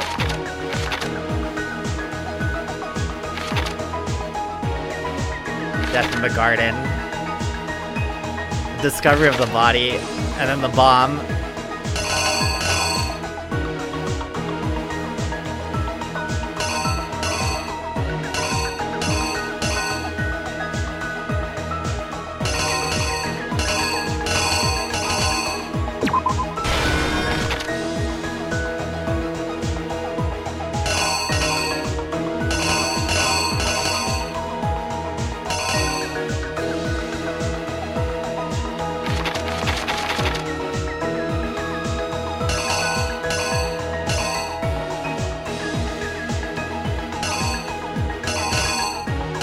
It has to be this.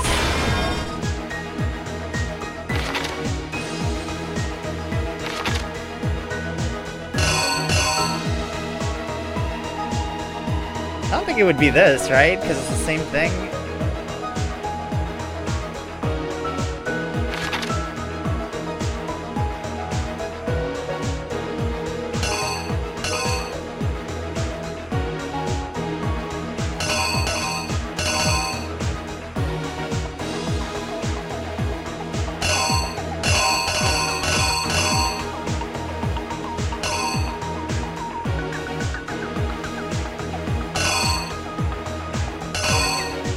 Oh man, this is hard. What the heck?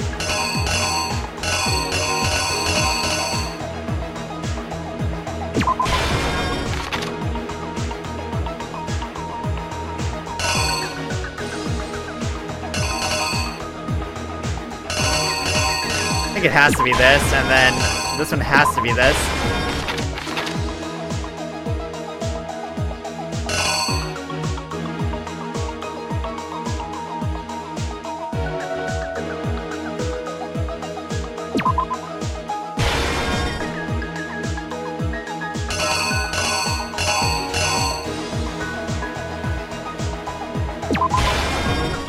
They discovered the body.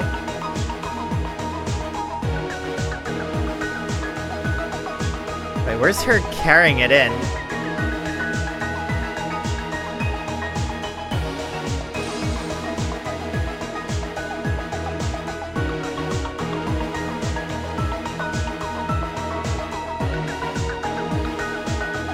I feel like it has to be this.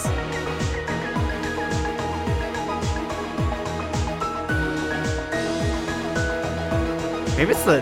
No, it's not...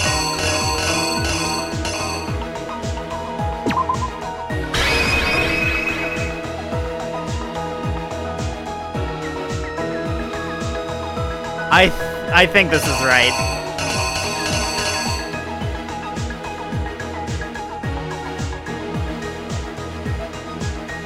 I'm not sure about some of the orders here.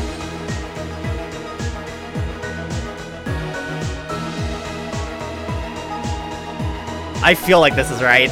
Let's try it. The killer is you!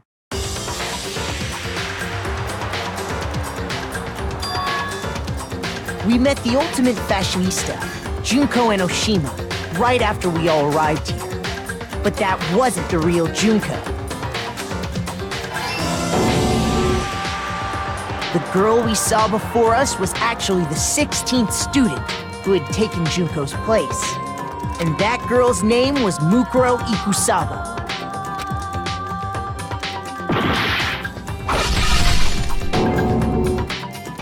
But it wasn't long before she died at the hands of Monokuma. In other words, the mastermind, Junko and Oshima.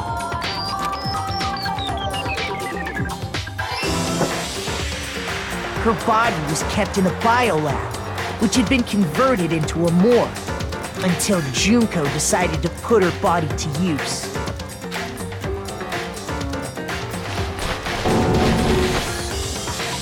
Junko dragged the body out of the biolab, using the tarp to carry her to the garden. She fabricated the murder to try and frame Kyoko, who'd proven to be one big thorn in her side. Meanwhile, she wanted us all to think Mukuro was still alive and hiding somewhere inside the school.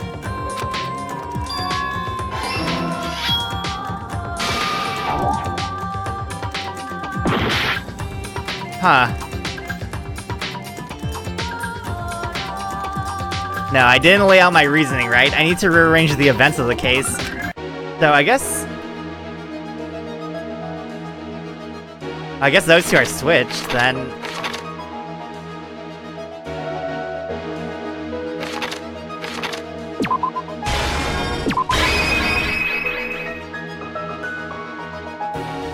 There wouldn't be any of these other ones.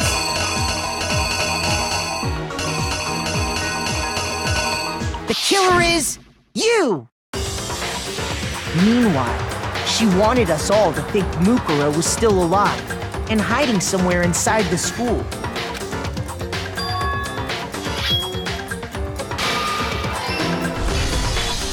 So she put on a mask and then attacked me. After making sure I'd gotten a good look at the mask, she left the room.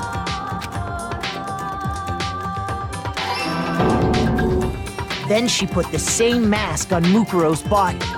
This was all to make us think the person who attacked me and the corpse were one and the same.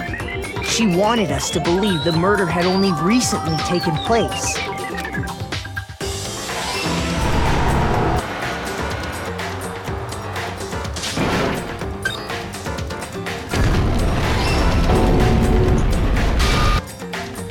Finally, by strapping a bomb to the body, she was able to destroy any remaining evidence.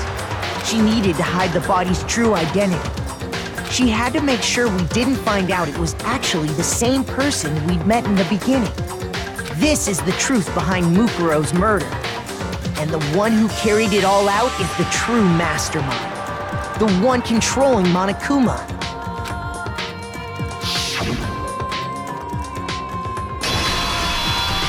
The real Junko Enoshima!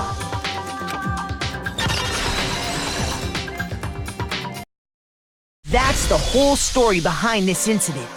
Well, what do you have to say to that?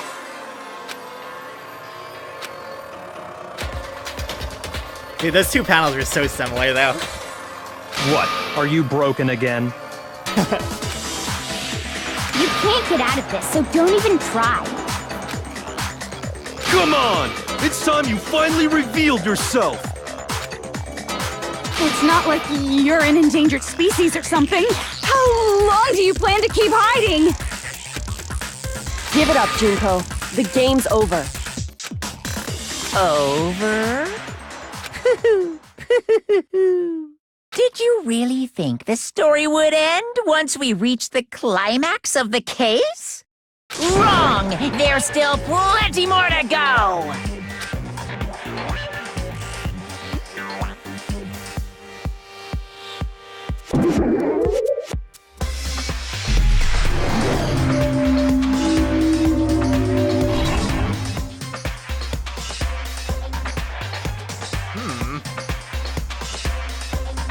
We have been waiting so very long for peasants like you to appear. If you swear your fealty to us, we will reward you with half of the entire world. We've even drawn up the deed already.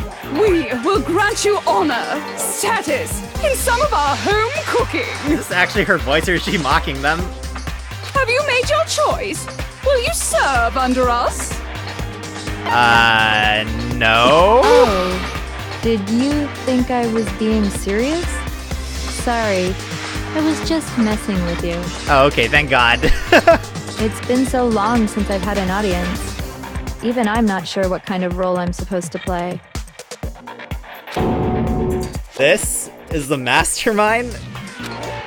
He's the real Junko Enoshima.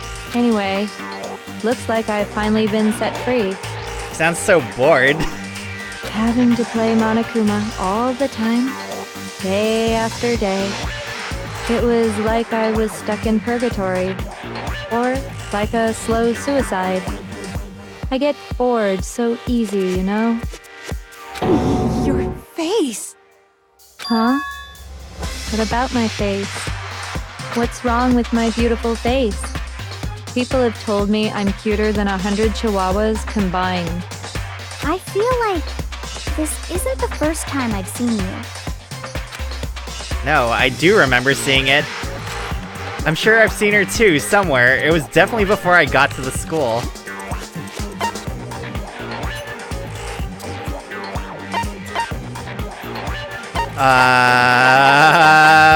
Which one would it be? Before I got to the school? I got it! That's right! It was before I ever came to this school. I remember seeing a magazine cover. And you were on it! Oh right, in the laundry room. Wow, you have a pretty good memory. I guess that's why you've made it this far, huh? So I was right. She had like a cute clip, like a white and red one, and then she had a bow tie on the other for the fake Junko. Then what you told me in the main hall when this all began... I've seen her on tons of... Oh. Yeah, well, I'll just read this. I've seen her on tons of magazine covers, but I feel like that doesn't quite match up to reality. Huh? Oh, are you talking about my cover photos and junk? Well, of course, those are totally photoshopped. Photoshopped? Yeah, you know. Edited to hell and back with, like, computers and junk. Oh, so they aren't real. Sometimes a little lie is necessary to keep things moving along. Wouldn't you agree? That explains why she didn't quite seem the same, because she was a different person all along. I'm me, and Mukuro is Mukuro. She tried her best. But there's just no way she could have passed as the ultimate fashionista. Two people can never become one as long as the walls of mind and body exist. Not even if they're twins. Twins? I know, it's such a cliche, right? I'm almost embarrassed to admit it. So basically, Mukuro and I had your stereotypical twin relationship. The older sister, tough and proud. That was Mukuro. The younger sister, smart and cute. That was... Me! Junko fucking Enoshima! I was waiting for her to actually, you know, be not bored. And together, we were the Despair Sisters, aka the Ultimate Despair! Whoa! She's a totally different person now! Like I said, I get bored easy as hell! I even get fucking bored with myself! But if you're twins, why do you have different last names? Oh, that again? You have any idea how many times people ask me that shit? Maybe it's new to your dumb ass, but it bores me to tears. Answering the same questions over and over? Just make up whatever answer you want. I don't give a shit. The truth's fucking lame anyway. But if she was your twin, that means you killed your own sister? And for reasons deeper and darker than the ocean. Ha! As if! Well, I suppose I'd better explain. I like how she's changing accents every time she does this. For my plan to work, someone had to be able to control the killing game from behind the scenes. The so-called mastermind had to operate Monokuma, keep an eye on everyone, things like that. But after looking at the situation, I determined it would be impossible for Mukuro to perform such duties. Because naturally, she turned out to be the letdown of the family, leaving me behind to run off and join some band of mercenaries. Such a disappointment. So, I decided to play the role of director and have her join the rest of you in your school life. I could have let her work alongside me, but she would have been useless to me that way. Besides, 15 students seemed like a solid number to start with. Of course, the fact that she was the ultimate soldier posed something of a problem. She had what I call the three atrocities: atrociously rank, atrociously filthy, atrociously repulsive. It was atrociously clear just how out of touch she was with the rest of society.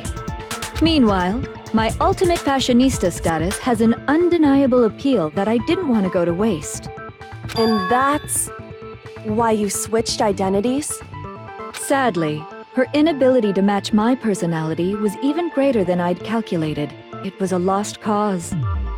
She was nothing more than a bit player, an extra unworthy of lines. Being the utter disappointment that she was, anyone would have expected her to get killed off right away. Which is precisely why I killed her, to meet everyone's expectations. That can't be your only reason, can it? Well, no, of course not. I also did it to avoid becoming bored. I've never been a stickler for following a plan to the letter, you know? If I planned everything out and knew just what was gonna happen, that'd be so boring. Oh my gosh. So, I changed things just a bit and decided to use Mukuro to make a little point. In other words, Mukuro's death was a one-sided, premeditated act of betrayal. Just as I suspected. When Mukuro was killed, she must have been as surprised as anybody else.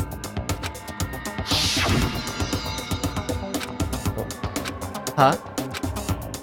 Wasn't supposed to. Why me? So, you figured it out? Well, you're right. There's no way Mukuro could have pulled off such a convincing performance. But she did teach you all a very valuable lesson, don't you think? How can you talk like that? You sacrificed your own sister. How does that not even bother you? What? I sacrificed her? That's what's got you so hot under the collar? Jeez, misunderstandings sure are scary. We were the ultimate despair, you know? So we never had any kind of hope or expectations. Nope, I felt despair as long as I can remember. Like I never should have been born at all. When I was born, I cried tears of total despair. So that's why for us, it's not a big deal whether we die or kill. We're just those kinds of people. We can do anything. We've always been filled with despair. So when we do something, we go all the way and live without regret. So you just murdered your own sister and didn't think anything of it? That's not true at all. We were twins. How could I not be sad? That's why it gets me so excited. Huh? Killing my precious sister with my own 2 hands. That act is filled with so much despair. You can't help but put a super in front of it. It's like super, super, super, super, super despair. No, more than that. How far is this gonna pan, or is it just gonna go in circles? I'm getting kind of dizzy just watching this, but I kind of want to know if it goes for another... Yeah, it doesn't. Super, super, super, super, super, super, super, super, super, super, super, super, super, super, super despair. It just feels so good. What the hell is wrong with you? And my sister too. In that moment of death, I think she must have felt that despair. After all, to be murdered by your own sister, and only as an example to someone else, she must have died feeling such excruciating hopelessness. I'm so jealous of her. Super jealous. I knew you couldn't be just some ordinary person. You're some kind of abnormality. Turning your own despair into some kind of fetish. Abnormality doesn't even begin to describe it. Like, Genocide Jill is crazy for sure, but this is a whole nother level of nuts! You're saying I don't compare to some lowly beast that can only kill the weak, right? So I'm hopelessly attractive, hopelessly brilliant, hopelessly athletic. I'm the hopelessly perfect ultimate human. No, I don't think there's anything perfect about anything you just said. Yeah, Master's way more perfect. Because on top of everything else, he's got that noble blood. Don't you mean had that noble blood? What did you just say? What do you mean by that? You still haven't figured that part out yet? Man, you guys are so slow! You haven't even solved all the mysteries, and yet here you are, yapping away! Are you talking about our memories? You've already solved this mystery, right? I'm the killer! So how about the next one? Maybe you should solve the riddle of your missing memories. Then you can start gloating! Damn straight! That's exactly what we're going to do. We're going to solve all these mysteries. And then, we'll have our victory! I can't wait! Alright, then let's just get straight to the point. What memories did you steal from us? When the group pictures were taken, and those interviews, it must mean... I got it! It must have something to do with our entrance exams. No fair! At least give us a hint! Your brains are like sponges, all drippy and leaky. I already gave you a hint before. All the memories you lost share something in common with a few other things. Do you recall? My mic isn't muted. I'm trying to stay silent for all this exposition. Thanks for the host. Thinking back to what Monokuma's told us. Look at all this text that we just went through. This is like the final case, and we just discovered who the mastermind is. I actually don't know why or when this happened.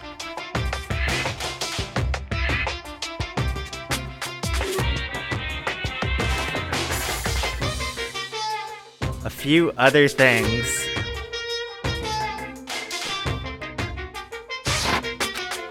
The memories that were stolen from us and what they must be related to.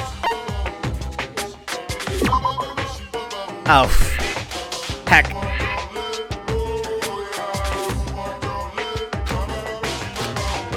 This ultimate snooze fest. Shoot! I've been losing all my hearts on this multiple choice things.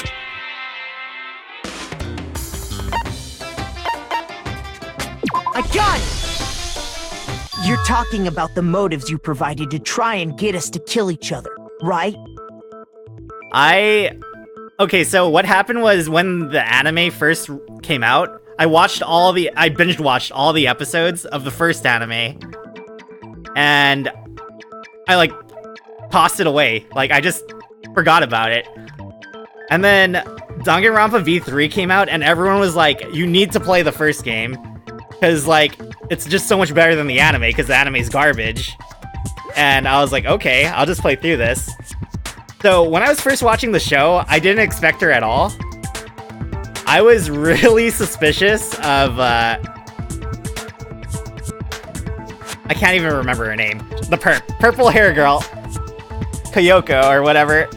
Kyoko? But at this point, I knew it was someone who died.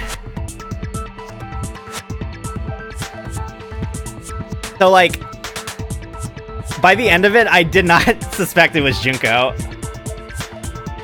Yeah, of course I doubted her. I didn't trust her at all. Did you watch the anime? Do you know how they portrayed her as? She was just, this mysterious person.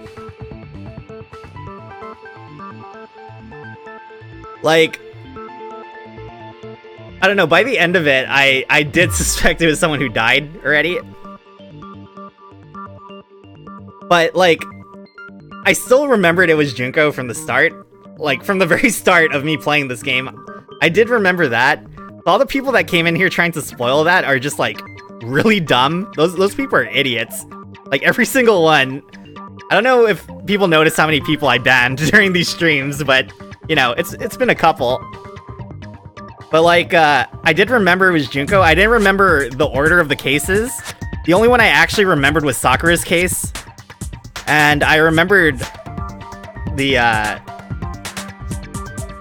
hammers. The mallets killing. But I didn't know who they killed. But I do remember the mallets. I don't know, I remembered pieces here and there, but I didn't remember everything. So it was actually really fun playing this again. So let's just continue this.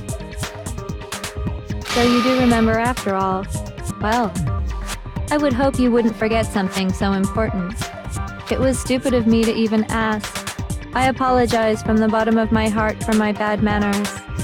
So then, let me ask you another question.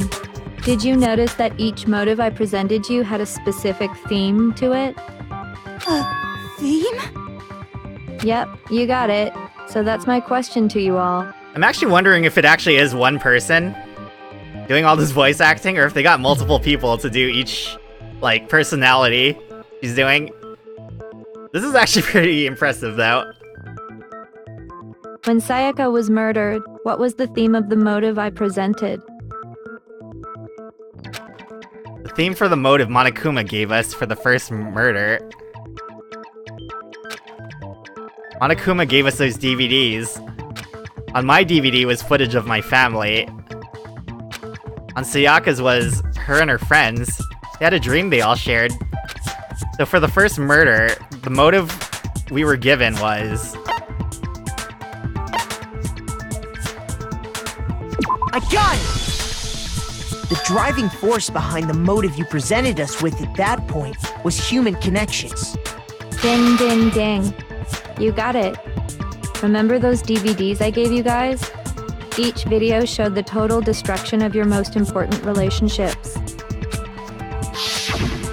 For example, your family.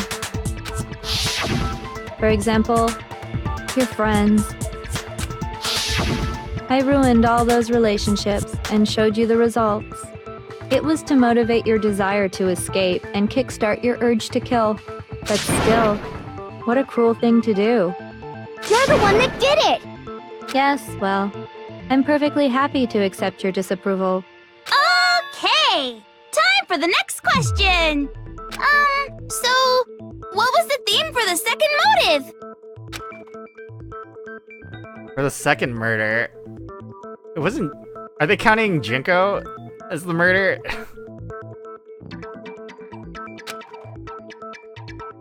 That's when we got those weird envelopes from Monokuma.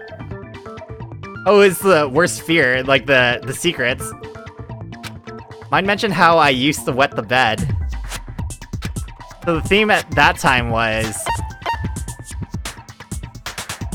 I got it! The meaning of life is wetting the bed. Our past, right? Yay! Makoto got it right again! That time, the theme was... embarrassing memories and secrets! Yeah! And the whole reason Mondo did what he did was to protect his secret. So, how long do you plan on dragging this out? Relax, relax. Okay, on to the next question. So, what was the motive for the third murder? Wasn't it money? The reason Celeste turned to murder was... he wanted to buy a European castle and live there with a bunch of handsome men. So that time the motive for money was... the motive for murder was... greed. I got it! It was money, wasn't it? Greed. Seek and destroy! Hell yeah, you got it again! Goddamn straight it was money! Celeste killed Hifumi and Taka for a little personal gain. Her greed led to all kinds of death and destruction. What's the point of all this? Why are you making us go through this case by case? Don't worry, sweet cheeks. Just one more to go. Now, can you tell me the motive behind crazy-ass Sakura's crazy-ass death? The motive in the case of Sakura's death was... what was it that made Sakura decide to kill herself? It had to do with Monokuma exposing Sakura's secret. So the theme of the motive in the fourth case was betrayal. I got it! In her case, it was betrayal. Precisely. You see, once I revealed Sakura's betrayal, that led to everything that came afterwards.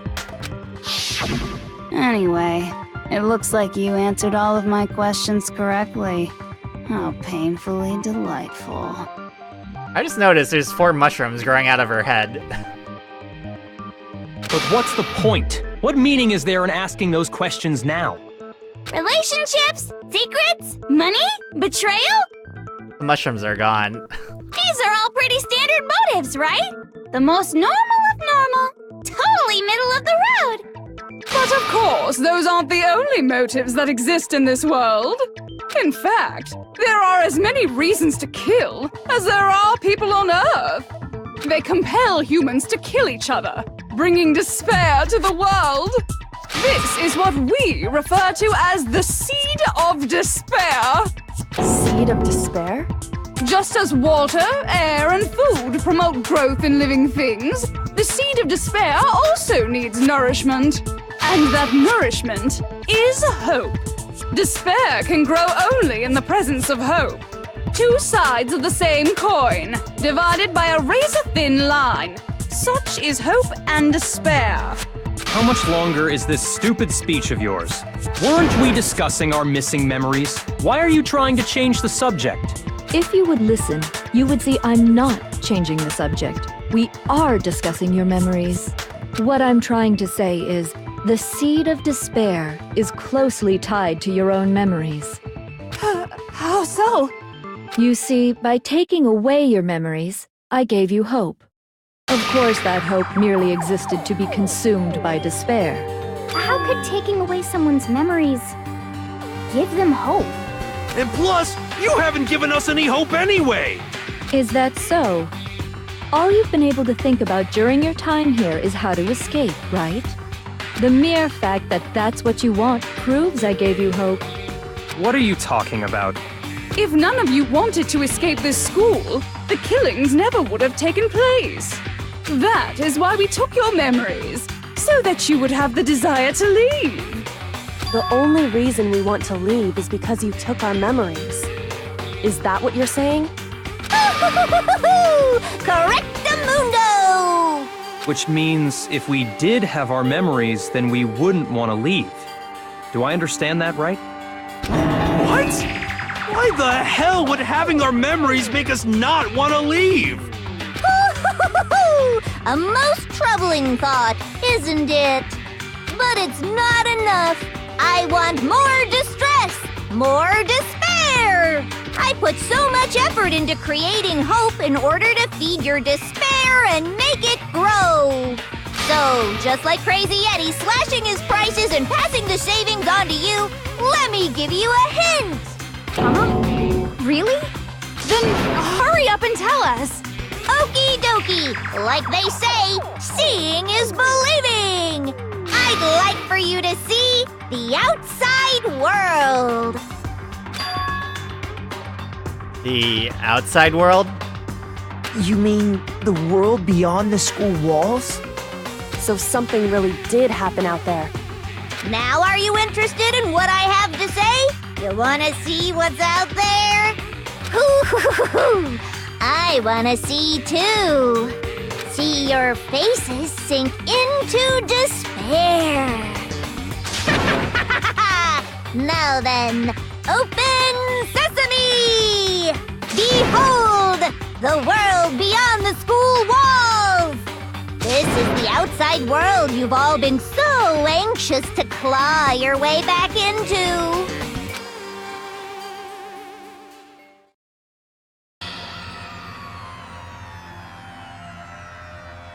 Huh.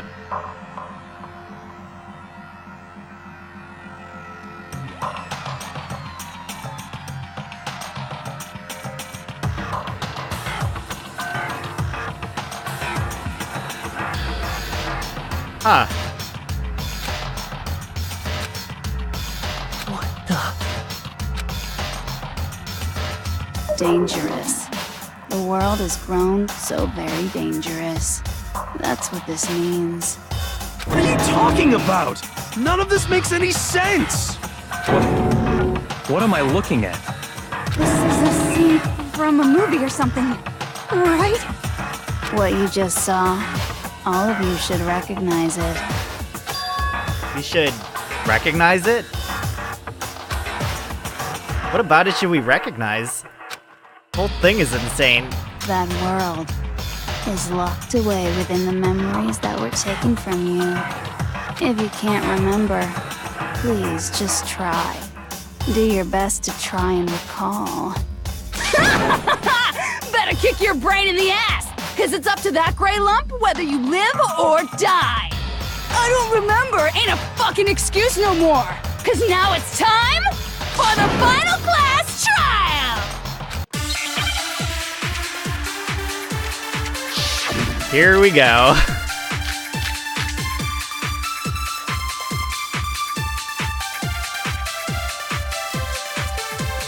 Come on, bitches! Remember or die! What the fuck happened outside? You want us to remember or whatever, but when it comes to that crazy, confusing video you showed us, I don't understand a damn thing! What's the meaning of the footage we saw? Is this another one of your practical jokes? I mean, you're telling us to remember, but what am I supposed to be remembering? Nobody can remember anything. This is the end for all of us. What other choice do we have? I have to shoot her statement. I can't remember. Is it all over?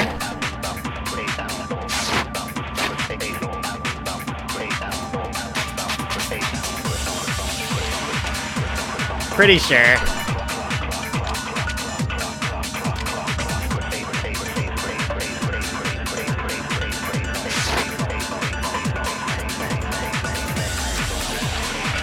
I mean, how can she show me something so completely incomprehensible and then just say remember? Every single one of us has lost our memory. It really is hopeless after all. Oh wait, there's a chance that she hasn't forgotten. Come on, bitches! Remember or die! What the fuck happened? You want us to remember when it comes to that crazy, confusing... I don't understand it. What's the meaning of the footage? Is this another one of your practical jokes? I mean, you're telling us to remember, but what am I supposed to be remembering? Nobody can remember anything. No, that's wrong.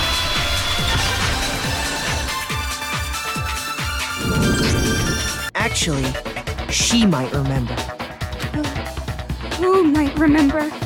The other Toko, Genocide Jack. The two of them share certain kinds of knowledge, but their memories aren't linked, right? I see. If their memories are separate, then even if one personality's forgotten, there's a chance the other may still have those memories. What do you say, Toko? Are you telling me to swap places with her? No! Absolutely not! That'd be like forfeiting my entire identity! Toko, you're the only one we can rely on now. Oh no, you said it. Da-da-da-da! It's me, your friendly neighborhood serial killer! Boy, she just gave in like it was nothing. I'm going to ask you a question, and I want to have it answered immediately. Do you know anything about this video? Huh? What video? The video that's playing right now. Who the hell are you? Oh, I'm the mastermind. Oh, nice to meet you! Nice to meet you too. That's enough! Just look at the stupid screen! Aye aye, Roger, you got it, Captain!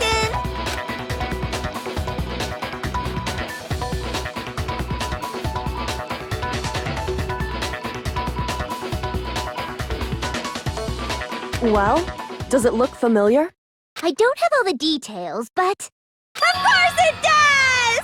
Then you remember all the stuff it's showing? Of course I do! So you didn't lose your memory after all. Then why didn't you say something earlier? Nobody asked, right? I only answer questions when someone bothers to ask me. I'm the quiet type, you know? Oh my god, she's the worst liar in the world. More importantly, if you really do remember, what is it? Huh? What's the matter, Master? Do you really not remember the tragedy? A tragedy? Oh no! You seriously forgot? Maybe I can help you remember with a kiss. Just answer the question. What happened out there?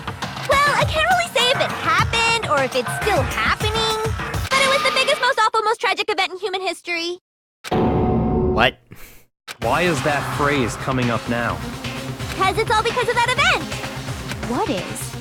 Are you serious? I'm talking about the way the world is now. Is... now? The world's been destroyed, get it? Destroyed? Explain yourself. Tell us everything you know. Copy that, darling. Okay, so this big, awful, tragic event, they started just calling it the tragedy, happened about a year ago. It was so big and so bad that even this murderous fiend went pale at the sight of it. I guess you could say what happened was man-made. But it was more on the level of a worldwide natural disaster. Either way, there's no doubt that it was the biggest, most awful, most tragic event in human history. And as a result, in basically no time flat, the world turned out the way it did, and that's that. That's all there is to it? Come on! There wasn't a single concrete description in there! Well, it just so happens I don't know any of the specifics.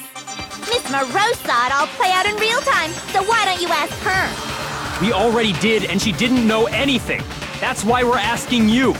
I couldn't live up to Master's expectations! To die! To die! This is the true tragedy! Okay, that's enough of your little lover's quarrel. Whatever happened, it doesn't matter at this exact point in time, right? The end justifies the means. Everything serves the outcome. In other words, the world has ended. That's the important thing. How can the world just end? It's the world! Calm down. It's okay. There's no need to panic.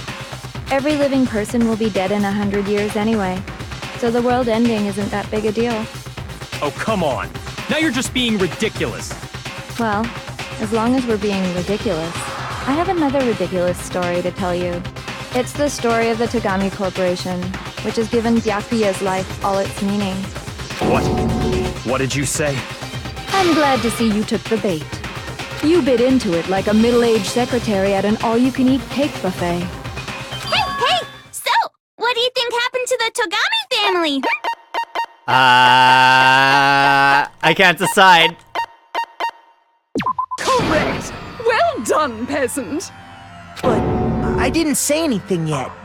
I just got so fucking bored waiting, I couldn't help it! Even if you're wrong, eventually you'll figure it out, right?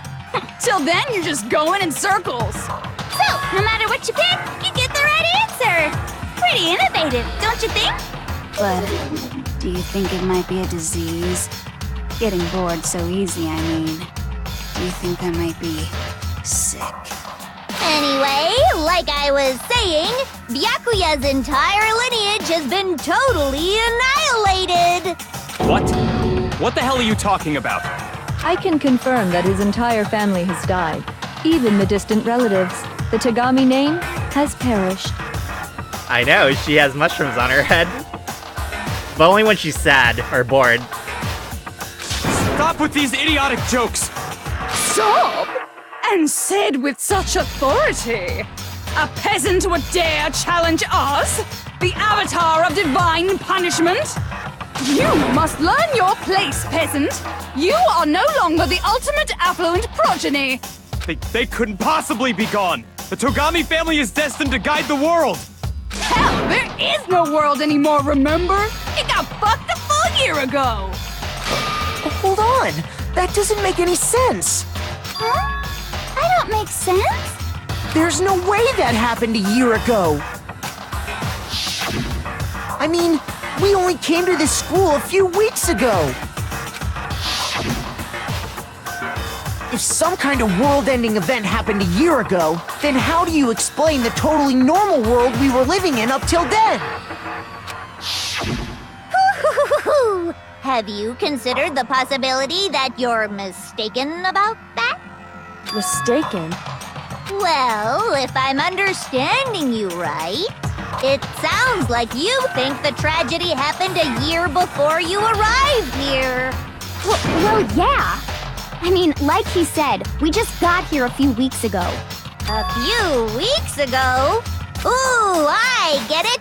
You're saying that what happened 2 years ago actually happened more recently, right? Huh? 2 years ago? Well, I mean, you guys all started attending Hope's Peak Academy 2 years ago. Wait, what? 2 years ago? What is that? What the hell is this chick trying to say? I understand why you'd have trouble accepting it, but in the end, you can't deny the truth. And the truth is, everything is cause and effect. Deny that, and you may as well give yourself up to God. So, you must surely understand all the hints I've given you so far, right? What are the memories I took from you? Come now, answer us. Answer with all your heart and soul. How are we supposed to answer? I just don't know what's going on anymore. Phil, we have to answer somehow. We don't, everything ends right here. The memories that were stolen from us. What Junko says is true. If we first came here 2 years ago, but the rest of us only remember getting here within the last few weeks or so, the memory she took from us... I got it! If we accept that what you say is true, then we've all lost our memories of the last 2 years after coming to this school. Nope. No. I mean, no matter what anyone says, Another correct answer. Well done, peasant. Seriously? This routine again? We've lost 2 years worth of memories? That's right. You've already spent 2 full years here at Hope's Peak Academy. And that entire period of time is precisely what you've forgotten. I don't remember the last 2 years of my life? That's not possible! I want to think that too. I don't want to believe it. But that's nothing but our desire. I don't want to believe. I want it to be impossible. But if it's the truth, then we have to accept it.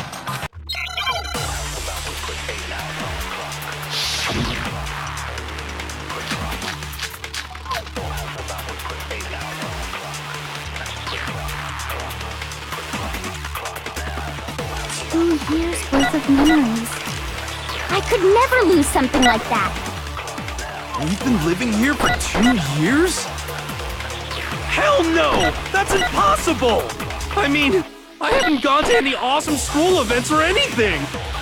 Heck, I've never even gone to a single class! This is all just surreal. Plus, if 2 years have passed, how freaking old am I? Everyone's so conflicted! I shoot Hero's second statement, I think. Or is it first?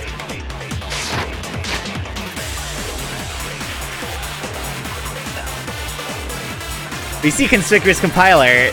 They erase the memory of how tall or hairy they were.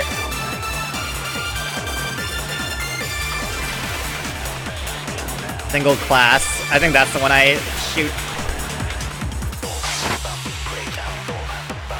I know there's evidence that reveals the time as students we lost. 2 years worth of memory. I could never lose something like... We've been living here for 2 years? Hell no! That's impossible! I mean, I haven't gone to any awesome school events or anything! Heck, I've never even gone to a single class! This is all just... I shot the white part. How freaking old am I? Everyone's so 2 years worth of memory. I could never lose something. We've been living here for 2 years? Hell no! That's I mean, I haven't gone to any awesome school events or anything! Heck, I've never even gone to a single class! What? I might be stupid, but I'm not that stupid. There's no proof from memory that I ever went to class. Shoot! I need to think about it one more time. There must be a contradiction in there somewhere. 2 years worth of memories. I could never lose something like that. We've been living here the for Notebook. 2 years? Hell no! That's impossible! I mean, I haven't gone to any awesome school events or anything! Heck, I've never even gone to a single class! No, that's wrong!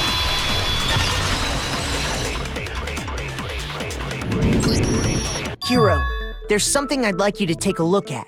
Already could never bring it up because they're all avoiding each other. This notebook right here. Huh? Hey, why's my name written on it? I found it in the locker room on the 2nd floor. If you don't mind, could you take a look inside? Sure, whatever you want. But I've never seen this notebook before in my life. Wuzza, is something wrong? It's kinda similar. No, even more than that. This is absolutely my handwriting, without a doubt! But how is this? I don't remember ever writing in this thing! No way! It looks like you actually did attend class here at Hope's Peak. But somehow, you forgot all about it. Lies! It's all one big lie! Dude, that would really suck though. Could you imagine losing the last 2 years of your life? Like, you just forget everything that happened the last 2 years? I can't even remember what happened like a minute ago. Like, I have to reread text that I just read. Could you imagine losing 2 years?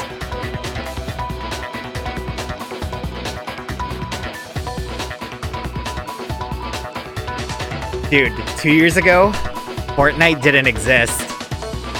Can you picture a time like that? Holy smokes.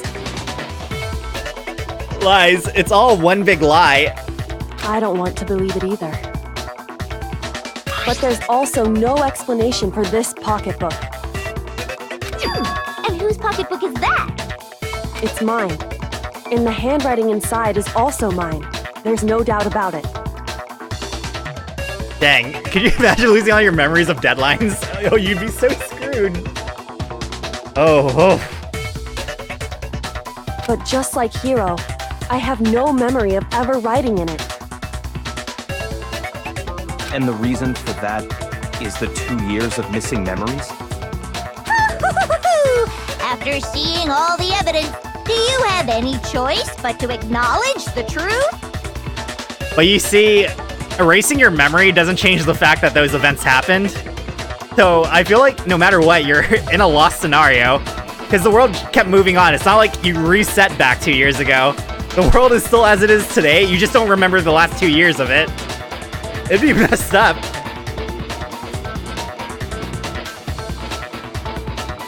Isn't it just so desperately dark? The mystery's solved, but it's like a goddamn funeral in here! Shit, man! I've never been to a funeral! Hell yes! 2 years of school life. How many moments of blossoming youth have you missed out on? How many fun classes? How many school events? This was your chance to build lasting friendships, right? And on top of that, something tragically sad happened 1 year ago. The biggest, most awful, most tragic event in human history. Right before everyone's eyes, the world came crashing down. You absorbed all that despair, but then you forgot it all. And once you'd forgotten, you made the choice to subject yourselves to this killing game. Oh, and there's one other thing. To be even more precise, the memories you all lost were... Actually, never mind. I'm bored. Explaining stuff is boring. What? We are bored of this world. Everyone always talks big, declaring all the great things they'll do. But then they always fizzle out. This world is just so desperately fucking boring! What are you talking about? In a way, I'm jealous of all of you. To give yourself over so completely to such stimulating despair. Yeah, so figure out the rest for yourselves! I'm sick of expositioning all this shit! Figure out what? Figure out where your memories come apart. That's at the heart of all of this. Where our memories come apart? Talking about the moment where we must have lost our memories? I can only think of one time. Just after I set foot in the main hall for the first time, and that was...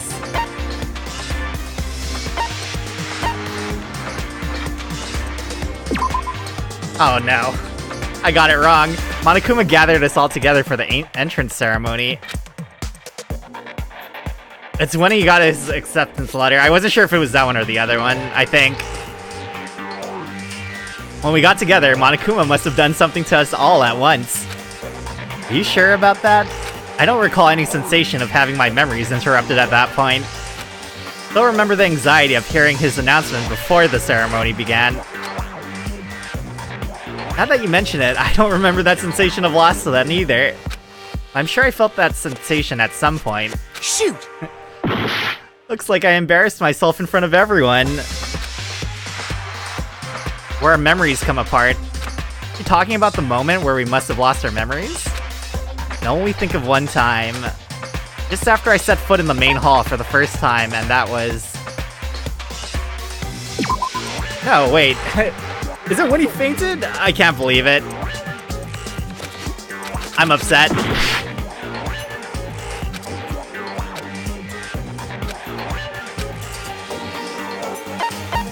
I got it! The moment I lost my memories. I can't think of any time other than that day.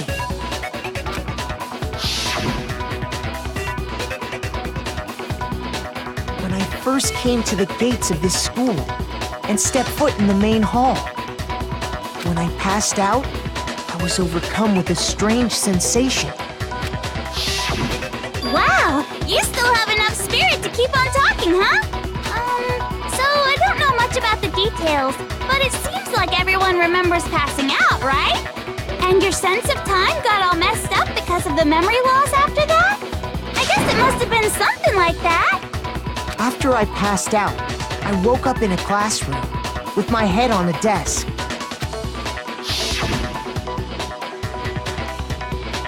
I assumed not much time had passed since I'd collapsed in the main hall. But instead, 2 whole years had gone by! The reason it felt so short was because our memories of the time in between had been completely removed. You got it, honey! 2 years of memories? Poof! Gone! Which means, of course... When everyone met for the first time, it wasn't actually for the first time. Unaware of this fact, you took the time to introduce yourselves to each other, But by that point, we'd already spent 2 years together at the school. That's what those photos reveal, isn't it? Yep, that's what they reveal. You were all such close friends. You spent 2 years together, and then you started killing each other. And it was all so you could escape into a world that's already been annihilated. What a terribly tragic tale. Even if you left now, there's nothing you could do to fix it. You're the one who set things up to be like this! I love you all so much. What? Once your school life here began, I thought about you constantly. It's only natural that I would fall in love. So, since I love you guys so much, I'll tell you all about it! All about the idea we came up with as the ultimate despair!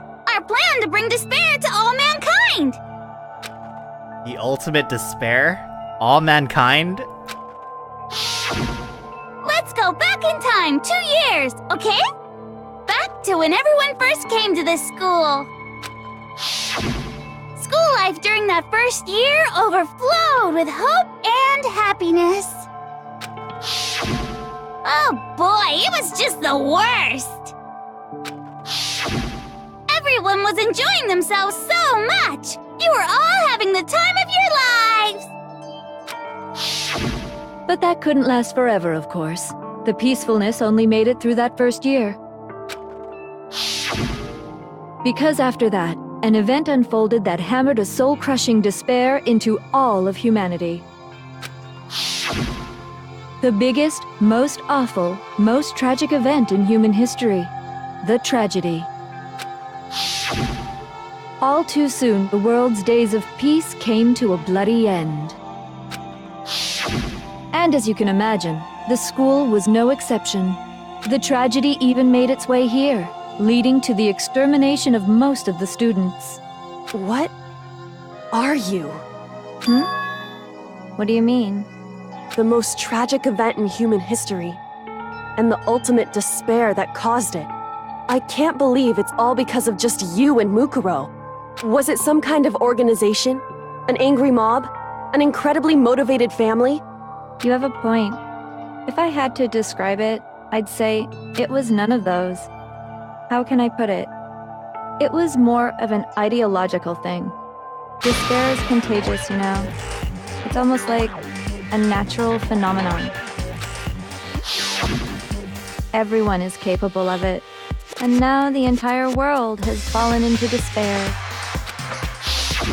In other words, if you see despair as the enemy, then your enemy is the world itself.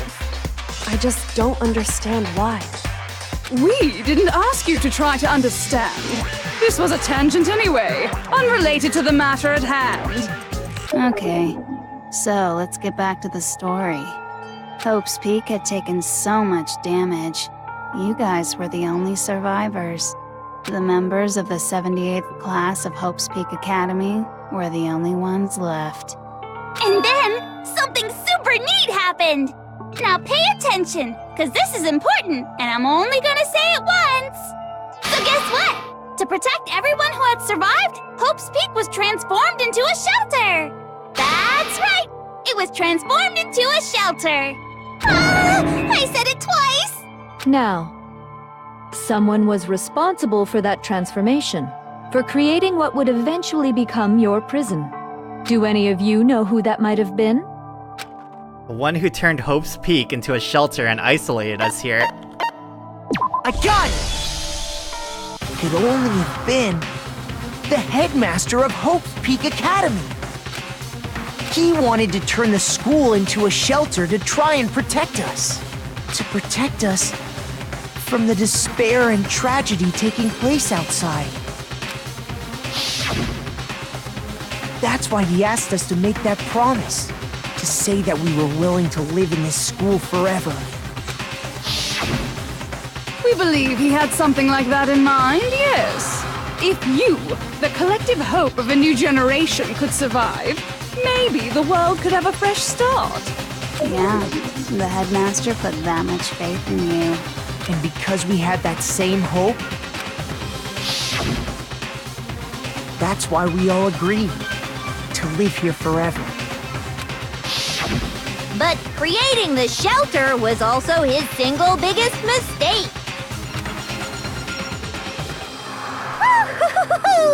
It's laughable, really. He was the headmaster, but he had no idea.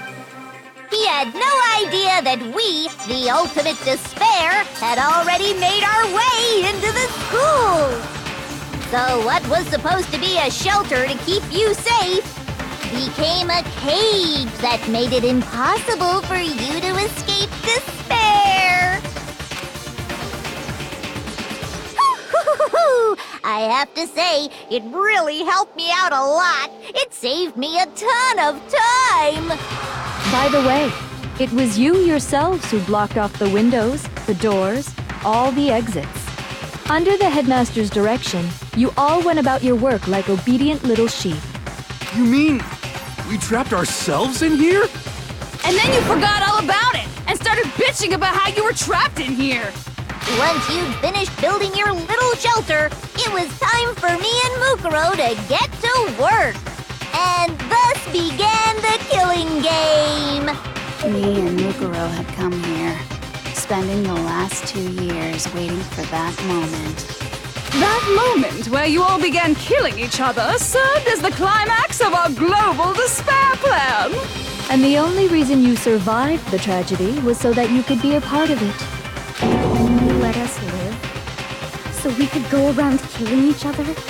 Is that what you're saying? Why? Why would you do that? Because this was so much more than a simple high school death match. Rather, it was a method to hunt down and destroy every last remaining speck of hope in the world. What are you saying? Well, it would seem that there's a little bit left out there. A few souls unwilling to give up hope. So I thought I should show them, which is why Well, why don't you tell me? What the mastermind did to show everyone in the outside world, that was...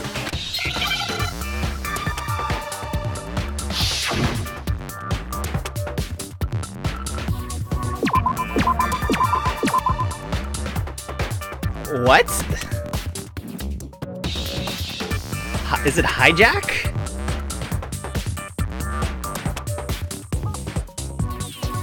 I'm pretty sure it's hijack.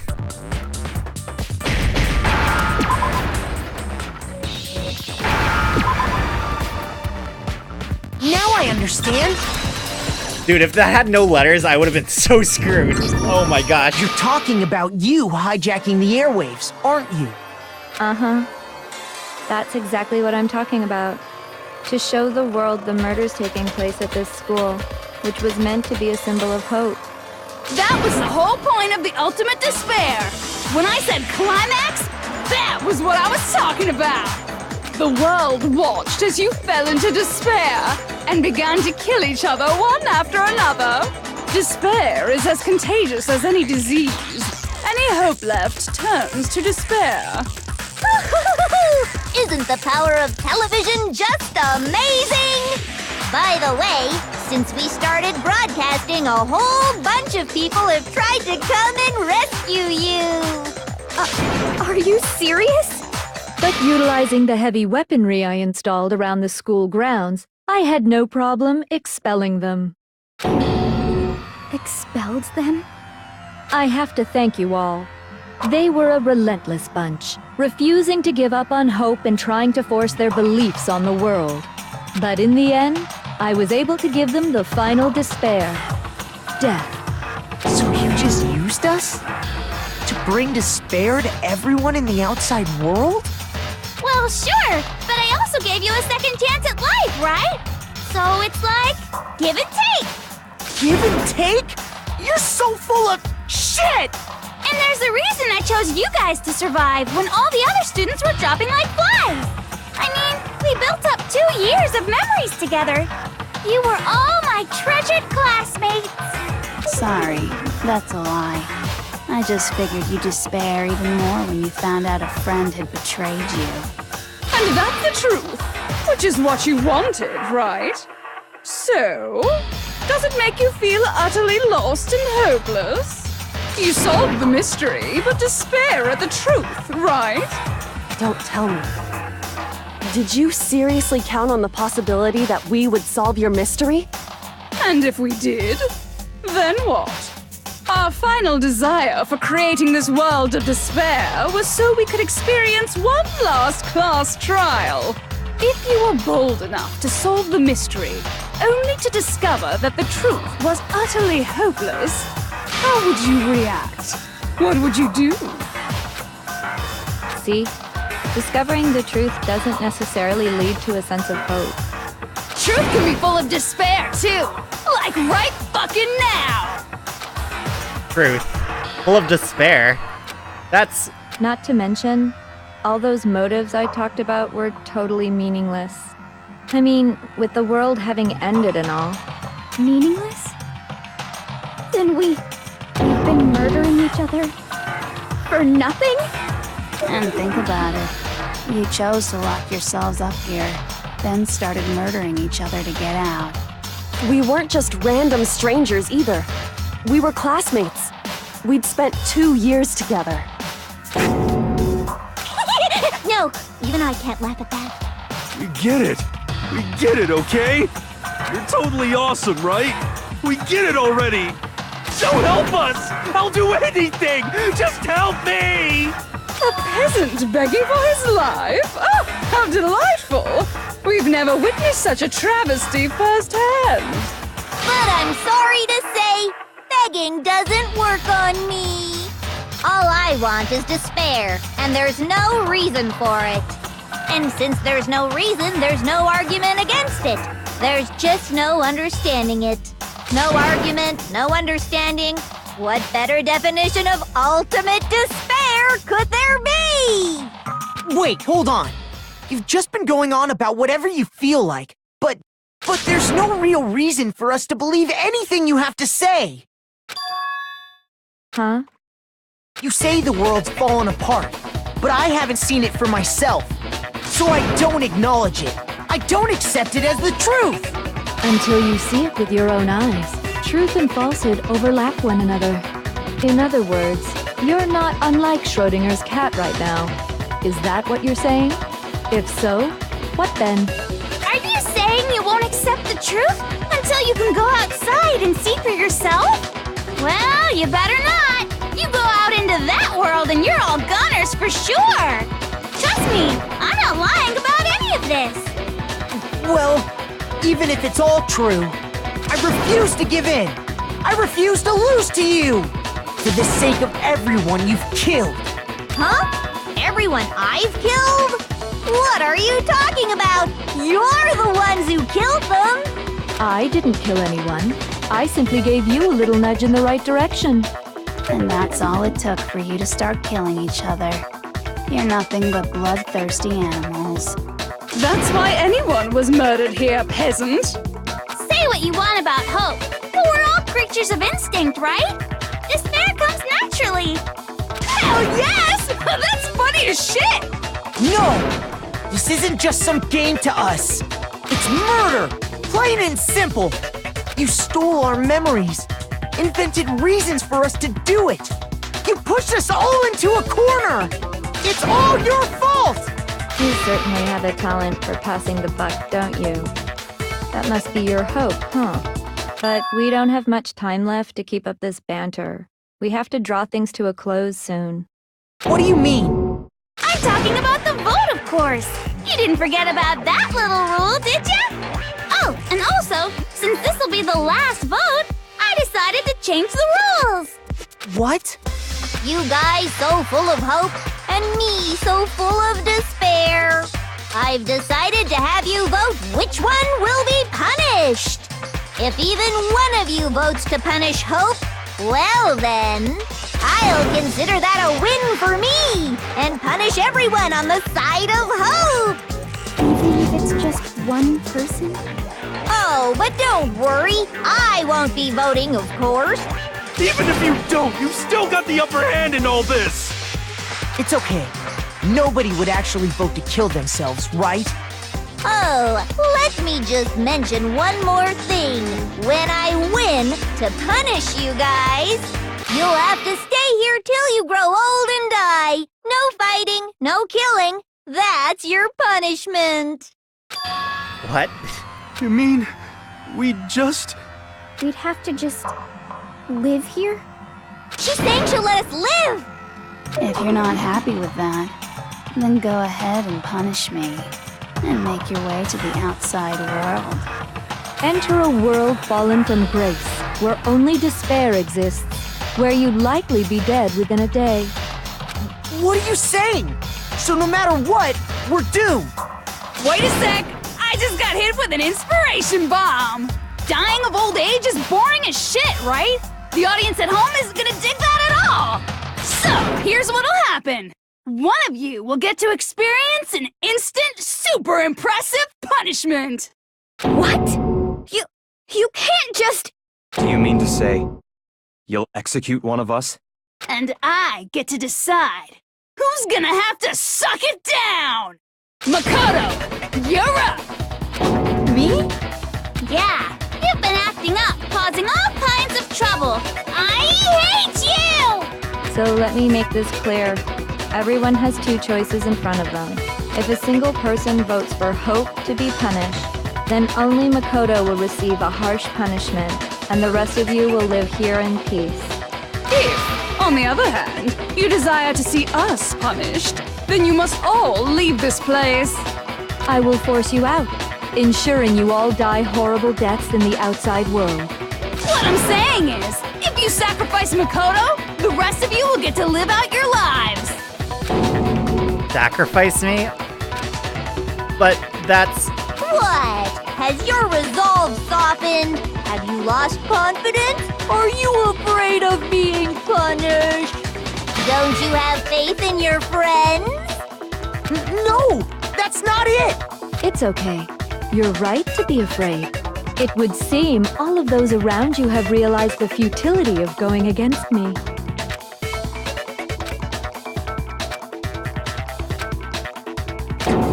Guys? It's so beautiful. Your lovely faces, eroded by despair, have come together as one. Besides, Yoko, you could never betray your father, could you? What? I mean, the headmaster's only wish was that all of you would survive, right? That's why he tried to trap you all here after all. The least you can do is try to honor your dead father's wishes. Kyoko! One person's despair is enough to seal your fate. Isn't that just the most hopeless outcome ever? So, who do you think's gonna give in? Whose despair is gonna sign your death warrant? No one. Nobody's gonna give in to despair! We're not gonna lose to you! So boring. Stubborn till the very end, huh? Well, that's fine. Then let's just hurry up and get it over with. It's time for the final vote. Everything will come to an end. Your stupid hope. And your stupid life! Final vote. This is it. The ultimate confrontation. I have to show everyone. I have to make them remember. I have to convince them not to give up. To live in despair? That's not really living at all. Oh god. Oh man. I wonder when that photo of Kyoko and the headmaster is gonna come into play. We won't give up. Oh, that's a lot of words. As long as there's hope, we'll never give up. If I were to die, that would be the end of Hope's Peak Academy.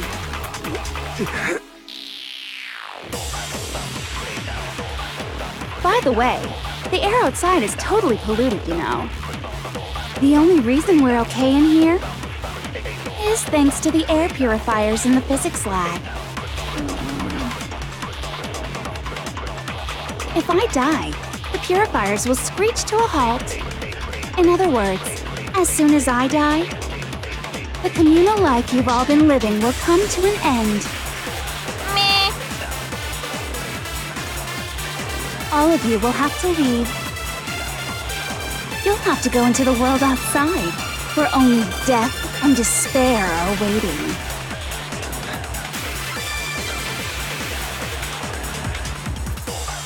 So, what are you gonna do?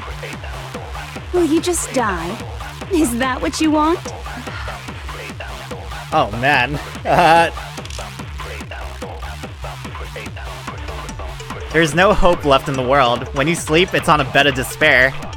The world is in despair. You are in despair. If I don't do something... What? Everyone's gonna be consumed by despair.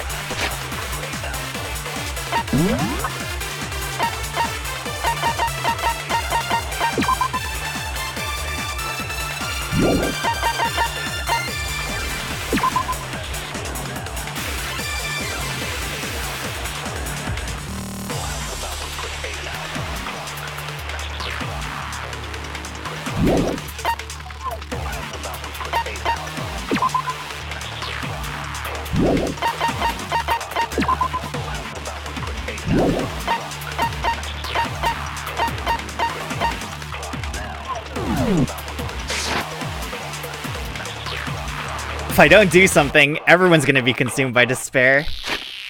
Hold on.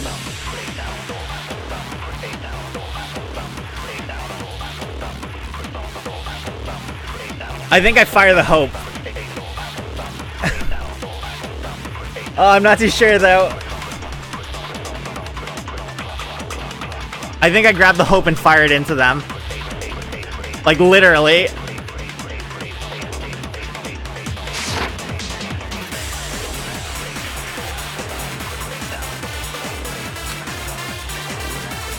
You claim there's no hope left in the world, but if despair is contagious, like you say, and so is hope, I'll use my own hope to plant seeds of hope inside everyone else. We won't give up. As long as there's hope, we'll never give up. If I were to die, that would be the end of Hope's Peak Academy. Don't lose hope now. All my fortune-telling senses are telling me not to leave this place.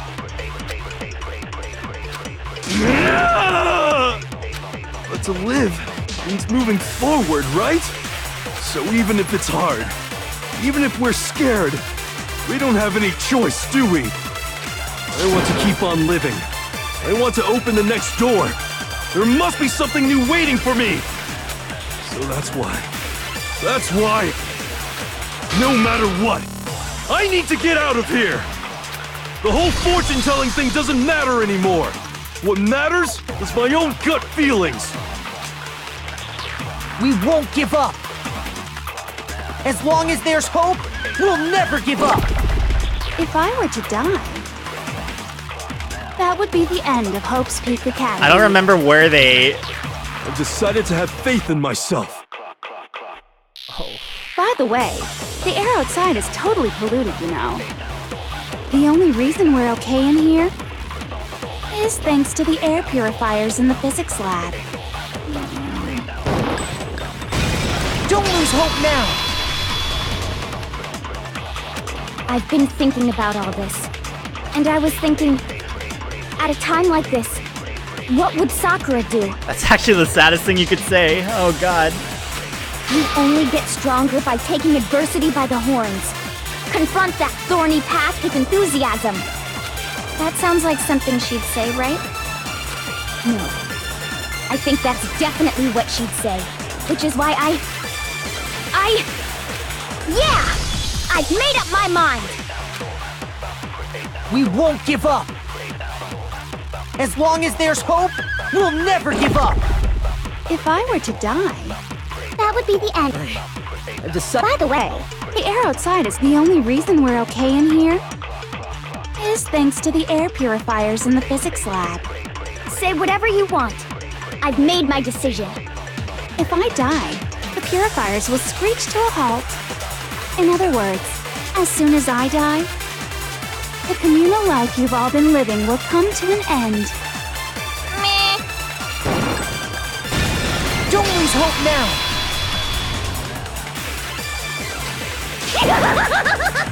I don't care either way. I'm fine with whichever one is more interesting. Actually, I may not look like it, but I always hated school. Hell, no matter how I look, still hate it. Oh, but no matter what, Master has to come along with us. We won't give up! As long as there's hope, we'll never give up!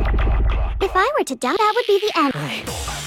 By the way, the only reason is thanks to the air. Say whatever you want. If I die, In other words, as soon as I die, the communal life you've all been living will come to an end. I can keep on living as long as I have my Master's love. All of you will have to leave. You'll have to go into the world outside, where only death and despair are waiting. Don't lose hope now! What's the matter? You're not actually trying to encourage me, are you? Ridiculous. It never even crossed my mind that I might give in to despair. But don't misunderstand me. I couldn't care in the slightest what happens to you. I just have to keep my word. I swore I would end the life of the Mastermind. Besides, the Togami family isn't dead, because I'm still alive. So until I can restore the Togami family and bring it greater glory than it's ever known, we won't give up! As long as there's hope, we'll never give up! I think it's that picture If I were to die, that I have to get her with. by the way, the only reason is thanks to the air. Say whatever you want. If I die, in other words, the communal life you've all. I can keep on living as long as I have. all of you will have to leave. You'll have to go into the world outside, where only death and despair are waiting. I already said I would claim the Mastermind's life, by whatever means necessary. So, what are you gonna do? Will you just die? Is that what you want? Don't lose hope now!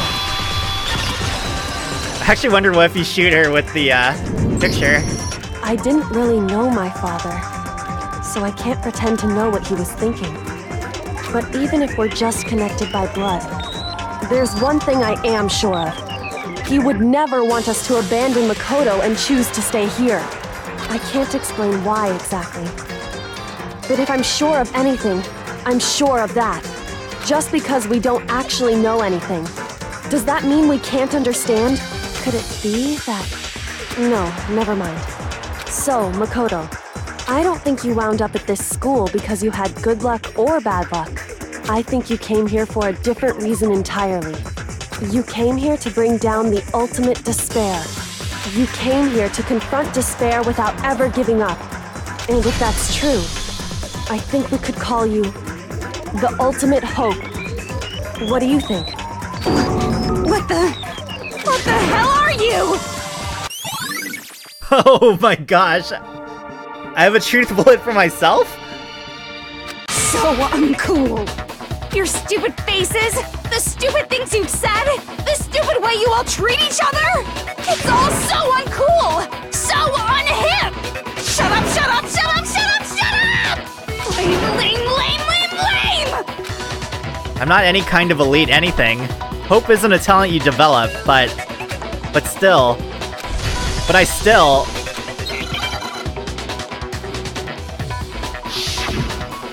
Oh, shoot.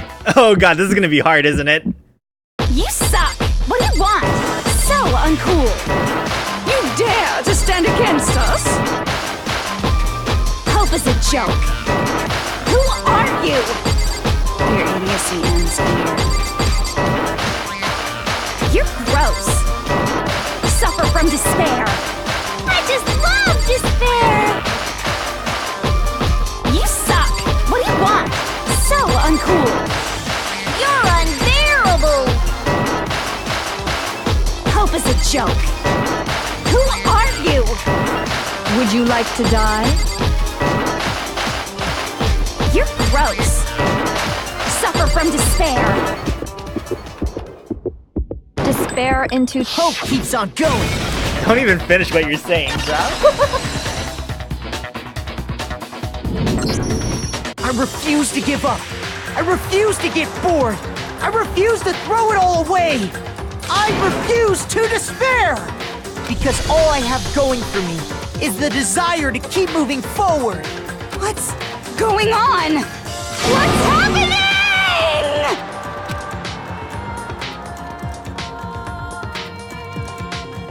Oh my gosh, I cleared it.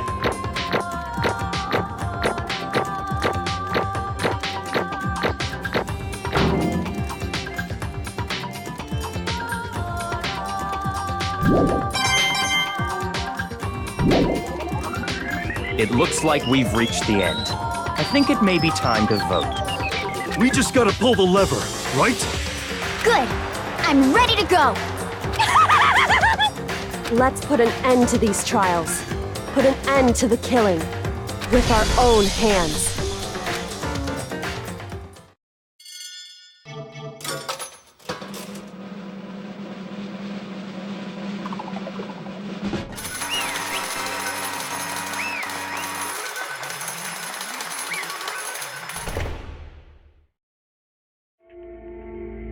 The hell? Indeed. You've lost, Junko. I lost? I lost? Me? No way. Well, that's just... It can't be. You still don't accept it? Even the ultimate despair herself is vulnerable to the onslaught of despair, it would seem. What the heck? But there's no use trying to fight it now. Well, that's just... totally the best! Oh god. Huh? So this is despair. We came to the school 2 years ago, created our incredibly detailed plan. I even killed my own sister for it. And now To come this far and fail at the very end? True despair. It's the most ultimately ultimate despair. What are you talking about? And now Don't you see? I was so hopelessly desperate. I was bored of the world the moment I was born. That's why I've been looking forward to this so desperately. This once-in-a-lifetime experience. It is my first and last colossal despair. Here at the moment of death. To have the chance to taste of the highest grade despair. The utter failure of my dreams. True despair. I'm so hopelessly happy right now. Huh? Wait, is she enjoying this? Anyway. Are you prepared to admit defeat? You think I care whether I won or lost? Either way, it doesn't change a thing. Totally the best! Outside is only despair. Inside is only despair. No matter where you go, despair awaits you. That's not true. Not possible. You're wrong.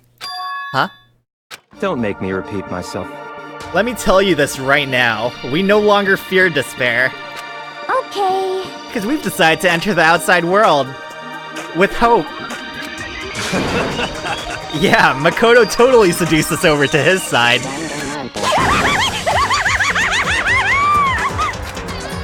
Everyone! Hey, You said that despair is as contagious as any disease, however... but the same is true of hope. All you have to do is look at us to see how true that is. Kyoko... No.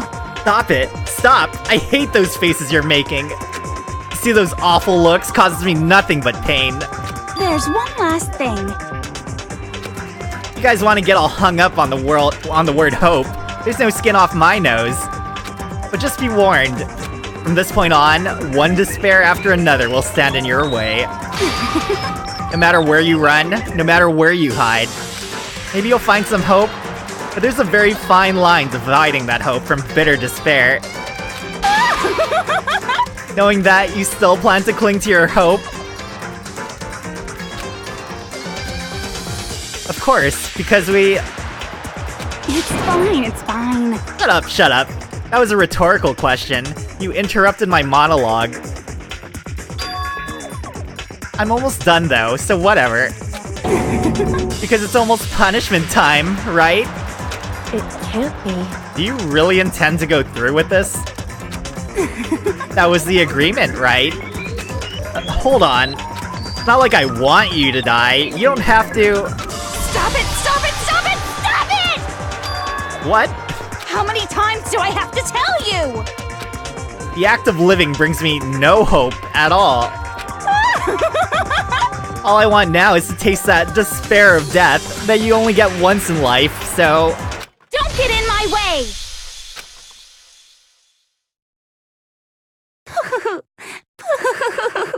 I wonder what her death is gonna be, what the heck? So this is how the despair of death feels. It's so wonderful! Even a tenth of this despair, even 100th. I want every last soul on this planet to taste such despair. I want the entire world to die with that despair in its mouth. Okay, let's do this.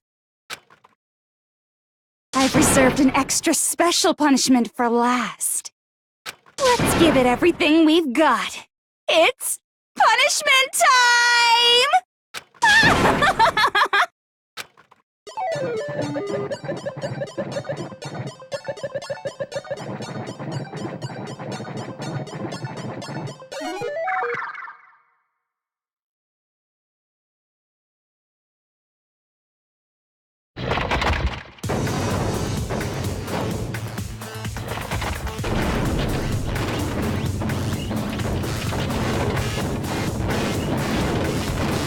Oh, is it? Is it all of them? Oh, no way.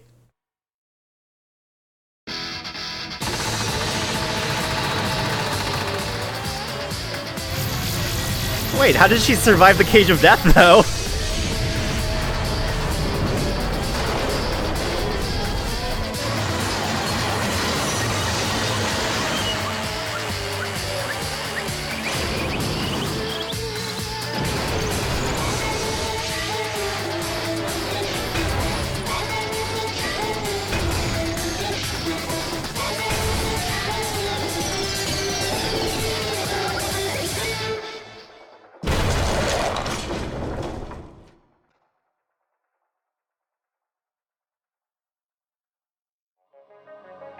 He really didn't care.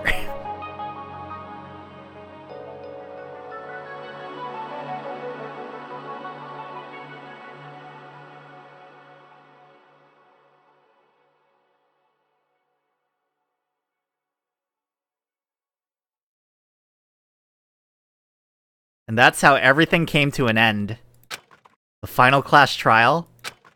Junko Enoshima, the ultimate despair. Life at Hope's Peak Academy? It was all over.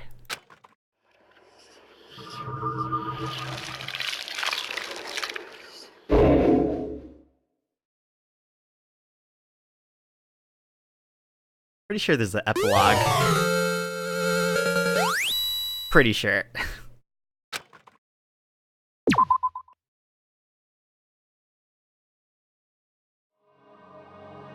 But even after saying it was all over, not like the building exploded or collapsed in on itself or anything. That wasn't the kind of ending waiting for us. Nothing changed. Well, with one exception. The air purifiers turned off. Just like Junko said. They shut off immediately. That was the only difference.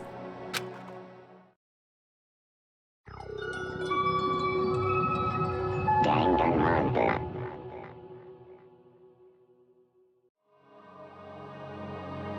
We left the courtroom and made our way to the main hall. We stood in front of the door. Nobody made a sound. I felt almost absent-minded. This was our epilogue before the final ending. We're stuck there in limbo, unmoving, unsure. But in the end...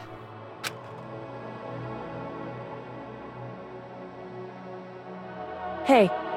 We can't just stand around like this forever. At some point we need to leave. To nobody's surprise, it was Kyoko who broke the silence. Makoto.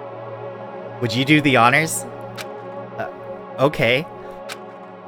As if awakened by Kyoko's words, I took out the object we'd gotten. Up until the moment of her death, it had belonged to Junko. And in the end, she dropped it before us. So, But, is that really it? Is that really the key to this door? Indeed. You don't have to read into what she said too much to find the answer. If, on the other hand, you desire to see us punished, then you must all leave this place. I will force you out, ensuring you all die horrible deaths in the outside world. In other words... I will force you out. She said that just before dropping that. It makes sense that it would be our way out of here. But... You never know. Maybe it's actually a switch that's gonna make the school self-destruct. I mean, Junko never said specifically that she'd let us leave here alive. It's true. You may be right about that. Maybe?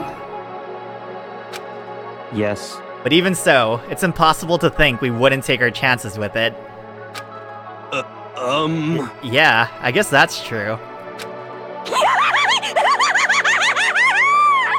There's nothing to worry about. My beautiful scissors! If something ever happened to Master, I'd take my scissors and jam him so far up.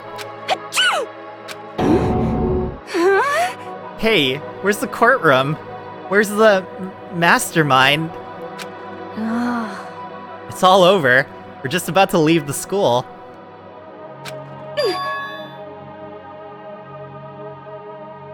What? Leave? We can go outside? Then that means me and Master can get married? And then he'll give me a little jewel of a baby? That's enough. Please stop. That would be a greater horror than anything I've encountered so far. Anyway... Don't worry. I have no doubt that we'll be able to leave here without a problem. but... It's what happens after we get out of here that I'm worried about.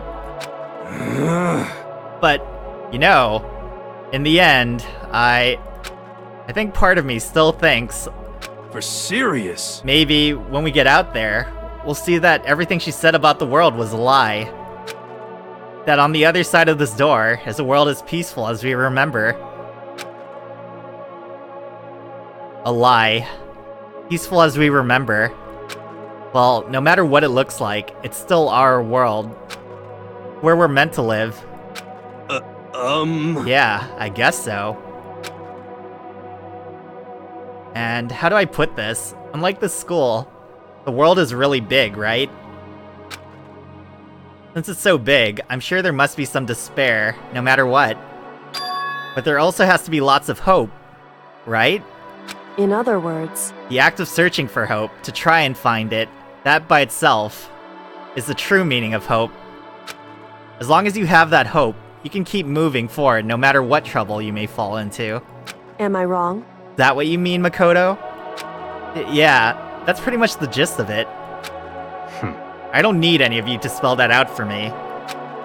You know, Junko mentioned that there were still others out there who hadn't cast away hope just yet. Maybe I should find them and make them work for me. To rebuild the world, we must first rebuild the Togami dynasty. I'll go with you. I'll follow you anywhere you want to go. You got it! Well, my first stop is gonna be the closest donut shop. I can figure out the rest from there. Hey. What are you gonna do if there are no more donut shops or donuts? Okay. I'll just get some flour and make some myself. And if there's no flour, I'll just grow some wheat. I get it now. There's no road. You just gotta build one. Creation. Fate is telling me to remake the world. Could it be? That's my hope. How about that? I've reached the next stage. The next chapter of Yasuhiro Hagakure's life story is about to begin. Whoa! Thanks, Hina. You've totally opened my eyes. Hey, personal space buddy, you're seriously creeping me out. Makoto. Come on, Makoto.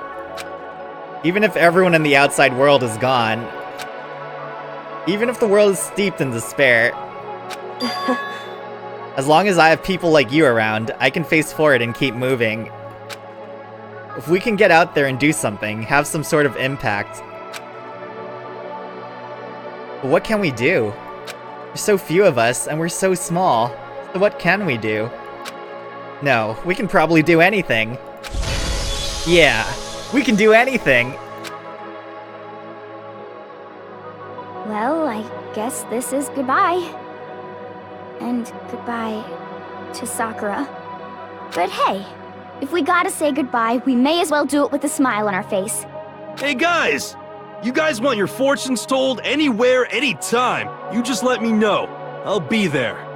You know how much I hate being annoyed, but if something does come up, you may as well let me know. I can't guarantee I'll actually bother listening, but, you know. I don't know why, but I have a burning desire to start writing. I might be able to pull it off. A story about Master and me, and the others, I guess. I can't say I'm sorry about what happened, but still, it does feel kind of strange. I really don't know what to say. I guess we graduated?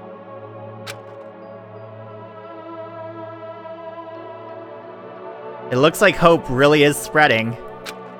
As long as I never give up, I have to push even harder. I'm going to keep moving forward with hope in my heart. Since I have hope, I can show courage. Since I have hope, I can move ahead. The world can move ahead.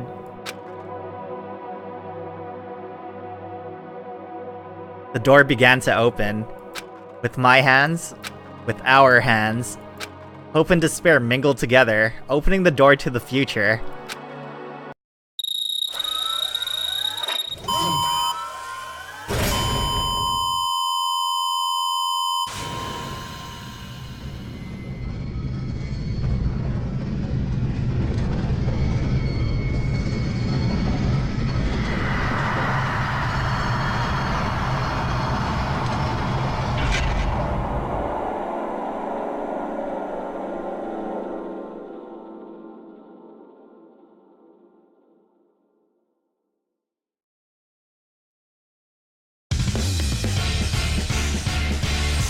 Oh, it's left ambiguous.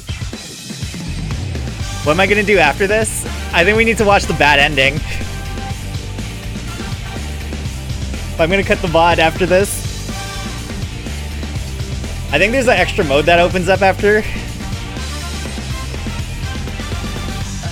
So I guess I'll check that out for a little bit.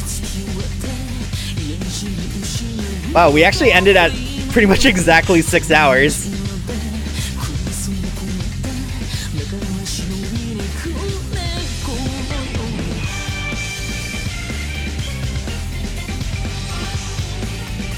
Why? I already did actually experience it though.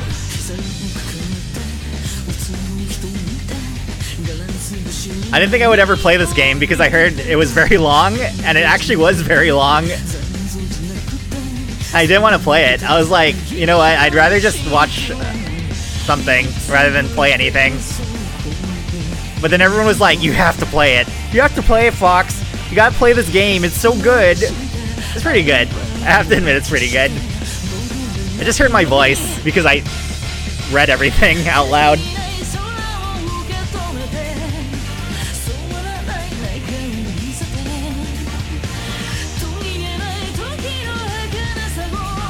Yeah, I'm probably gonna play Danganronpa 2 and 3 and Despair Girls. I know a lot of people hate Despair Girls, but I'm gonna play it anyways. But I know that comes after DR2.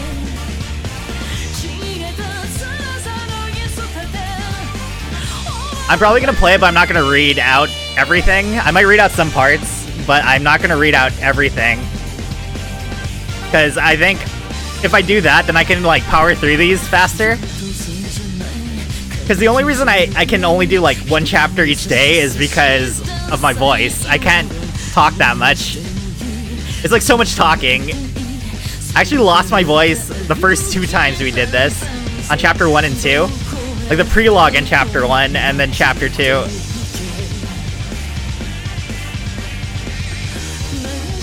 Prologue.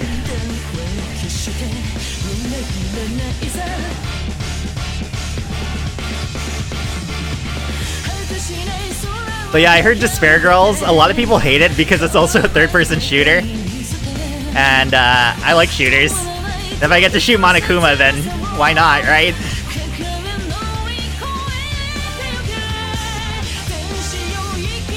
I don't know, I'm assuming everyone hates it, not only because it's a third person, I think it's because I think it involves Toko as like one of the 2 main characters. So I'm assuming that's why a lot of people hate it too. Toko's pretty unbearable. Unbearable.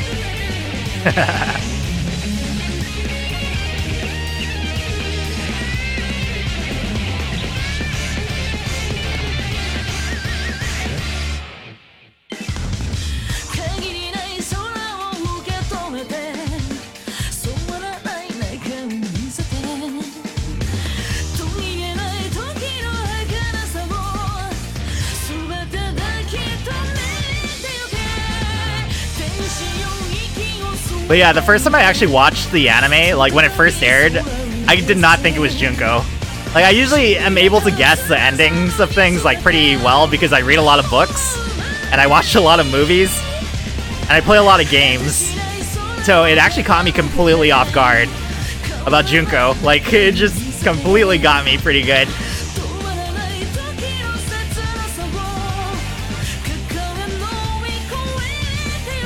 Like, when I was first watching it, I was, like...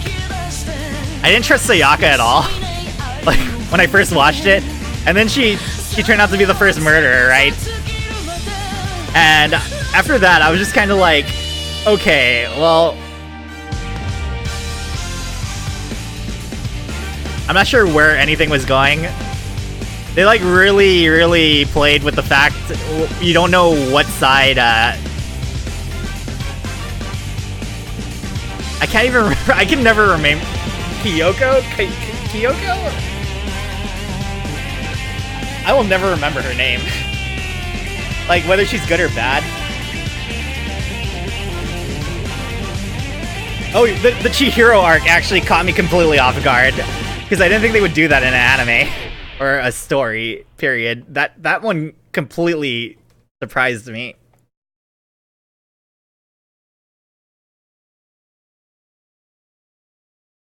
At least in the anime, because they don't focus really on it. In the game, they kind of hint at it, like, pretty hard. Interesting. Things are getting very interesting indeed. Like I said at the beginning, I'm not a teddy bear. I am Monokuma. And I am this school's headmaster. Yikes.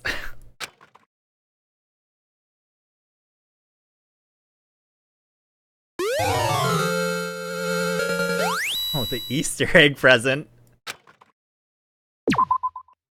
I just got an achievement. All's well that ends, Okay, hold on. Let me cut the VOD real quick. I'm just gonna stop the timer just for dramatic effect.